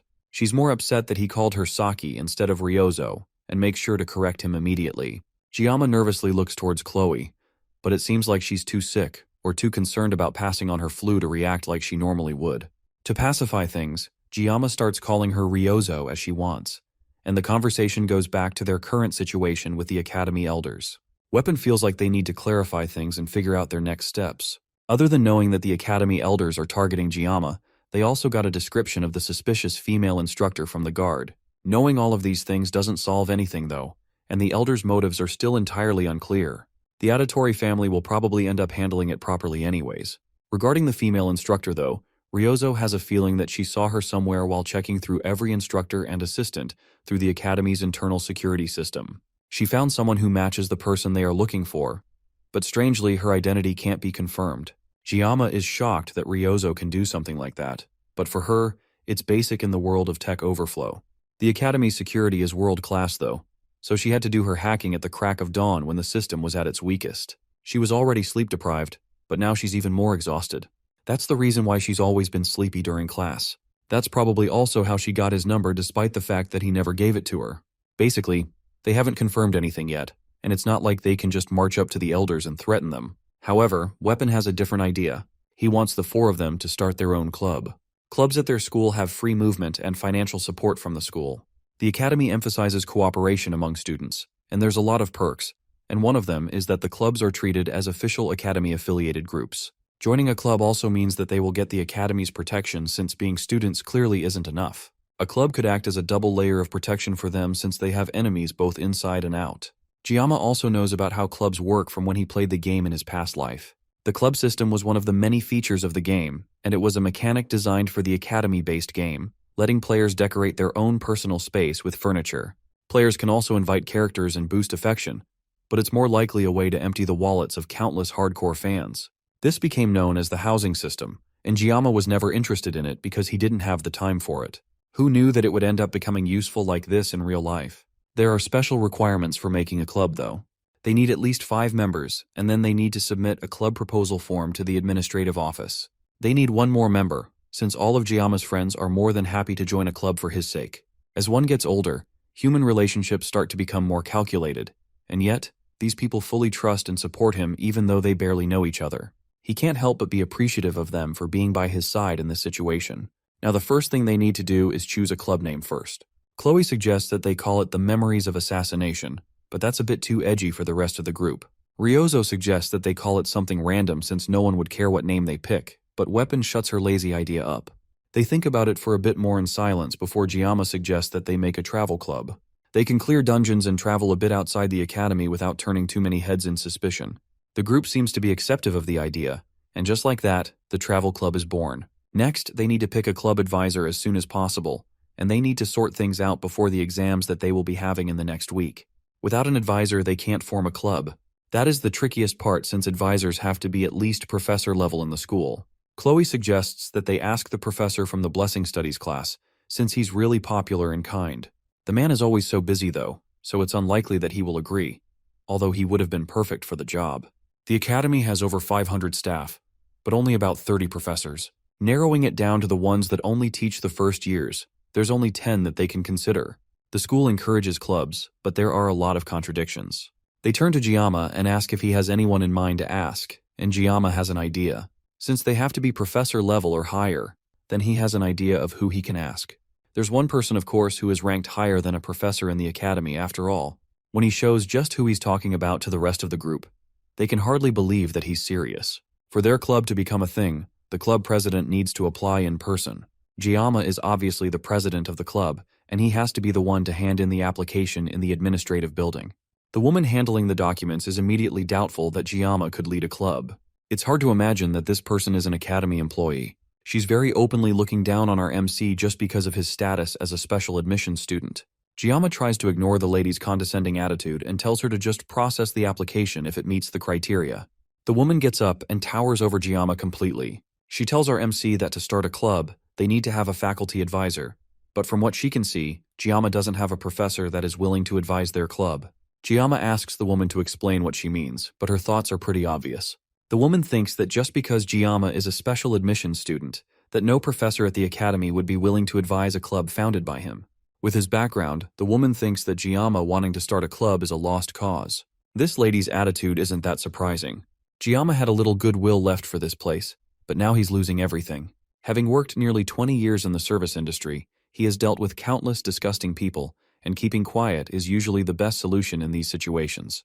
However, that doesn't mean that he doesn't want to land a solid punch on this girl. Instead, though, Giamma pulls out his phone and calls someone who can solve this issue for him. He tells the person on the phone that he is currently in the admin office, about to submit his club registration, and the woman yells at Giamma for daring to answer a phone call right in front of her in the office. The person on the other line says that they are nearby and that they will be coming soon, and Giamma ends the call. With the phone down, the woman takes the opportunity to lay into Giamma for having the nerve to disrespect her like that right in her own office. Giamma warns the woman to just follow the procedure since the person that he called is already on their way. In all his yelling and scolding, the large woman fails to notice her co-workers bow their heads and look away from the situation. The woman continues to boast that she's the cousin of a close friend of the headmaster, and that she has the power to get a special admission student like Giamma thrown out at the drop of a hat. That line causes Giamma to snicker. Then he leans in and tells the woman to quiet down because her voice is too loud. That's the last straw for her, and she starts to show an unhinged face that Giamma calls her true face. The door suddenly bursts open and everyone jumps in surprise. From the busted doorframe, a very angry headmistress walks into the office, and Giamma tells the woman to pay her respects to his club advisor. She smiles at Giamma, happy that she gets to see him face to face again.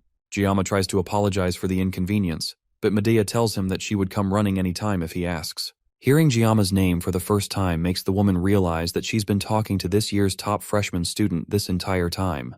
Medea cheerfully tells her student to leave the papers down and go study for his written exams. Now that she's there, she'll make sure to take care of everything for him. With Giamma gone, Medea changes her tone entirely as another staff member hurriedly brings a chair for her to sit down. The woman tries to explain that there is some sort of misunderstanding, but the headmistress doesn't even need to use a blessing to know that the woman was mocking his background, and of all the people for her to choose to mock, she chose the student that was personally selected by the headmistress and the Swordmaster. Without a word, Medea uses her blessing to place a resignation letter on her table and tells her to start writing in 5 minutes. With everything taken care of, Medea tells him that the club application went smoothly and they just have to find one more member. The girl is probably fired, but he has no sympathy for her. Medea then tells him to come by her office after class. Giamma returns to the man that has become his enemy and friend, the blacksmith, Volander. He's here for his gear, and Volander tells him to wait a moment. Now Volander finally looks like a real blacksmith, but Giamma doesn't know what the blacksmith thinks of him. As a former player, he has mixed feelings about him, but now the negative side grew a lot stronger after everything that happened, but Giamma can't help feeling bad for him. The blacksmith Volander was one of the main NPCs responsible for almost everything related to equipment upgrades. Due to the nature of most games like this one, he was born as a character that people either loved or loathed, and he was notorious for draining players' wallets. Giamma was a small spender in his past life, so he couldn't fully relate, but heavy spenders regularly held rituals begging God for luck, and desperately praying that Volander would bless them just once. In reality, though, most players just insulted the blacksmith because of how luck-based his enhancements ended up being, and even Giamma cursed him when he downgraded his Murasami from a B grade to an E grade. Volander breaks him out of his thoughts and asks Giamma what he's thinking about. Then he presents the newly upgraded sword, proudly saying that his work this time is definitely beyond perfect. On top of that, special options have been added to the sword much to Giamma's pleasure. The Scattered Rain Murasami sword is now shiny and brand new, and Giamma can't help calling the blacksmith a god for the luck that has suddenly come down on him. Thanks to this newly enhanced weapon, his painless blessing has upgraded, now reaching up to 50 seconds of activation time. When Giamma thought about clearing dungeons in the future, he felt like 40 seconds definitely wasn't enough, but an extra 10 seconds will definitely make a difference. Considering that he will be using this blessing with the blessing of transition, means that when the level of armament is raised in the future, then he will get more benefits. This whole thing is definitely good news for him. Even though he complained a lot in the past, the painless blessing is surprisingly versatile for a spirit-level blessing. Volander also told him to check something else with his new sword too. The sword has now been increased to a D-grade sword. After all that effort, the upgrade isn't as great as he'd hoped. Since he used materials from an A-grade monster like the Buffalo King, he expected it to reach at least a C grade. Still, considering that he will be channeling aura through the Murasame frequently, having its hardness increased by 2 grades is definitely encouraging. At least it won't shatter in the middle of combat anymore. There's also a flashing button in his status screen that's just begging him to press it, but Giamma has a bad feeling about it. He presses it, and the screen shows some new information. Due to a successful reinforcement and Tay weapon's high growth potential, up to 3 special abilities can now be added to the sword. The special abilities require magic stones, which will activate at random. Magic stones aren't something that can be acquired easily, and Giamma can barely hold back his shock that his sword requires them to become stronger. Meanwhile, the elder that works with the demon commander throws a drinking cup against a mirror. Then he continues to drink directly from the bottle, before throwing that away too. He stares up at a picture on the ceiling that shows his father Riemann von Beimhark. The man was one of the 7-star heroes known as the Mad Tiger. However, he fell in battle 40 years ago, during Tay campaign against the 6th Legion commander, Vasman. Society praised him as a noble hero, but immediately afterwards, countless attempts were made on his life by family members who were hungry to seize the Beimhark family. To survive, he had to harden his heart and poison it. But those relatives who plotted assassinations against him were instead manipulated to destroy each other. Ultimately, he restored his family's shaken foundations in his father's absence. At the age of 30, he became an elder of Hawakan Academy, and his mission became to guide a foolish humanity and uphold an absolute ruling class. Fortunately for him, the existence of demons provided humanity with the perfect enemy, lending legitimacy to their authority. But there were always unexpected variables that messed things up. Leon von Reinhardt, the one hero born with the ability to defeat the Demon King, became a candidate chosen by fate. Of course, given the overwhelming gap in power between humans and demons, the likelihood of Leon truly defeating the Demon King is near zero. The first Legion commander Lycan, who was sealed by their ancestor, the legendary hero, Baylor Hawakan, has set a precedent of legends that have come after. Then one day, someone approached him with the offer of dealing with the so-called hero candidate personally. She looked like an instructor, and at first, he wondered how someone who is so far below him in the hierarchy would dare speak to him so casually. But the moment their eyes met, it became clear who stood above and below in their positions. She is a human who willingly abandoned humanity to directly have a contract with a Legion commander. A half-human, half-demon, otherwise known as a villain. Things became complicated enough with Leon alone, but now a low-born special admission student is making things much worse for him. Even the Auditore seems hesitant to act, claiming that they have insufficient justification to proceed further. The elder, Clady von Beimharch, tells the man to summon the Undertakers. Jiyama scribbles his thoughts into a notebook during class the next day. He's mainly thinking about the fact that the Murasame is owing to need magic stones to become stronger. The difference between weapons with and without magic stones is pretty significant. Having a weapon with 3 spots to put in special abilities is a jackpot. Magic stones drop from specific dungeon bosses, and they drop from A rank or higher demonic beasts, which are practically demonoids in all but name. It looks like Jiyama is cursed to fight demonoids to become stronger for the rest of his adventure. Maybe it's because the word demon is in his name. He glances over to Ryozo, who's sleeping soundly with her odd sleeping mask, and he wonders if she stayed up all night again. It's already been a week since they cleared the Buffalo Dungeon with his new club members. The key to opening the stone gate in the Buffalo King's territory is also a magic stone, and one that comes from a colossal beast named a gigant. For some reason, it seems someone already slayed a gigant and took its stone. Even in the game, giants were depicted as so powerful that a single step could shake the earth. And a gigant is nothing compared to the monsters that were added in the later updates of the game. Those beasts were essentially natural disasters given form. Jiyama has to take a moment and consider if it's really worth risking his life just to put special abilities into his weapon. Hunting demonic beasts for stones should have been Leon's job. As he's lost in his thoughts, Chloe comes into the classroom and greets him. She's taken aback by Ryozo sleeping soundly where she'd have preferred to sit, but she doesn't comment on it. Jiyama asks her if she's fully recovered, and she confirms that she's feeling a lot better, although Jiyama definitely suffered after expelling that blue light from his weapon. Before she can go further, he tells her that they shouldn't talk about it more. The blue light she's referring to is aura, which is an effect that can only be used by truly powerful people. Thinking about it more, maybe farming magic stones is actually worth it. Despite how he initially felt, he now finds himself craving strength, and he has even completely abandoned thoughts of peace and safety. However, his core goal remains unchanged, and his focus is simply survival. There's been unexpected variables and things that never existed in the game before have been targeting him relentlessly. The plot that he knew is being distorted, and it's as if the world itself just refuses to leave him alone. Somehow, it's already been a month since he enrolled at the academy, and the truth about the Second World War, which will occur in 3 years, will soon be revealed. Jiyama choosing to strengthen himself and enhancing his weapon are more like necessities than just mere options. At this rate, he can't guarantee the war's outcome because he doesn't trust Leon as the hero candidate at all. Even if the mermaid was a demonoid, for it to defeat the hero candidate with a one-shot attract is beyond pathetic. The whole situation is way too exhausting for him to put into words, and he was so lost in thought that he didn't even realize weapon had come until he got punched in the face by Ryozo. He came to ask how the club's registration is going, and Jiyama confirms that the headmaster approved it, and they can start as an official club once they find one more member. Speed Weapon also dropped some news that Leon has been on a rampage recently. He has been clearing high-rank dungeons non-stop. It looks like Leon is finally acting like a protagonist, and Jiyama considers taking back what he said earlier about the blind. Rumor has it that Leon even cleared an A-rank dungeon the previous day with a small party, while they barely made it out of a C-rank dungeon. Weapon points out that Ryozo is oddly well-informed on the blonde protagonist, and it's pretty obvious that she's into him. She doesn't respond immediately and instead turns to stare at Jiyama before turning away and saying that she's not interested in him anymore. Leon has definitely been growing stronger, and at this rate he will obtain Balmung during the upcoming Survival Island training. In fact, thinking about it more logically, the fact that Jiyama has survived so long with just a sashimi knife is pretty miraculous. Hypothetically, his existence might be acting as a shield and diverting all the threats and attention meant for Leon. Even if that's true, Jiyama can't just roll over and take it. If it's for his survival, then he will swing his blade without hesitation. He has no reason to play the role of the flawless hero, and he is in no way the protagonist of this world.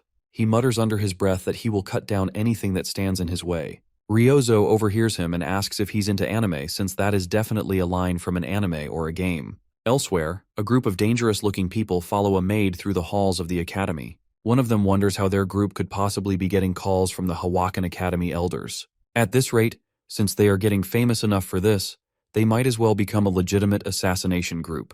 The boss, a woman with short silver hair, tells her subordinate to shut up unless he wants his teeth pulled out. Another one of the thugs tells the guy who spoke up that since he's new, he doesn't know that their boss hates the elites, but the payout from this job was just way too good to refuse. As they continue to talk, the boss repeats herself and tells her subordinates to shut up. They reach the office of the elder that summoned them, and the maid calls out to him through the door. The man calls for them to step in, and the first to walk in are Zhang Taipeng, the deputy leader of their group, Pari, a simple grunt worker, and the boss herself, Rei Shen. These three are members of the Undertaker Syndicate, which is a mercenary villain alliance. The elder thanks them for coming such a long way, and then he gets straight to the point, ordering his maid to give them a package. The package contains information on Kangjiyama, and one of the men wonders why they are being given details on some kid. The elder doesn't respond and tells them that Jiyama is to be dealt with during the next week's Survival Island training, and if they succeed, they will get 100 million up front as they originally discussed, and then a bonus will be paid separately upon full completion of the task. Rei asks what the disposal method should be, and the elder simply says to dump him in the ocean that surrounds the island and let the fish and sharks take care of the rest. The day of the written exam comes, and Jiyama munches on a sandwich as he reads through the material for the exam. He already aced the midterms, so he doesn't need to try too hard, but they post the rankings of the exams publicly, so he definitely shouldn't half-ass this exam. The two members of his club happen to also be top and second place in the written test, so he can't be caught lagging behind. As he's studying, he gets a text from Ryozo reminding him to get breakfast as he prepares for the written exam. Jiyama simply tells her that he ate a sandwich, and then she goes off on a rant about the importance of sugar in his diet. It looks like Ryozo has a penchant for spot-chewing nonsense first thing in the morning, and it's almost a mystery how she became the top scorer. Jiyama tells her that his country also has traditional exam sweets too, and she gets more interested at the mention of sweets. But then Jiyama ends the discussion by telling her to eat shit. She continues to spam his phone with texts asking what he means by that, but Jiyama has already dropped his phone and put it on silent, not willing to put up with her nonsense any longer. He has to focus on acing the exam and not letting the Yanggang maniac beat him. That's easier said than done though, because it turns out that Jiyama is an idiot. As Ryozo and Weapon argue about the answers to the questions, Chloe asks him how he did. He tells her that he guessed all the questions, but in reality, he scraped by using the game lore knowledge. However, he must have at least done better than Chloe, right? He asks her if she has heard anything from Nox, and if there's been any updates. She tells him that her brother called the previous day, but she was asleep so she missed it. He called at 7 in the evening, and she had been pulling all-nighters studying, so she didn't see it. Jiyama knows that Chloe is a night owl, so it's more likely that she ignored it on purpose. Auditory member's contact info is classified, so unless Nox seeks him out directly, Chloe's intel is his only source. She has her reasons for ignoring him, but they still seem awkward around each other. Jiyama personally thinks that siblings should get along better. Weapon loudly complains that he studied for days without sleep, and yet it looks like Ryozo passed him once again in their exam scores from the discussion they had. As Weapon has a panic attack, Ryozo gets up and comes to sit closer to Jiyama, curious about what he and Chloe are talking about. She asks them if they are dating, and although Chloe starts to fantasize in the background, Jiyama quickly denies it and tells them that it's not what they think. Then she leans in closer and asks Jiyama why he's always ignoring her texts if he doesn't have a girlfriend to worry about. He tells her that it was just one time, and it's not like he always ghosts her or something. Their conversation is cut short by Chloe, who is pissed to hear that he and Ryozo have been texting. He turns around as she hauntingly calls his name, only to see Chloe in full Yandere mode. She stares down at the two of them and calmly asks him about the fact that the two of them text. Chloe's sudden outburst is a shock to Jiyama. The redhead didn't say anything when the two of them were sitting next to each other, but now she's freaking out because of some text. Even Weapon can't understand her sudden change in attitude, but Ryozo finds the whole thing amusing. She jokingly asks Jiyama why Chloe is acting like that, but Jiyama tells her to back off before she makes things worse for them. She doesn't listen to him and keeps pestering him for why Chloe is suddenly acting like that, clearly knowing exactly why Chloe is freaking out. It's clear that she knows exactly what's going on with Chloe, but she's just having fun messing with them, not understanding how dangerous the incoming Yandere nuke is. Chloe is done watching them flirt in front of her, and she gets straight to the point. Jiyama never even gave her his number, and yet he's already chatting freely with Ryozo. Jiyama tries to explain that her number is confidential, but she's not listening to him. She's more focused on the fact that Jiyama promised that he would be her one and only prince. Ryozo clings to Jiyama, eagerly curious about what is going on, and Jiyama tries to explain through the waves of killing intent coming from one of his friends. He tells her that Chloe is a Yandere, but she pretends not to know what that is. Weapon pulls her off of Giamma by her face, clearly understanding what is actually going on. Chloe pulls out the trademark Yandere box cutter, ready to start cutting down everything in front of her. This is definitely different from the last time she entered Yandere mode, and Giamma doesn't know what to do. He has been slacking on his research about Yandere stuff on NeoTube, and now he has no idea how to handle her. Chloe starts to take a few steps towards him, telling him that from now on, she will make sure that he will only ever look at her from now on. Without giving him even a second to react, she rushes in to cut him down with the box cutter. That's when even Ryozo realizes that this is seriously bad. She continues to slash at him with the box cutter, while ranting that Giamma always makes her so sad. He's always hanging around with and flirting with other girls instead of her.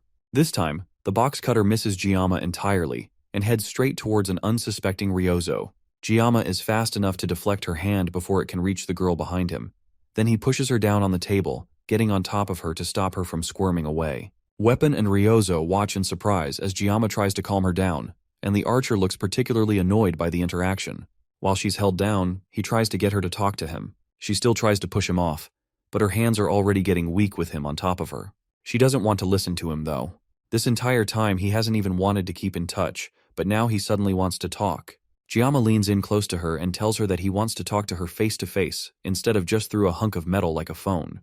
That seems to calm her down a little, and she starts to shiver as Giamma leans in even closer, intent to put an end to everything right here. He thanks her for always thinking about him, and that's enough to put Chloe in a state of Yandere overload. Giamma's riz is so potent that even Weapon starts blushing. Then he gets back up now that Chloe has been completely immobilized by his raw riz, and reminds her of back in the Buffalo dungeon when he relied on her help and they worked together.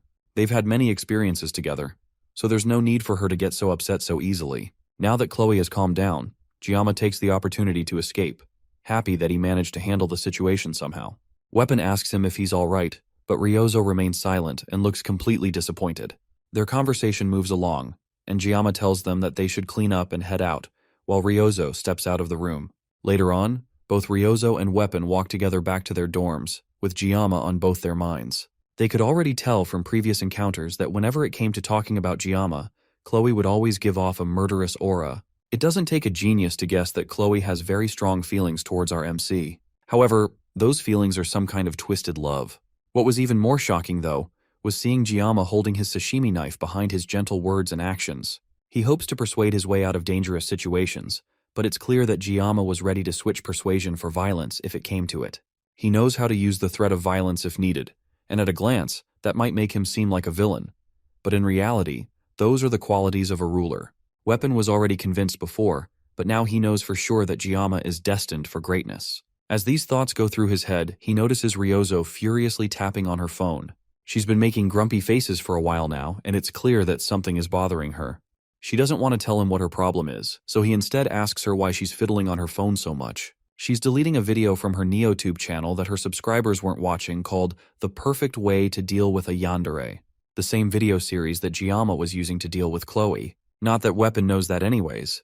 The video is clearly doing well with over 200,000 views, but she's still intent to delete it, claiming that she doesn't need it anymore. Weapon changes the topic, and the two continue to chat as they make their way through the campus. Elsewhere, at the Academy Library, Giamma looks through a series of books, alongside his fellow cadets. Starting next Wednesday, there's a scheduled deserted island survival training on Avalon Island that will hold for 3 days and 2 nights. Going by the name, it sounds like a serious survival camp, but cadets can only make teams from 1 to 4 people. The school even posted an official announcement with all the details to every cadet. The whole thing is more like a school event, similar to camping or a SCU trip. Giamma is in the library, picking up various survival guidebooks to get a better understanding of how to survive during the training trip. Since it's called survival, the Academy will evaluate each cadet's self-sufficiency, but the end result won't affect their grades. Now that he thinks more about it, even for Giamma, who was a player of the game, the training event left a lasting impression on him.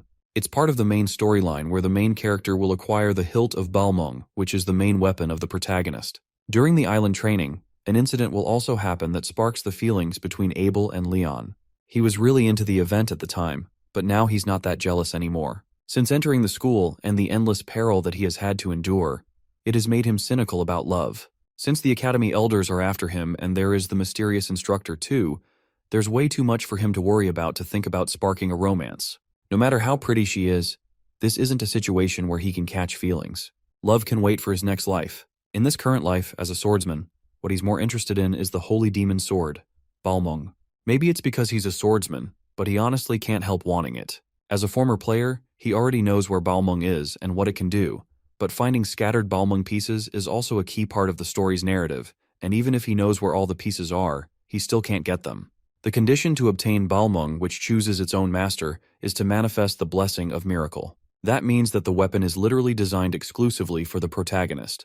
Compared to Gyama with a sashimi knife, the difference in their worthiness is just way too much. Instead of longing for the impossible, it's better to focus on learning what he will actually need to know for the 3 days on the island.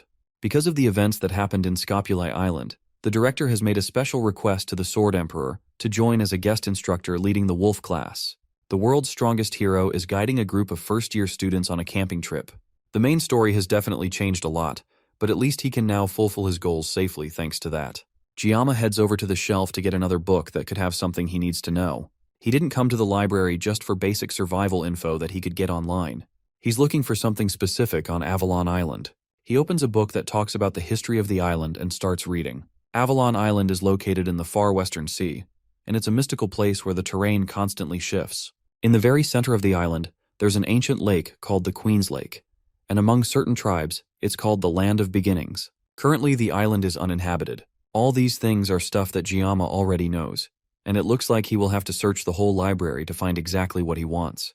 As he's combing through the books, a voice calls out to him and a firm hand grasps his shoulder gently. It's Leon, and the blonde-haired protagonist greets Gyama with a small smile. Some girls behind them squeal in joy at the mere sight of Leon, but Gyama is more focused on the book that the protagonist has in his hands. It's a book on introduction to magic, and it seems like Leon is trying to learn from what happened in the midterms. But even if that's the case, the protagonist shouldn't be in the library studying magic right now. Gyama finds himself being distrustful of this setup. Leon takes a seat in front of our MC and asks what kind of books Gyama is reading. Gyama explains that he's just trying to learn more about Avalon for their upcoming trip. Leon says that he finds Gyama to be surprisingly diligent, and our MC can't exactly deny it. With exercise, dungeon exploration, and studying magical beasts, his life is super bust. Since he knows what will happen in 3 years, Gyama has been doing his absolute best to prepare ahead of time for his own sake. At the end of the day, he's just trying to look out for himself. Leon thinks about that for a while, then tells Gyama that the two of them are different. That reminds our MC of the incident where Leon asked him where he came from.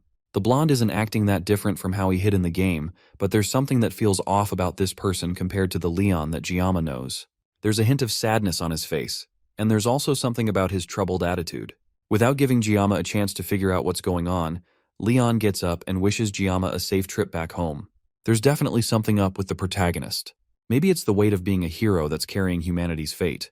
But whatever it is, it's definitely a heavy weight on his shoulders.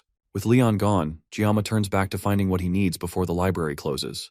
The day of the survival training comes along, and students gather in the training grounds for an orientation. Abel and Rachel meet up with Ryozo and Chloe, and Gyama's 4 wives have a brief stare-down. Some small talk passes between Abel and Ryozo, before Rachel butts in to break the tension. She brings up the fact that Ryozo jumped into Gyama's class and is trying to steal him from behind their backs, but Abel cuts in before she can go too far with her accusations.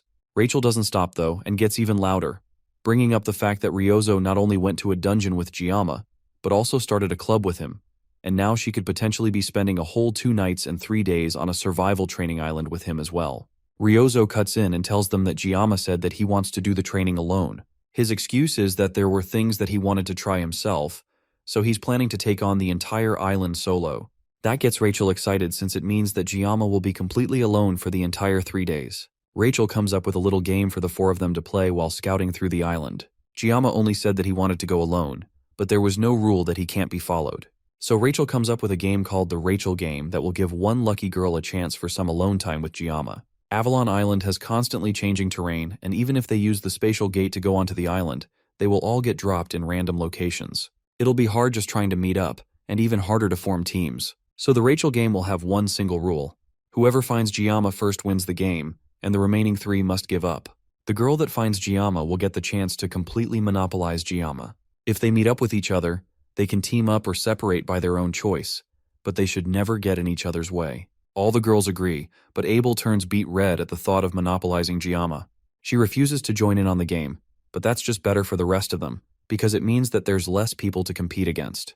Meanwhile, Giamma, the man on all the ladies' minds, is struggling with staying awake because of how long he spent in the library the previous day. He noted down everything he would need to know on his phone, and came prepared with 24 sashimi knives as well as a hidden secret weapon. Medea kept messaging him like a mum, making sure that he goes to the island prepared, and even reminding him to take underwear. It's almost like she's his grandma in the school. Before leaving, though, Giamma takes a moment to scan the school and the teachers present on the training grounds. The traits he's looking for are a tall female instructor with purple hair and eyes. He doesn't know what her intentions are, but if she's after him, then the deserted island survival training would be the perfect opportunity to get rid of him. The mysterious nature of the island where the terrain constantly changes also makes cleanup easier. The same thing obviously applies to Giamma as well, but he isn't comfortable with using a knife on a person. That doesn't mean he can just sit back and let himself get killed either. But the major issue is finding the teacher that meets the requirements. But the people of this must have all been dipped in food coloring at birth because there are a surprising number of women with purple hair and eyes. His thoughts are interrupted by Sief Freed and Abel, who are passing by on their way through the training grounds.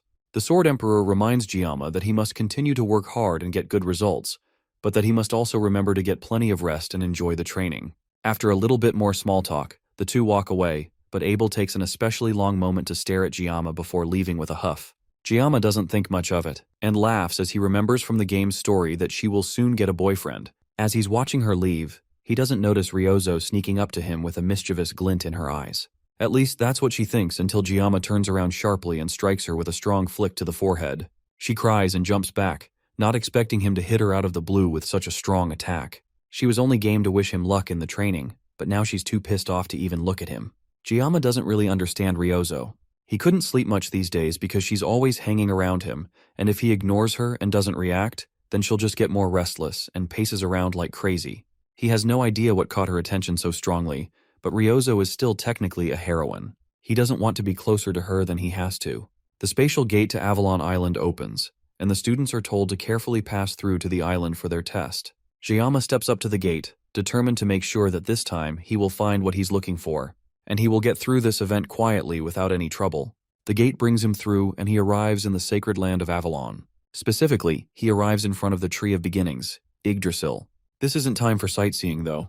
There is a survival test to pass, and everyone is working hard, so there's no time for him to slack off.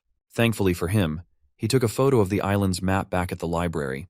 Then he marked the location where he can get the blessing of regeneration, after comparing his memories of when he played the game himself. The map looks familiar enough, and Giamma assumes that the blessing's location is near the lake at the island's center. This means that he needs to get as close to the World Tree's lakeside as he can. Then from there, he can cross both the rocky area and the forest area. There are 3 days left of the island training, and the academy didn't just send them out to play around. They gave the cadets a mission to find orbs hidden around the island. It's pretty much a treasure hunt like the ones that normal schools do on field trips. And the more orbs a student finds, the better the grades at the end of the test. Apparently, the orbs can also be used as enhancement material, which only makes Giamma more interested in grabbing some for himself. Following one of the survival books that he read in the library, he pulls out the secret weapon that he brought specifically for the test. It's a medium-sized machete that he found in the hiking section at a supermarket. It's usually used for cleaning weeds and logging, but most importantly, it's long enough for him to not trigger the blessing of the sword god. He bought this machete specifically for the training, since he hopes to save the 50 seconds of the blessing of painlessness for something huge to take care of. As he's testing out the machete, a small rabbit peeks its head out of a bush and stares at him curiously. Giamma originally thinks that this is the perfect time for him to gather some food, but his thoughts are broken when the rabbit comes out from the bush, revealing itself as a creature much larger than Giamma. It's a menacing creature for sure, but Giamma has taken down a cow king, so a little rabbit should be easy. He doesn't even need to activate the blessing of the sword god to take this monster out. Elsewhere, Abel also comes across a rabbit. That's thankfully normal size and a lot cuter than the monster that Giamma came across. Abel originally considers trying to help it find safety, but the rabbit chomps down on her hand before running away. Abel chases after it and pulls out her sword, now determined to turn the cute rabbit into an ingredient for her dinner. This is a perfect chance for her too, since she can use the rabbit to test her special training result. The rabbit runs faster and even turns around to smirk at her, as if it were looking down on her, and it reminds her of Giamma, who also regularly hid his true abilities. She speeds up to catch it, but the terrain suddenly changes, causing her to lose her balance and fall into a lake. The rabbit watches her with a look of disappointment from above the water's surface, and once again, she remembers Kang Giamma. The boy that fills her mind is also having his own struggles with the monster-sized rabbit. He worked out so much to be able to keep his body in shape, but even now, without the word God's blessing, he's barely able to keep up with a simple rabbit. Giamma drops to his knees and accepts defeat. It's better to starve instead of wasting more energy for no gain. He gives the rabbit the opportunity to leave, but before it goes, it gives Giamma a mocking smile. That causes Giamma to immediately change his mind and activate his blessing, and he takes out the rabbit immediately. Elsewhere, Rachel rushes through the forest, eager to find Giamma before anyone else. She has been going around in circles, but she can't get discouraged yet. After all, she was the one that made up this game, and she was talking up a big game the whole time. She turns and runs in a different direction, hoping to waste less time by just moving without thinking. Her voice is so loud that Ryozo at some other part of the island can hear her as she runs through the forest. She's also eagerly looking for Giamma, and she's determined to not be the loser if she's going to end up playing this game with everyone else. From what she landed somewhere on Avalon Island's beach, and immediately worked to adjust her goals for the special environment. The only place on the island that never changes is the World Tree, and knowing Giamma's personality, and the fact that he wanted to go solo, she figures out that he is most likely heading to the center of the island. It's going to be a pain to search for him, but she doesn't want anyone else to get to him first. Chloe is also having a great time desperately searching for Giamma. She's barely even paying attention to the monsters and animals trying to attack her as she dashes through the forest looking for him. She's one of the best scouts out of all the first, and on this island, she's confident that she can find him first, and he will only have eyes for her. She notices someone in the distance and runs even faster, hoping that it's her Giamma. Meanwhile, Giamma rests beside a campfire and roasts the rabbit that he killed earlier. He spent the entire day skinning the hide off the monster, and now he doesn't have to worry about food anymore. He hears something running through the forest and turns his attention to it immediately. It doesn't seem like a wild animal, and Giamma wonders if it could be someone targeting him. Right now, he can't afford to let his guard down, especially since he knows that there are people who want him dead in the academy. Thankfully, he has saved his blessing for a moment like this, and readies himself for a fight as the person gets closer. Chloe rushes through the trees towards her target, but it turns out to be Rachel instead of Giamma. The two of them immediately start arguing, angry that they seem to keep running into each other. Meanwhile, Giamma has to stop himself from narrowly cutting Abel in half as she falls in front of him. The two of them freeze and stare at each other, and the silence is only broken when Abel's stomach growls. Even though she didn't want to participate in the game, somehow Abel accidentally found Giamma first. She takes a long look around his makeshift campsite, and it looks like Giamma is thriving. He has a fur coat that looks warm and plenty of jerky to ensure that he doesn't go hungry. Even in this survival test, Abel continues to lose to him, no matter what she does. It's embarrassing to think about, and because of her dive into the lake earlier, she's also extremely cold.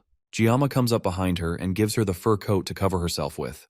The whole reason she found him was because she couldn't resist the smell of the food that he was cooking, but the blanket he gave her is at least warm enough to calm her down. She also has a twisted ankle from earlier when she was chasing the rabbit. Giamma doesn't waste any time as soon as he notices it and goes to bandage her ankle to take care of her injuries before it gets infected. Once her wounds are patched up, he asks her why she's wandering around alone. The Rachel game immediately comes to her mind, but she obviously can't tell him that. Instead, she tells him that she's more comfortable alone, which makes her similar to Giamma in a way. She remembers the fact that she so boldly told the girls that she wouldn't be joining in on their game, but now that she's here with him, she can't resist the urge to win. She picks up her phone and snaps a quick picture, showing that she had found Giamma first. She sends it to their group chat, immediately confirming that she had won the game, and the rest of them can't get close to Giamma. Ryozo and Rachel throw a fit as soon as they see the picture, but the deed is done. Abel stares blankly at her phone as Giamma hands her a piece of meat. It's awkward between the two of them for a while before Abel breaks the silence. She asks him how he became so strong, and Giamma doesn't have an answer to that immediately. Although most of his fights barely last for a minute, he still shows an incredible amount of strength that must have caused a stir since he came to the academy. He tells her that it's probably because of his teacher. Abel can relate since she spent 17 years of her life learning the sword from her grandfather. She was confident that she knew more about swords than anyone, but meeting Giamma makes her realize that there's still a lot she needs to know. She asks him the name of the family that he learned his swordsmanship from, but he doesn't answer her question. Instead, he tells her that he realized long ago that being strong doesn't always mean that he will win. In the end, it's always the ones that never give up until the end that win. Those who manage to endure will persevere and survive till the end, and those are the people that Giamma considers to be strong. Abel stares at him for a bit, but can't hold back her laughter. To her, Giamma's cliché line makes him sound like an old man, and it reminds her of her grandfather. This also reminds her of the first time that they talked on the bench. This is their first real conversation since then. He hands her another piece of meat, and Abel thanks him as she takes it. She gets so comfortable that she doesn't even realize when she sleeps off and wakes up the next morning. By then, Giamma had already left, and he left all his food and supplies behind without a word. Her leg has also completely healed, all thanks to his help the previous night. Abel can't help but cry as she realizes that this is the first time she has ever felt truly cared for by someone else. No matter what happened in her life, she always had to face it alone. Even when she encountered huge obstacles, she managed to overcome them eventually, but it was always alone. That was the duty of someone who carries the family name of Nibelung. But now, Kang Giamma has done all of this for her, while seemingly expecting nothing in return. All this time, she has envied and been jealous of people who offer kindness without expecting anything in return. And now he does this for her. With newfound energy, she picks up her sword and prepares to set off. Nothing will change for her if she just sits and cries, so she has to start moving. She wears the coat that Giamma gave her proudly, and sets off to continue her survival training. Meanwhile, Giamma pushes his way through the forest, and his mind wanders to Abel. Even he thinks that she's really pretty, but he also feels like Abel doesn't like him very much. He's not too worried since he already knows that Abel's character is just like that. She's always been a proud, aloof young lady. He ended up helping her due to their random encounter, but it's not because he had feelings for her. She just looked so pitiful that he couldn't bring himself to be cold to her. The main storyline might change a little now that he has interacted with her, but everything should be mostly fine. Today is also the day that Abel and Leon start developing feelings for each other. He at least hopes that she doesn't end up giving the fur blanket to Leon. Regardless, he has made it out of the forest after several hours of walking, and now his focus is solidly on finding the blessing before sunset. The blessing he's looking for is the blessing of regeneration, which is a guardian-class blessing that is just a rank below the blessing of transference. It's designed to amplify the body's regenerative capabilities, but the catch is that it can only be used on the person that owns the blessing, which means that the blessing is essentially just magical doping. However, because he has the blessing of transference, that restriction doesn't apply to him. He should also be able to patch up his sashimi knives as well. At a glance, the blessing seems like a cheat, but the regeneration isn't to the point of regenerating lost limbs. It's just a blessing that accelerates the healing of wounds. The blessing is also treated as a hidden bonus in the game, so it doesn't particularly affect Leon's growth. Since Leon will eventually grow stronger later on and gain more buffs, he has to make sure to get this blessing no matter what. After a little bit more walking, Giamma finally finds what he has been looking for, the blessing of regeneration. It is also beside a gigantic orb from the test, and with how obvious it is, it's practically a freebie. He came here for the blessing, but he gets an orb too, which is a lucky bonus for him. He goes to grab the orb and have a look, but suddenly, someone blocks him from getting to the orb. It's Leon, and he already knows that Giamma isn't here for a sightseeing tour of the World Tree. Leon stares Giamma down, already knowing fully well that Giamma came here with other intentions in mind. Giamma lies that he just saw the orb from a distance and came to get it.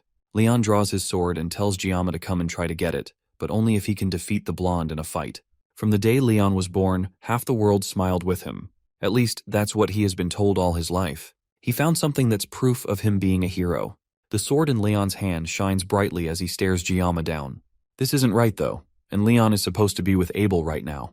Today is supposed to be an important turning point in the story. It looks like Giamma accidentally stole their event, and nothing ended up happening all night. But even if he knew that, fighting over it seems a bit pointless. Leon slashes the wall behind him, and it crumbles immediately without any resistance. He's serious about this fight, and nothing is changing his mind. Giamma can finally see the sword that Leon is holding, and it's Balmung, the hero sword that Leon is supposed to find. But its condition is strange to Giamma. Balmung is the world's worst, most sinister demon sword, and the blue gem embedded in its center is a catalyst. The gem grants the holy power to the holy demon sword, Balmung, and that is what neutralizes its magic. But since Balmung itself is based on magic power, and even if it's being neutralized by the ether gem, it's greatly affected by the user's character. That's why, in the game, Balmung could either become a demon sword or a holy sword depending on the player's choices. Leon tells Giamma to calm down, and only think of this as a sparring match. Leon has to be crazy though, since he can't even use Mental Realm yet. There's no way he can defeat Giamma at their current state. Leon takes a step forward, and it looks like he's trying to use Giamma as a stepping stone to grow stronger after getting Balmung. Our MC can kind of understand where Leon is coming from, but it's just a guess. One thing that he's sure of, though, is that the orb is just an excuse. Leon is done waiting around, and he launches towards Giamma to start the fight. Elsewhere, Ryozo scratches her neck in exhaustion as she walks through the forest. At some point, she ran into Weapon, and the two of them are walking together while she tries to find Giamma. Weapon didn't want to bump into her, but the two of them are reluctantly walking together. He takes a guess that she's probably searching for Giamma, and she doesn't deny it. At this point, it's obvious to Weapon that Ryozo is interested in Giamma. Until a month ago, the only thing Ryozo would do is nap in the archery range, but now, whenever Kang Giamma is mentioned, she starts acting active and different. He also noticed that she has started doing extra stuff without being asked, even though she always hated doing anything complicated or tedious. Ryozo stops suddenly and turns to him with a heavy blush on her face, and asks Weapon if her feelings for Giamma are too obvious. As the two of them talk, a loud sound comes out from the distance that startles the birds in the trees. It seems like an earthquake, but Ryozo can tell that this commotion is caused by Kang Giamma. Giamma himself is facing a bit of a dilemma. Leon is way more powerful than Giamma gave him credit for, and the machete he held as a secret weapon has already been snapped in half. Leon doesn't even think that Giamma is fighting back and sees this as our MC not having any respect for him at all. The truth is that Giamma just couldn't react at all. He didn't expect Leon to actually swing Balmung, but Giamma doesn't want to get dragged into some fight when he doesn't even know what's going on. He hesitated because if he tried to use his blessing, then he might have accidentally cut Leon down. But if he doesn't fight back, then Leon could definitely end up cutting off Giamma's head. Leon is the protagonist of Blessing of Miracle M, and he can't be underestimated. As the blonde hero walks towards Giamma, our MC has no choice but to pull out his sashimi knife. He's about to face off against a monster, and doing so without at least using his blessing would be absurd. He needs to get rid of the naive thought that he can just survive without using his blessing. He activates the blessing of the sword god and clashes as Leon makes another run towards him. The two of them fight, but in an instant, Leon cuts the first sashimi knife in half with little effort. Giamma quickly opens his bag and pulls out one of his several extras, then throws it at Leon. The blonde easily cuts all the knives before they can reach him, then rushes at Giamma again, cutting through several pillars behind him on his way. Giamma manages to dodge the attack, and then turns around to put some distance between them. Leon is definitely on a whole different level from the midterms, but even the protagonist's buff has its limits. Another massive slash from Balmung sends the terrain flying in different directions. Leon has used almost all his energy in this fight, but through the destroyed landscape and dust, Giamma walks towards him, completely untouched. He asks Leon why he's going this far, and Leon stops for a moment to think. The world has always told him that he will be the one to bring happiness to everyone. But now since Giamma showed up, it seems like everything he has been working to build doesn't matter anymore. Now this whole fight is supposed to show Giamma who is who between them. Leon activates his sword once again and charges up an even more devastating strike than before bringing it down towards Giamma. Our MC rushes towards Leon as the massive strike falls towards him, and the two of them clash for a moment. As the energy clears from Balmung, a small chunk of it chips off. Leon stops moving for a moment and stares down at his damaged sword. It looks like the destiny Leon was meant to have is now too far out of reach for him. From where he's standing, Giamma is the one that should have been chosen. As Giamma puts away his knife, the wind rustles around them, and as the dust clears, Leon is gone. That was an unexpected duel for Giamma, but it looks like he wanted to use it as a way to help him grow as a hero and strengthen himself. Giamma doesn't plan on losing to anyone, no matter their motivation. Leon didn't even come at him in a way that would allow him to end the fight easily, and he lost several sashimi knives in the fight. If Giamma had gone lightly and made even one wrong move, then he would have been dead. He tried his best not to target Leon, but thanks to that, he ended up dodging all over the place without putting in a real fight. Even so, Leon's growth is at a level is fitting for the protagonist. With that said, Giamma ended up slicing a bit of Balmung, but as long as he gets it repaired and collects more parts later, then reaching its final form shouldn't be a problem. At least he didn't end up cutting down Leon himself. That would have been an entirely different problem. With no other surprise attacks on the way, Giamma goes to take the orb for the survival training and pick up his new blessing as well. He picks up the blessing, and a system message pops up for him, confirming that he has acquired it as one of his abilities. It's a passive ability, and to test it, Giamma cuts into his own skin with a stone. Immediately, the wound disappears without even a scar, which is exactly what Giamma wanted this whole time. Still, getting this in the first place was tough. He heads back into the forest and rests by a campfire as he gathers his thoughts. He still can't get over the sudden duel he had with Leon for no reason. The only thing he can think of is that the fight happened because he accidentally stole Leon's special time with Abel, but Leon even said that their battle was going to happen sooner or later. Things were so tense that Giamma couldn't even question it, but now he desperately wants to know what the blonde protagonist meant by that. He already knows that Leon is an existence of this world, but that still doesn't answer the question of what exactly he is. And even beyond that, the one that brought Giamma into this world in the first place is a whole other mystery. He can't do anything to figure it out, and for now, all he can do is what he feels he needs to do. Even in his past life, he had a fiery personality. He has been holding it back a lot lately, but he could never ignore injustice. He used to get into a lot of fights with rude customers, but he never backed down no matter how tough they were. Maybe that is Giama's own weird sense of justice. At first, he tried not to interfere with the main storyline, but before he knew it, protecting himself became the top priority. Even though his actions were just to get a blessing, that shouldn't change the main plot. And yet today, he ended up fighting Leon. And now, he's also under the threat of assassination too. His life is really on the line, and if he continues down this path, he might end up cutting down a real person and not a monster. He still doesn't want to do that, and his mind starts to weigh down as he realizes that things might really come down to that. As he's thinking to himself, Ryozo appears behind him and mockingly encourages him to stop talking to himself and just act naturally instead of overthinking things. He turns towards her, but she's gone when he looks. It seems like this was just a hallucination, but he knows that if Ryozo were really with him, that's probably what she would say. He takes a moment to think about what the others are doing, and in that brief moment, he realizes that right now he's thinking about his friends. The word sounds so cheesy, but right now it gives him comfort. As the night goes on, Giama eventually falls asleep. Suddenly, the leaves in the bushes around him crunch silently as a group of dangerous-looking people make their way towards him with sharp objects in their hands. Their leader, Rei Shen, nods her head as a signal to start the attack, and two of the grunts throw their shuriken towards Giama. He instinctually wakes up and dodges the attacks, only taking minor cuts to his arms. Giama turns towards the Undertaker Syndicate and immediately recognizes their leader, Rei Shen.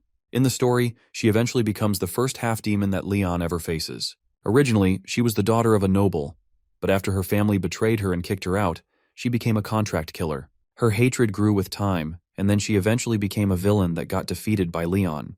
In other words, she's a character doomed to tragedy. As sad as her tale is, Giama can't find any sympathy for a killer who gave up her humanity. The group of assassins approach him as Giama cautiously tries to keep his distance. The men can immediately tell that Giama isn't normal, and even in a situation like this where he's surrounded by strong fighters, Giama is making a face like he wants to cut them all down. Rei Shen is the first to speak to him, and she asks him which organization he's from. Giama doesn't answer, mostly because he has no idea what to say to that. Why would hitmen be asking him that kind of question? Maybe they think he isn't a cadet because he seems so skilled. From what the other men are saying, it seems like this is the first time that Rei Shen has been interested in someone they are about to kill. They know that he's the top freshman, but they didn't think that he would put up a fight at all. Giama still doesn't respond to their provocations, and instead, he simply watches them. Then he figures out that since these people have come for him, then whoever sent them must at least be an elder in the academy. That shocks all of them because they didn't expect Giama to be investigating them. He knows that the Undertaker Syndicate are just butchers who kill people for money, and the more he talks about them, the angrier they get. Giama walks right up to Rei, getting right in her face and looking down at her, as if to mock her. One of the grunts finally has enough of the disrespect and turns to attack Giama, but in a split second, our MC activates the blessing of the sword god and makes quick work of the side character. The man makes fun of Giama for just running around dodging as his head slides off from his neck, which has been cleanly cut by Giama. Just like that, he dies before he even knows that he has been attacked. With this, Giama has finally cut down a person in a place that isn't the Academy's subspace. As the group panics and tries to figure out what to do, Giama's assimilation rate starts to go up rapidly, going from 12 to 88. In another reality, Chef Kim checks his phone and sees that it's already past midnight. He decides it's time for him to find what he's looking for quickly and call it a day. He's looking for his humanity, but he can't seem to find it anywhere. As he searches through the fridge, he sees some boxes of juice that spell out the words, "Blessing of the Sword God." As he looks at the weirdly organized boxes, he changes back to Kang Giama, but he still can't find what he's looking for. He sees some more boxes of juice, and they seem to be spelling out a message for him. The message tells him to cut it all down, no matter what it is, and as soon as he reads it, a bright red light comes flooding from the fridge, engulfing him and bringing him back to reality. His left eye starts to darken as a manic glare comes over his face, and it's clear that Giama is ready to take out anything and everyone in his way. The other goons don't get the hint that they are already dead, and they try to rush towards him so they can bring him down, but Giama doesn't waste a second as he meets them halfway and cuts 3 of them down with one clean strike. Another pair of assassins come at him with their swords drawn, and our MC easily jumps over their attacks, twisting in midair before slicing them in the back, killing them easily. The men try to encourage each other to not get taken down by one brat and rush to attack him all at once, while Rei Shen, their leader, watches from behind as blood, guts, and body parts go flying in all directions. As she watches her men get mercilessly cut down, She starts to question if the person they are going up against is really a cadet. He's clearly in an entirely different league than all of them combined, and at this rate, they are all going to be wiped out. The goon closest to her yells out in fear, calling for his captain to tell him what to do. But before Ray can even process what he's saying, Giamma swiftly appears beside him and ends his life in one swift motion. The kid was supposed to be an easy target for them, just a quick kill that they would forget about by the end of the week. But now, all her men are dead, and she's most likely going to be next. Now she understands why the old man was promising such an absurd amount of money for someone that was supposed to be a quick and easy kill. That crazy old man set them up against someone who is clearly no longer human. He has to be a half-human, half-demon that's disguised as a cadet. Giamma's attention turns to her, and before Rei Shen can back away, her back is already in the glue as Giamma sits on top of her, keeping her completely pinned while a knife presses against her throat. Giamma managed to finish this whole thing quickly with a whole 9 seconds left on his blessing of painlessness. All the time for the day was used up because of Leon and this Undertaker group. It was for self-defense, but Giamma still wishes that he won't need to use it again. Fighting humans is a completely different feeling compared to fighting demonoids. Even though he's not a fan of what he just did, his opponents were human butchers that were coming for his life. There was no reason to show mercy, and he doesn't have any regrets. Now the only person left to take care of is Rei Shen, and she has clearly lost all will to fight. He ties her hands to a tree, keeping her immobilized. Then he starts his interrogation by asking her who sent her. However, even in this situation, Rei is a professional, and she's not about to let Giamma's intimidation work on her. But Giamma isn't going to give up so easily either. This is finally his chance to figure out who has been after his life. All he has to do is figure out how he's going to get the information out of her. Giamma bends down to her and asks her if she's stupid. After all her subordinates have been turned to fertilizer for the forest, and there's a good chance that she will be next if she decides to continue crossing Giamma. Rei can't take it anymore and grits her teeth in anger, convinced that Giamma is a demon. But now even she can see why the elder put a hit on him. She tried to look into Giamma before the mission, but all of his personal records were erased, including even his relatives and his parents. That causes Giamma to pause in confusion, and the rest of Rei's ranting falls on deaf ears. He has no idea what she means by his family records being erased. He tries to remember his relatives and his parents, but suddenly realizes that he can't even remember what his family looks like. He desperately asks her to explain herself, while pulling out his sashimi knife from its cover. He was originally planning to find out the name of the person that hired the mercenary group, then he would have let her go peacefully. But now that she has revealed something so distressing, it looks like he has no choice but to take this more seriously. He tells her plainly that if she doesn't cooperate with him, then she will end up losing an arm and a leg and any other limb Giamma wishes. As long as she can still talk by the end of it, he doesn't care how mangled she ends up being. Suddenly, the area fills with immense magical pressure, pushing both Giamma and Rei down. Giamma turns around and sees that the blood of the corpses seem to be rising into the air and heading towards Rei. Suddenly, the stoic look on Rei's face changes to raw terror as she sees the blood gathering around her body. Elsewhere, Sief Freed takes the break as an opportunity to go fishing with his brand new fishing rod. He hasn't gotten a single bite since he started, but it's still nice to enjoy the rare peace and quiet. A disturbance in the water makes him momentarily think that he's about to get a catch, but instead, the fishes are thrown into the air as if something terrible were shaking the island itself. He can immediately tell that something is wrong. There is a terrifying amount of magic power in the air that is comparable to a demon commander. As the blood wraps completely around Rei, she starts to groan in pain as she begs Giamma to help her. Her skin starts to turn purple and her eyes look broken as she pleads with Giamma not to let her die. Then, suddenly, a massive blast blows up the area that Rei was just laying, and the massive explosion is bright and loud enough to illuminate the whole island. The smoke of the explosion clears, and Rei is standing in the wreckage. Except this is clearly not Rei. Whoever this new person is, her skin is burning in different parts, all the way up her body. And the first thing she does is stretch and comment that she hasn't been in the human world for 700 years. This level of magic power makes the mermaid that almost killed Giamma look like a small fish. That, as well as the impure flame that covers her body, makes Giamma certain of who he's looking at. This person is the Demon King's Army 5th Legion commander, the succubus demon, the bewitching flame Agor.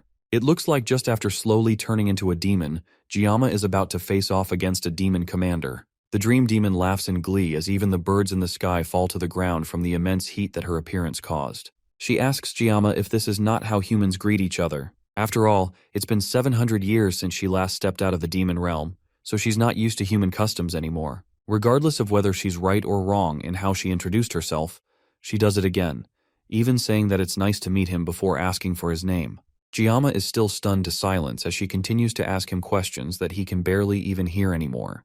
Right now, he's struggling to dig up his memories, in the hopes that even the smallest and seemingly useless fragments can serve as a mirror to let him see into the future. The biggest advantage Giamma has right now, that has allowed him to survive in this world for so long, are his memories from playing Blessing of Miracles M from his past life. From what he remembers, the succubus Agor is a fire-type demon and one of the Legion commanders. Although her physical strength is pretty average among the other commanders, she excels in mental magic. That's the basic details he can remember reading about Agor on the game's wiki, back when he quit the game, but he has no idea why Agor would come down to the human world after 700 years. Even more, she used possession to descend through Lei Shen as a host. He doesn't have any more time to think about it as Agor speaks to him again. She asks if he is the one that killed all the mercenaries littered on the floor. From the moment she descended, she realized that Giamma is no ordinary human, and the fact that he's even still standing with a sane mind after seeing her is proof that he has outstanding capabilities. However, even with that, just from his physical appearance, she can tell that he's just a whelp, but he will most likely turn out well in the future. If that's the case, she comes to him with a proposal to make a contract with her. As she says that, she activates her mind control powers, completely bewitching Giamma as he looks at her. He tries to ask her what she's doing to him, but she cuts him off before he can say anything. Giamma should be honored after all that a Legion commander would give him the special chance to become her slave. In the end, she knows that even though humans may act noble, they only end up judging each other and creating their own pecking orders. They chase after their own interests and kill others to cause pain. Instead of allowing him to live in a world like that, Agor is giving Giamma a chance to dream a dream of glory with her. The mind control starts to take effect as her words sink into his mind. The more he thinks about it, the more he can't help but agree with her. After all, humans only judge others and stand in their own way. If he wants to survive, then accepting Agor's offer would be the right thing to do. On top of that, his ultimate goal of survival will be much easier if he sides with the Demon King's army. But his opponent is a demon, and not just any demon, but the succubus queen, Agor. That's why he has to fight her influence and make his decisions on his own. As his mind just barely manages to cut through her powers, Agor notices that he has undone her high-level magic. She starts to wonder if he broke free because she is currently inhabiting a pathetic vessel. She only made that contract with Lei Shen because of all her whining, but now she's starting to regret her decision.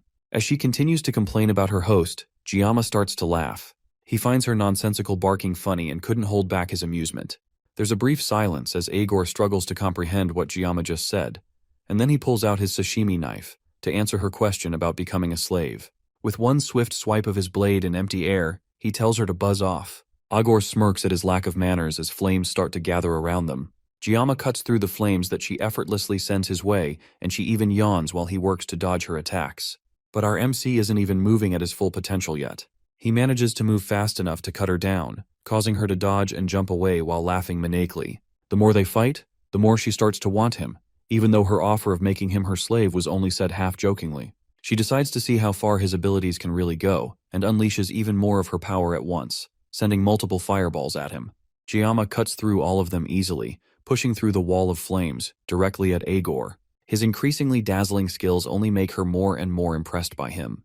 As he approaches her, she's forced to turn and run while he gives an endless chase. Giamma has clearly gone past human limits, while she on the other hand is adapting much too slowly despite the fact that it has been several minutes since she descended. Our MC manages to catch up to her and turns to bury his knife in her back. This time Agor is genuinely concerned by just how fast Giamma is to be able to catch up to her so quickly. The two of them collide, releasing a massive explosion that destroys the earth around them. As the smoke clears, Agor stands above Giamma, easily holding back his knife that was about to stab into her just a moment ago. She comments on him having an impatient personality and asks him if he's in a hurry. He doesn't have to go anywhere since Agor has all the time in the world for him. Giamma is in a hurry though, and he knows that there is no time to waste. With all his strength, he cuts through her grip, freeing his hand and pushing in for another attack. His body starts to glow with his aura as he pushes himself even harder to settle this fight. There's no time to waste, and the clock is slowly ticking down until his blessing of painlessness ends, leaving him completely vulnerable. Agor notices that he's somehow getting even faster, despite already overcoming what is humanly possible. The two of them continue to clash, sending sparks of flames shining all over the place as the seconds tick away. Their battle gets brighter and brighter until finally, his blessing of painlessness wears off, leaving Giamma completely exhausted as he pants heavily, barely being able to stand as she towers over him. Agor, meanwhile, has nothing to show for the brutal fight besides a severely cut-up hand covered in flames. If it weren't for the clause that the humans and demons signed 700 years ago, this battle would have gone a lot differently. As she stares at her hand, she just can't get used to seeing her own red blood pour out of her multiple wounds. It almost feels like she has become human herself. And just like that, she uses her flames to completely heal up her arm, leaving her good as new. She approaches Giamma, who can barely even stand upright anymore, and tells him that it would be a waste to leave him as just a human. He has a burning determination that consumes his body, and it captivates her. He may be lacking in manners, but Agor likes his fiery passion, and at his age, he might even have more potential than the other kid that was prophesied to be the vessel of the past hero. Agor laughs as Giamma continues to glare at her defiantly. Now that she has almost adjusted to her new body, she starts to see Giamma differently and wonders if he will be the one to fulfill the wishes of the demons. To find that out, Agor decides to give him one last test to see if he really is what she's searching for. She charges up even more flames around him as she rises up into the air and tells our MC that if he can survive her next attack, then he passes. The flames rise and form a ball in the Legion commander's hand, looking brighter and hotter than anything she has used so far. Giamma's eyes start to glaze over as she charges up the attack. It's clear that he has no energy in him anymore. Agor tells him that he has to endure at least this much as she tosses the mini-sun over towards him. At the same time, someone else rushes in from the side, leaping up towards them and stepping in front of the blast to block it from hitting Giamma. It's Sief Freed, and he arrived just in time to save his young student from certain death.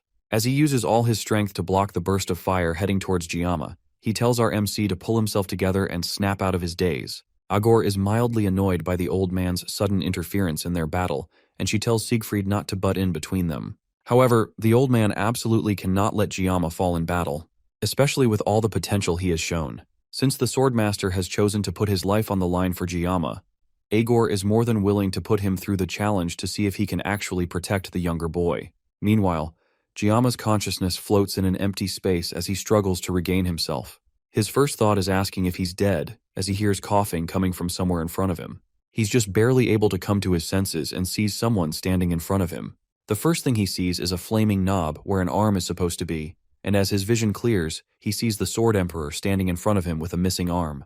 Despite his missing limb, the Sword Emperor is still determined to make sure that a peerless talent like Kang Giamma isn't lost in vain to a pointless battle like this. With all his strength, he used his sword and his bare hand to completely block an attack from a Legion commander, and even as he lost his entire arm, he still stands in front of a student like a protective shield.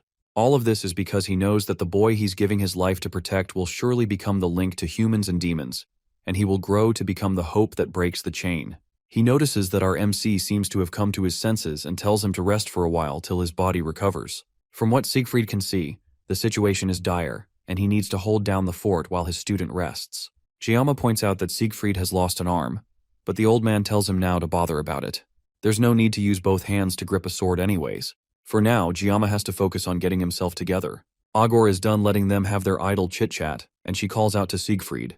She doesn't understand how someone past their prime is taking her magic head-on. After all, he's just a mere human, and he should barely be able to think while around her, much less hold his ground like this. Siegfried doesn't answer, and instead tries to get a grasp of the situation he dove into.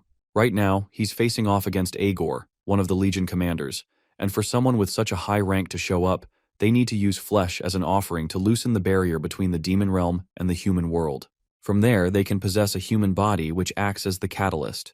Because of the backlash from the whole process, demons can't bring out their full strength while possessing someone, but that doesn't change the fact that they are unstoppable disasters whenever they appear. Fortunately for them, it seems that Agor and her current host body aren't a good match. For her to be struggling against Giamma is understandable considering just how overpowered he is, but she's even getting pushed back by a dying old man.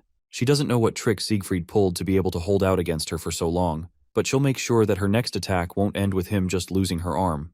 With that, she makes another charge towards him, and Siegfried responds in kind, rushing towards her with his sword held in his one good arm. The two pass each other, and our grandpa manages to chop off her arm as payback. Agor screams out in pain and anger as her flaming arm falls limply to the ground. She stares at it in shock as Siegfried asks her if she's afraid yet. After all, now things are fair between them. That angers Agor even more, and she goes in for another attack, spawning massive flames that cover the entire area. Siegfried calmly holds his sword as it builds with aura, preparing for a counterattack. He doesn't know exactly why she crossed from the demon realm into the human world, but he can see clearly that her eyes are filled with fear. As the flames move towards him like a molten whip, the old man cuts it away easily and dodges the attack. Then he leaps away from where he's standing, moving faster than Agor can see. The succubus still doesn't think that Siegfried is much of a threat, and she's so busy mocking him that she narrowly allows her head to get cut off by his sword. In an instant, Siegfried appears beside her, swiping his sword at her neck, which she very narrowly manages to dodge. Siegfried has such a dense aura around him that she can't even sense his movements around her. That's when she takes a moment to seriously look at his face and realize that Siegfried is a descendant of Aaron, one of the heroes of old. That may be the case, but Agor tries to calm herself before panic washes over her. After all, Siegfried is still just a human with a body far past its prime.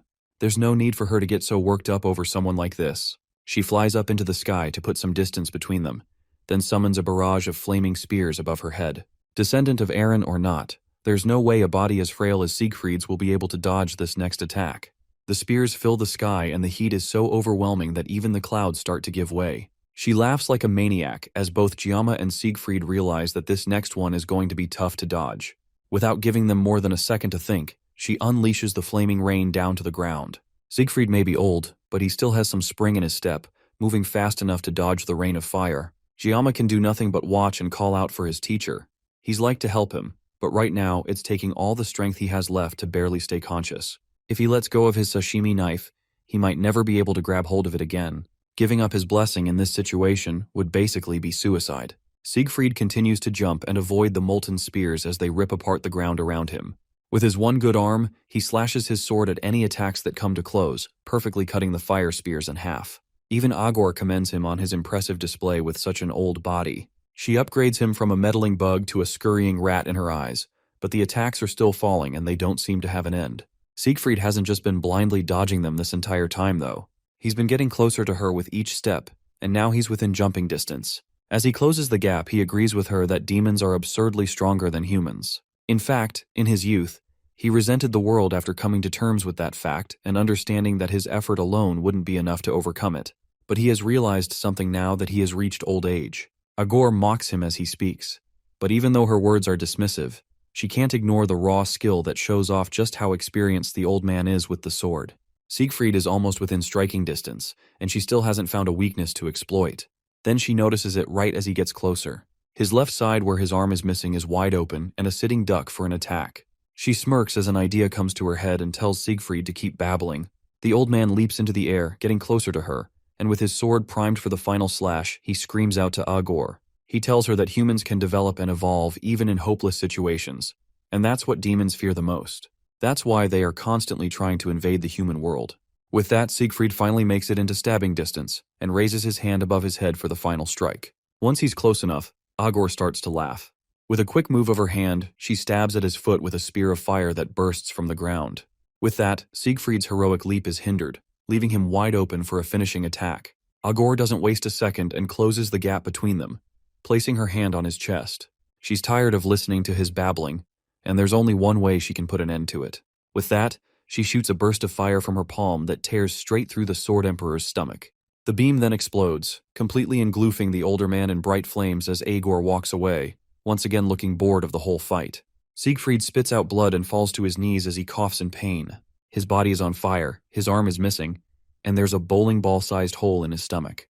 Honestly, the old man has definitely had better days. Now that he's well and truly defeated, Agor gives him every neat's dream and places a flaming foot on his head, pinning him to the ground.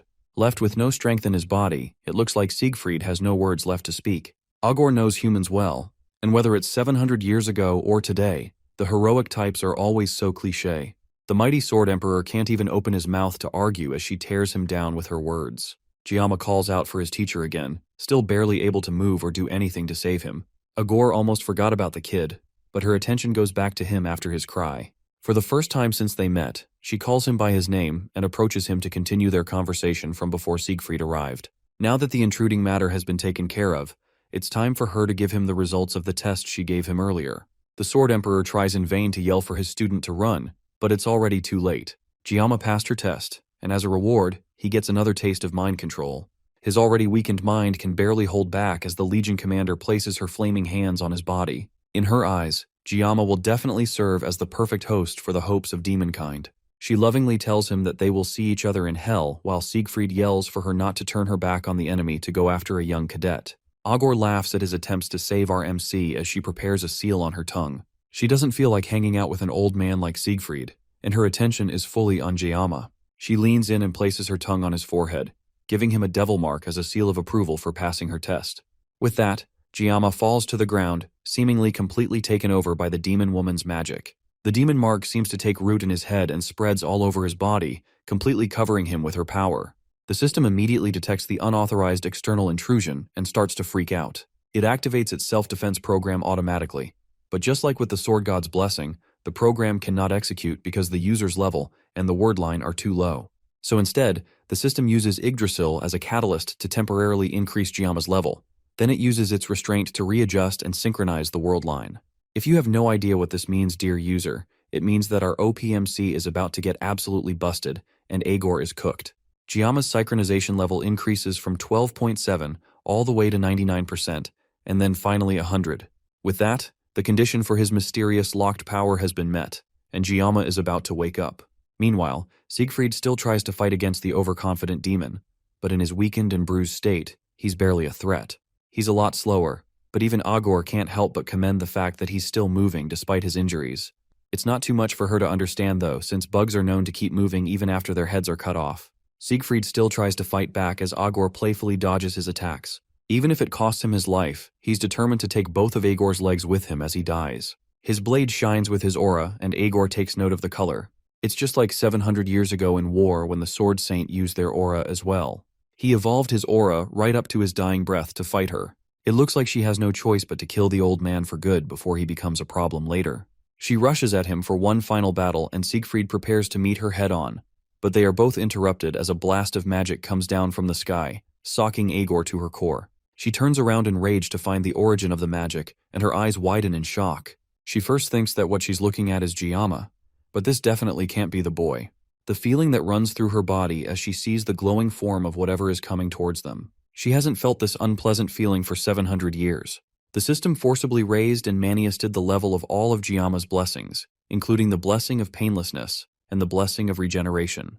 Then it used the blessing of transference to halt the world line's pain and damage with the other two blessings. Agor grits her teeth in anger as she stares at the person that dares to interfere with her plans.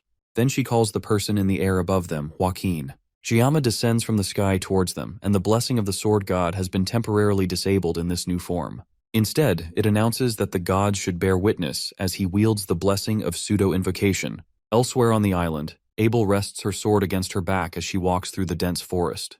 Today is the last day of the training exercise, but something is clearly wrong. It's almost 7 o'clock in the morning as Ryoho checks her phone to make sure that she's not going insane. Weapon wakes up behind her and asks her what she's doing walking around when it's not even dawn yet. But she tells him that dawn is already over. Sunrise was a long time ago, and yet the sky is pitch black, as if it were still the middle of the night. Regardless of what's going on though, it's about time for the cadets to head back to the academy, and they will all eventually meet up there. Even Chloe and Rachel, who are fast asleep while dreaming of Kang Giamma. The other cadets are also waking up and realizing that it's time for them to reunite at the return point, and Ryoho is sure that many others have already gathered there since yesterday. No matter what is going on, Ryoho is sure that this isn't a good sign for them.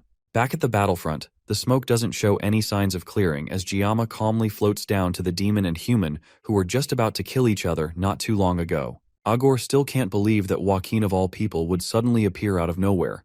And for the first time in the entire battle, the fear that Sief Freed has been seeing in her eyes is now written clearly on her face. But as our MC's feet touch the ground while crackling with electricity, Agor gets her first good look at the person that has appeared in front of them. It's not the Joaquin that she's been scared of for 700 years, but instead Giamma, who she was just playing with like 5 minutes ago. Now that she has a clear look at him, she realizes that it was careless to think that this would be Joaquin. No matter how strong he was 700 years ago, he's still human, so there's no way that he would still be alive. But that doesn't change the immense feeling of dread that's washing over her as Giamma approaches her, and at this point, even her judgment is starting to slip as a result. And where is Sief Freed during all of this chaos? He's basking in the light of a new god. As soon as Giamma gets close enough to him, his knees buckle, and he gets down in respect. Giamma stares at him for a moment before raising his hands, and Sief Freed's wounds immediately start to heal and seal up. Once Sief Freed has been taken care of, Giamma closes his eyes to concentrate. Then he opens them, unleashing a burst of power as the electricity that was coursing through him earlier starts to engulf the entire area. In a flash, he disappears, and before Aegor can even blink, he reappears behind her and starts walking towards her. Meanwhile, the Legion commander is petrified with fear as her brain struggles to figure out just what the heck is going on here. She can't get a clear grasp of his form at all, and it's almost as if his new powers are beyond her comprehension. She starts to wonder if it's because of the Luzi body that she's inhibiting, but it's definitely more than that. This entire situation is just beyond understanding. One thing that she's definitely sure of, though, is that this guy is surely not human. If that's the case, then she has to take back what she said a while ago. She apologizes to Giamma for taking back her words as she reaches under her, drawing magma from the earth for one massive attack. It's a shame that she has to give all her strength to take him out now. His body would have made a fine vessel for someone else. But if she doesn't take him down here, then he will definitely become someone that blocks the path of the rest of demon folk. Giamma stares calmly at her as she charges up a powerful attack in her hands, and the magma from below the earth breaks through the ground and takes shape in front of her. Then she takes it all together and turns it into a massive fireball that she holds over her head. Sief Freed grits his teeth in shock at the display of raw power, but Giamma doesn't seem fazed at all. Then she sends the massive fireball hurtling towards Giamma, wishing him one final goodbye with a promise to see each other again in hell. The massive ball of fire shoots towards Giamma and Sief Freed, and it's so large that it breaks apart the earth as it flies towards them. Sief Freed can barely believe his eyes at the size of the attack, and there's not much he can do to stop it from taking them out. Giamma walks forward as the flames fly towards them, and for the first time since he descended with his newfound power, he speaks. Inside him, the system runs through multiple calculations to keep his new form active and maintain all his blessings at once. Considering the world line values that were tampered with, the manifestation time is limited to 60 seconds, meaning that Giamma doesn't have a lot of time to finish this. But considering this new form, it's not like he needs a lot of time anyways. The world itself seems to freeze in place as Giamma walks towards the fireball with only one intention: to cut it as perfectly as possible. Several potential cutting lines appear on the massive blazing ball, but only one looks usable. He focuses on it and activates one of his new powers called Thousand Sword, which slices the fireball and goes beyond it to even cut down Aegor, who still has her hand outstretched. The ball of fire explodes in a burst of energy, filling the area with a blinding light that overwhelms everything. Once the light dies down, Aegor's body falls to the ground, split perfectly in half from Giamma's power. She falls to the ground, with no energy left to spare. Then her eyes look to the sky as it starts to brighten. Around the island, the other students also point and look at the sky in shock, and they can barely believe what they are seeing. The sky, which was dark not too long ago, has opened up with a perfect cut going straight through it. The other students don't know what's actually going up, and they all just think that the sunrise on this island just happens to be really weird. Back with Aegor, she struggles to even breathe properly as her blood pools around her in what looks like molten magma. She can't regenerate her body, and it feels like even the very source of her mana has been cut. At this rate, she's going to die soon, and there's no way to save herself. Beside her, Giamma's transformation falls, and he's barely able to keep his balance before falling to the ground. It looks like the transformation took all the power from his body, leaving him unconscious right in front of Aegor. The Legion commander sees her chance and starts to crawl towards the unconscious boy. She can't accept the fact that she's going to die so pathetically, but more importantly, from what she's seeing, King Giamma will turn into a calamity for the demon folk. She uses the last of her energy to activate one last powerful spell called Flamma and aims it at Giamma. Even if she's going to die, this is her only chance to save her race before it's taken out. But her spell casting is cut short as a sword goes straight through the back of her head, all the way out of her mouth. She's just barely able to turn around to see Sief Freed burning the sword into her neck. He warned her not to turn her back to the enemy after all, and her carelessness is just like the 6th Legion commander Basman. Still, to him, she's tougher than Basman, but this is where her story ends. She has one last chance to curse at him before he fuels his sword with his aura, driving his energy into her and killing her from the inside out. Her screams eventually die down until they are nothing more than pained, muffled yells. Then her body slowly decays and fades away as she disappears into nothing. As she dies, Sief Freed finally announces that his name is not Aaron's descendant. It's Siegfried von Nibelung. Then the Sword Emperor turns his attention to the unconscious Giamma still laying defenseless on the ground. He goes to turn the boy up and check his body to see if he's okay. His breathing is steady, and although there are some blocked blood vessels, he has no fatal wounds and only seems to be asleep. Thankfully, his life is not in immediate danger. Now that he has confirmed that, Sief Freed wonders just what the hell Kang Giamma is. Earlier, after Giamma manifested his new form, Sief Freed compulsively got to his knee as a show of courtesy. That act wasn't on purpose, and it was just an unconscious response as a swordsman. Long ago, since ancient times, humans have believed that an incomprehensible will resides within all creations. Storms and floods, lightning out of a clear sky, comets falling from the night sky, and even supernatural or superhuman forces have always been objects of fear for humanity. But ironically, people worshipped these transcendental powers in hopes of receiving blessings and protection. Over the years, people began to call such things calamities or gods.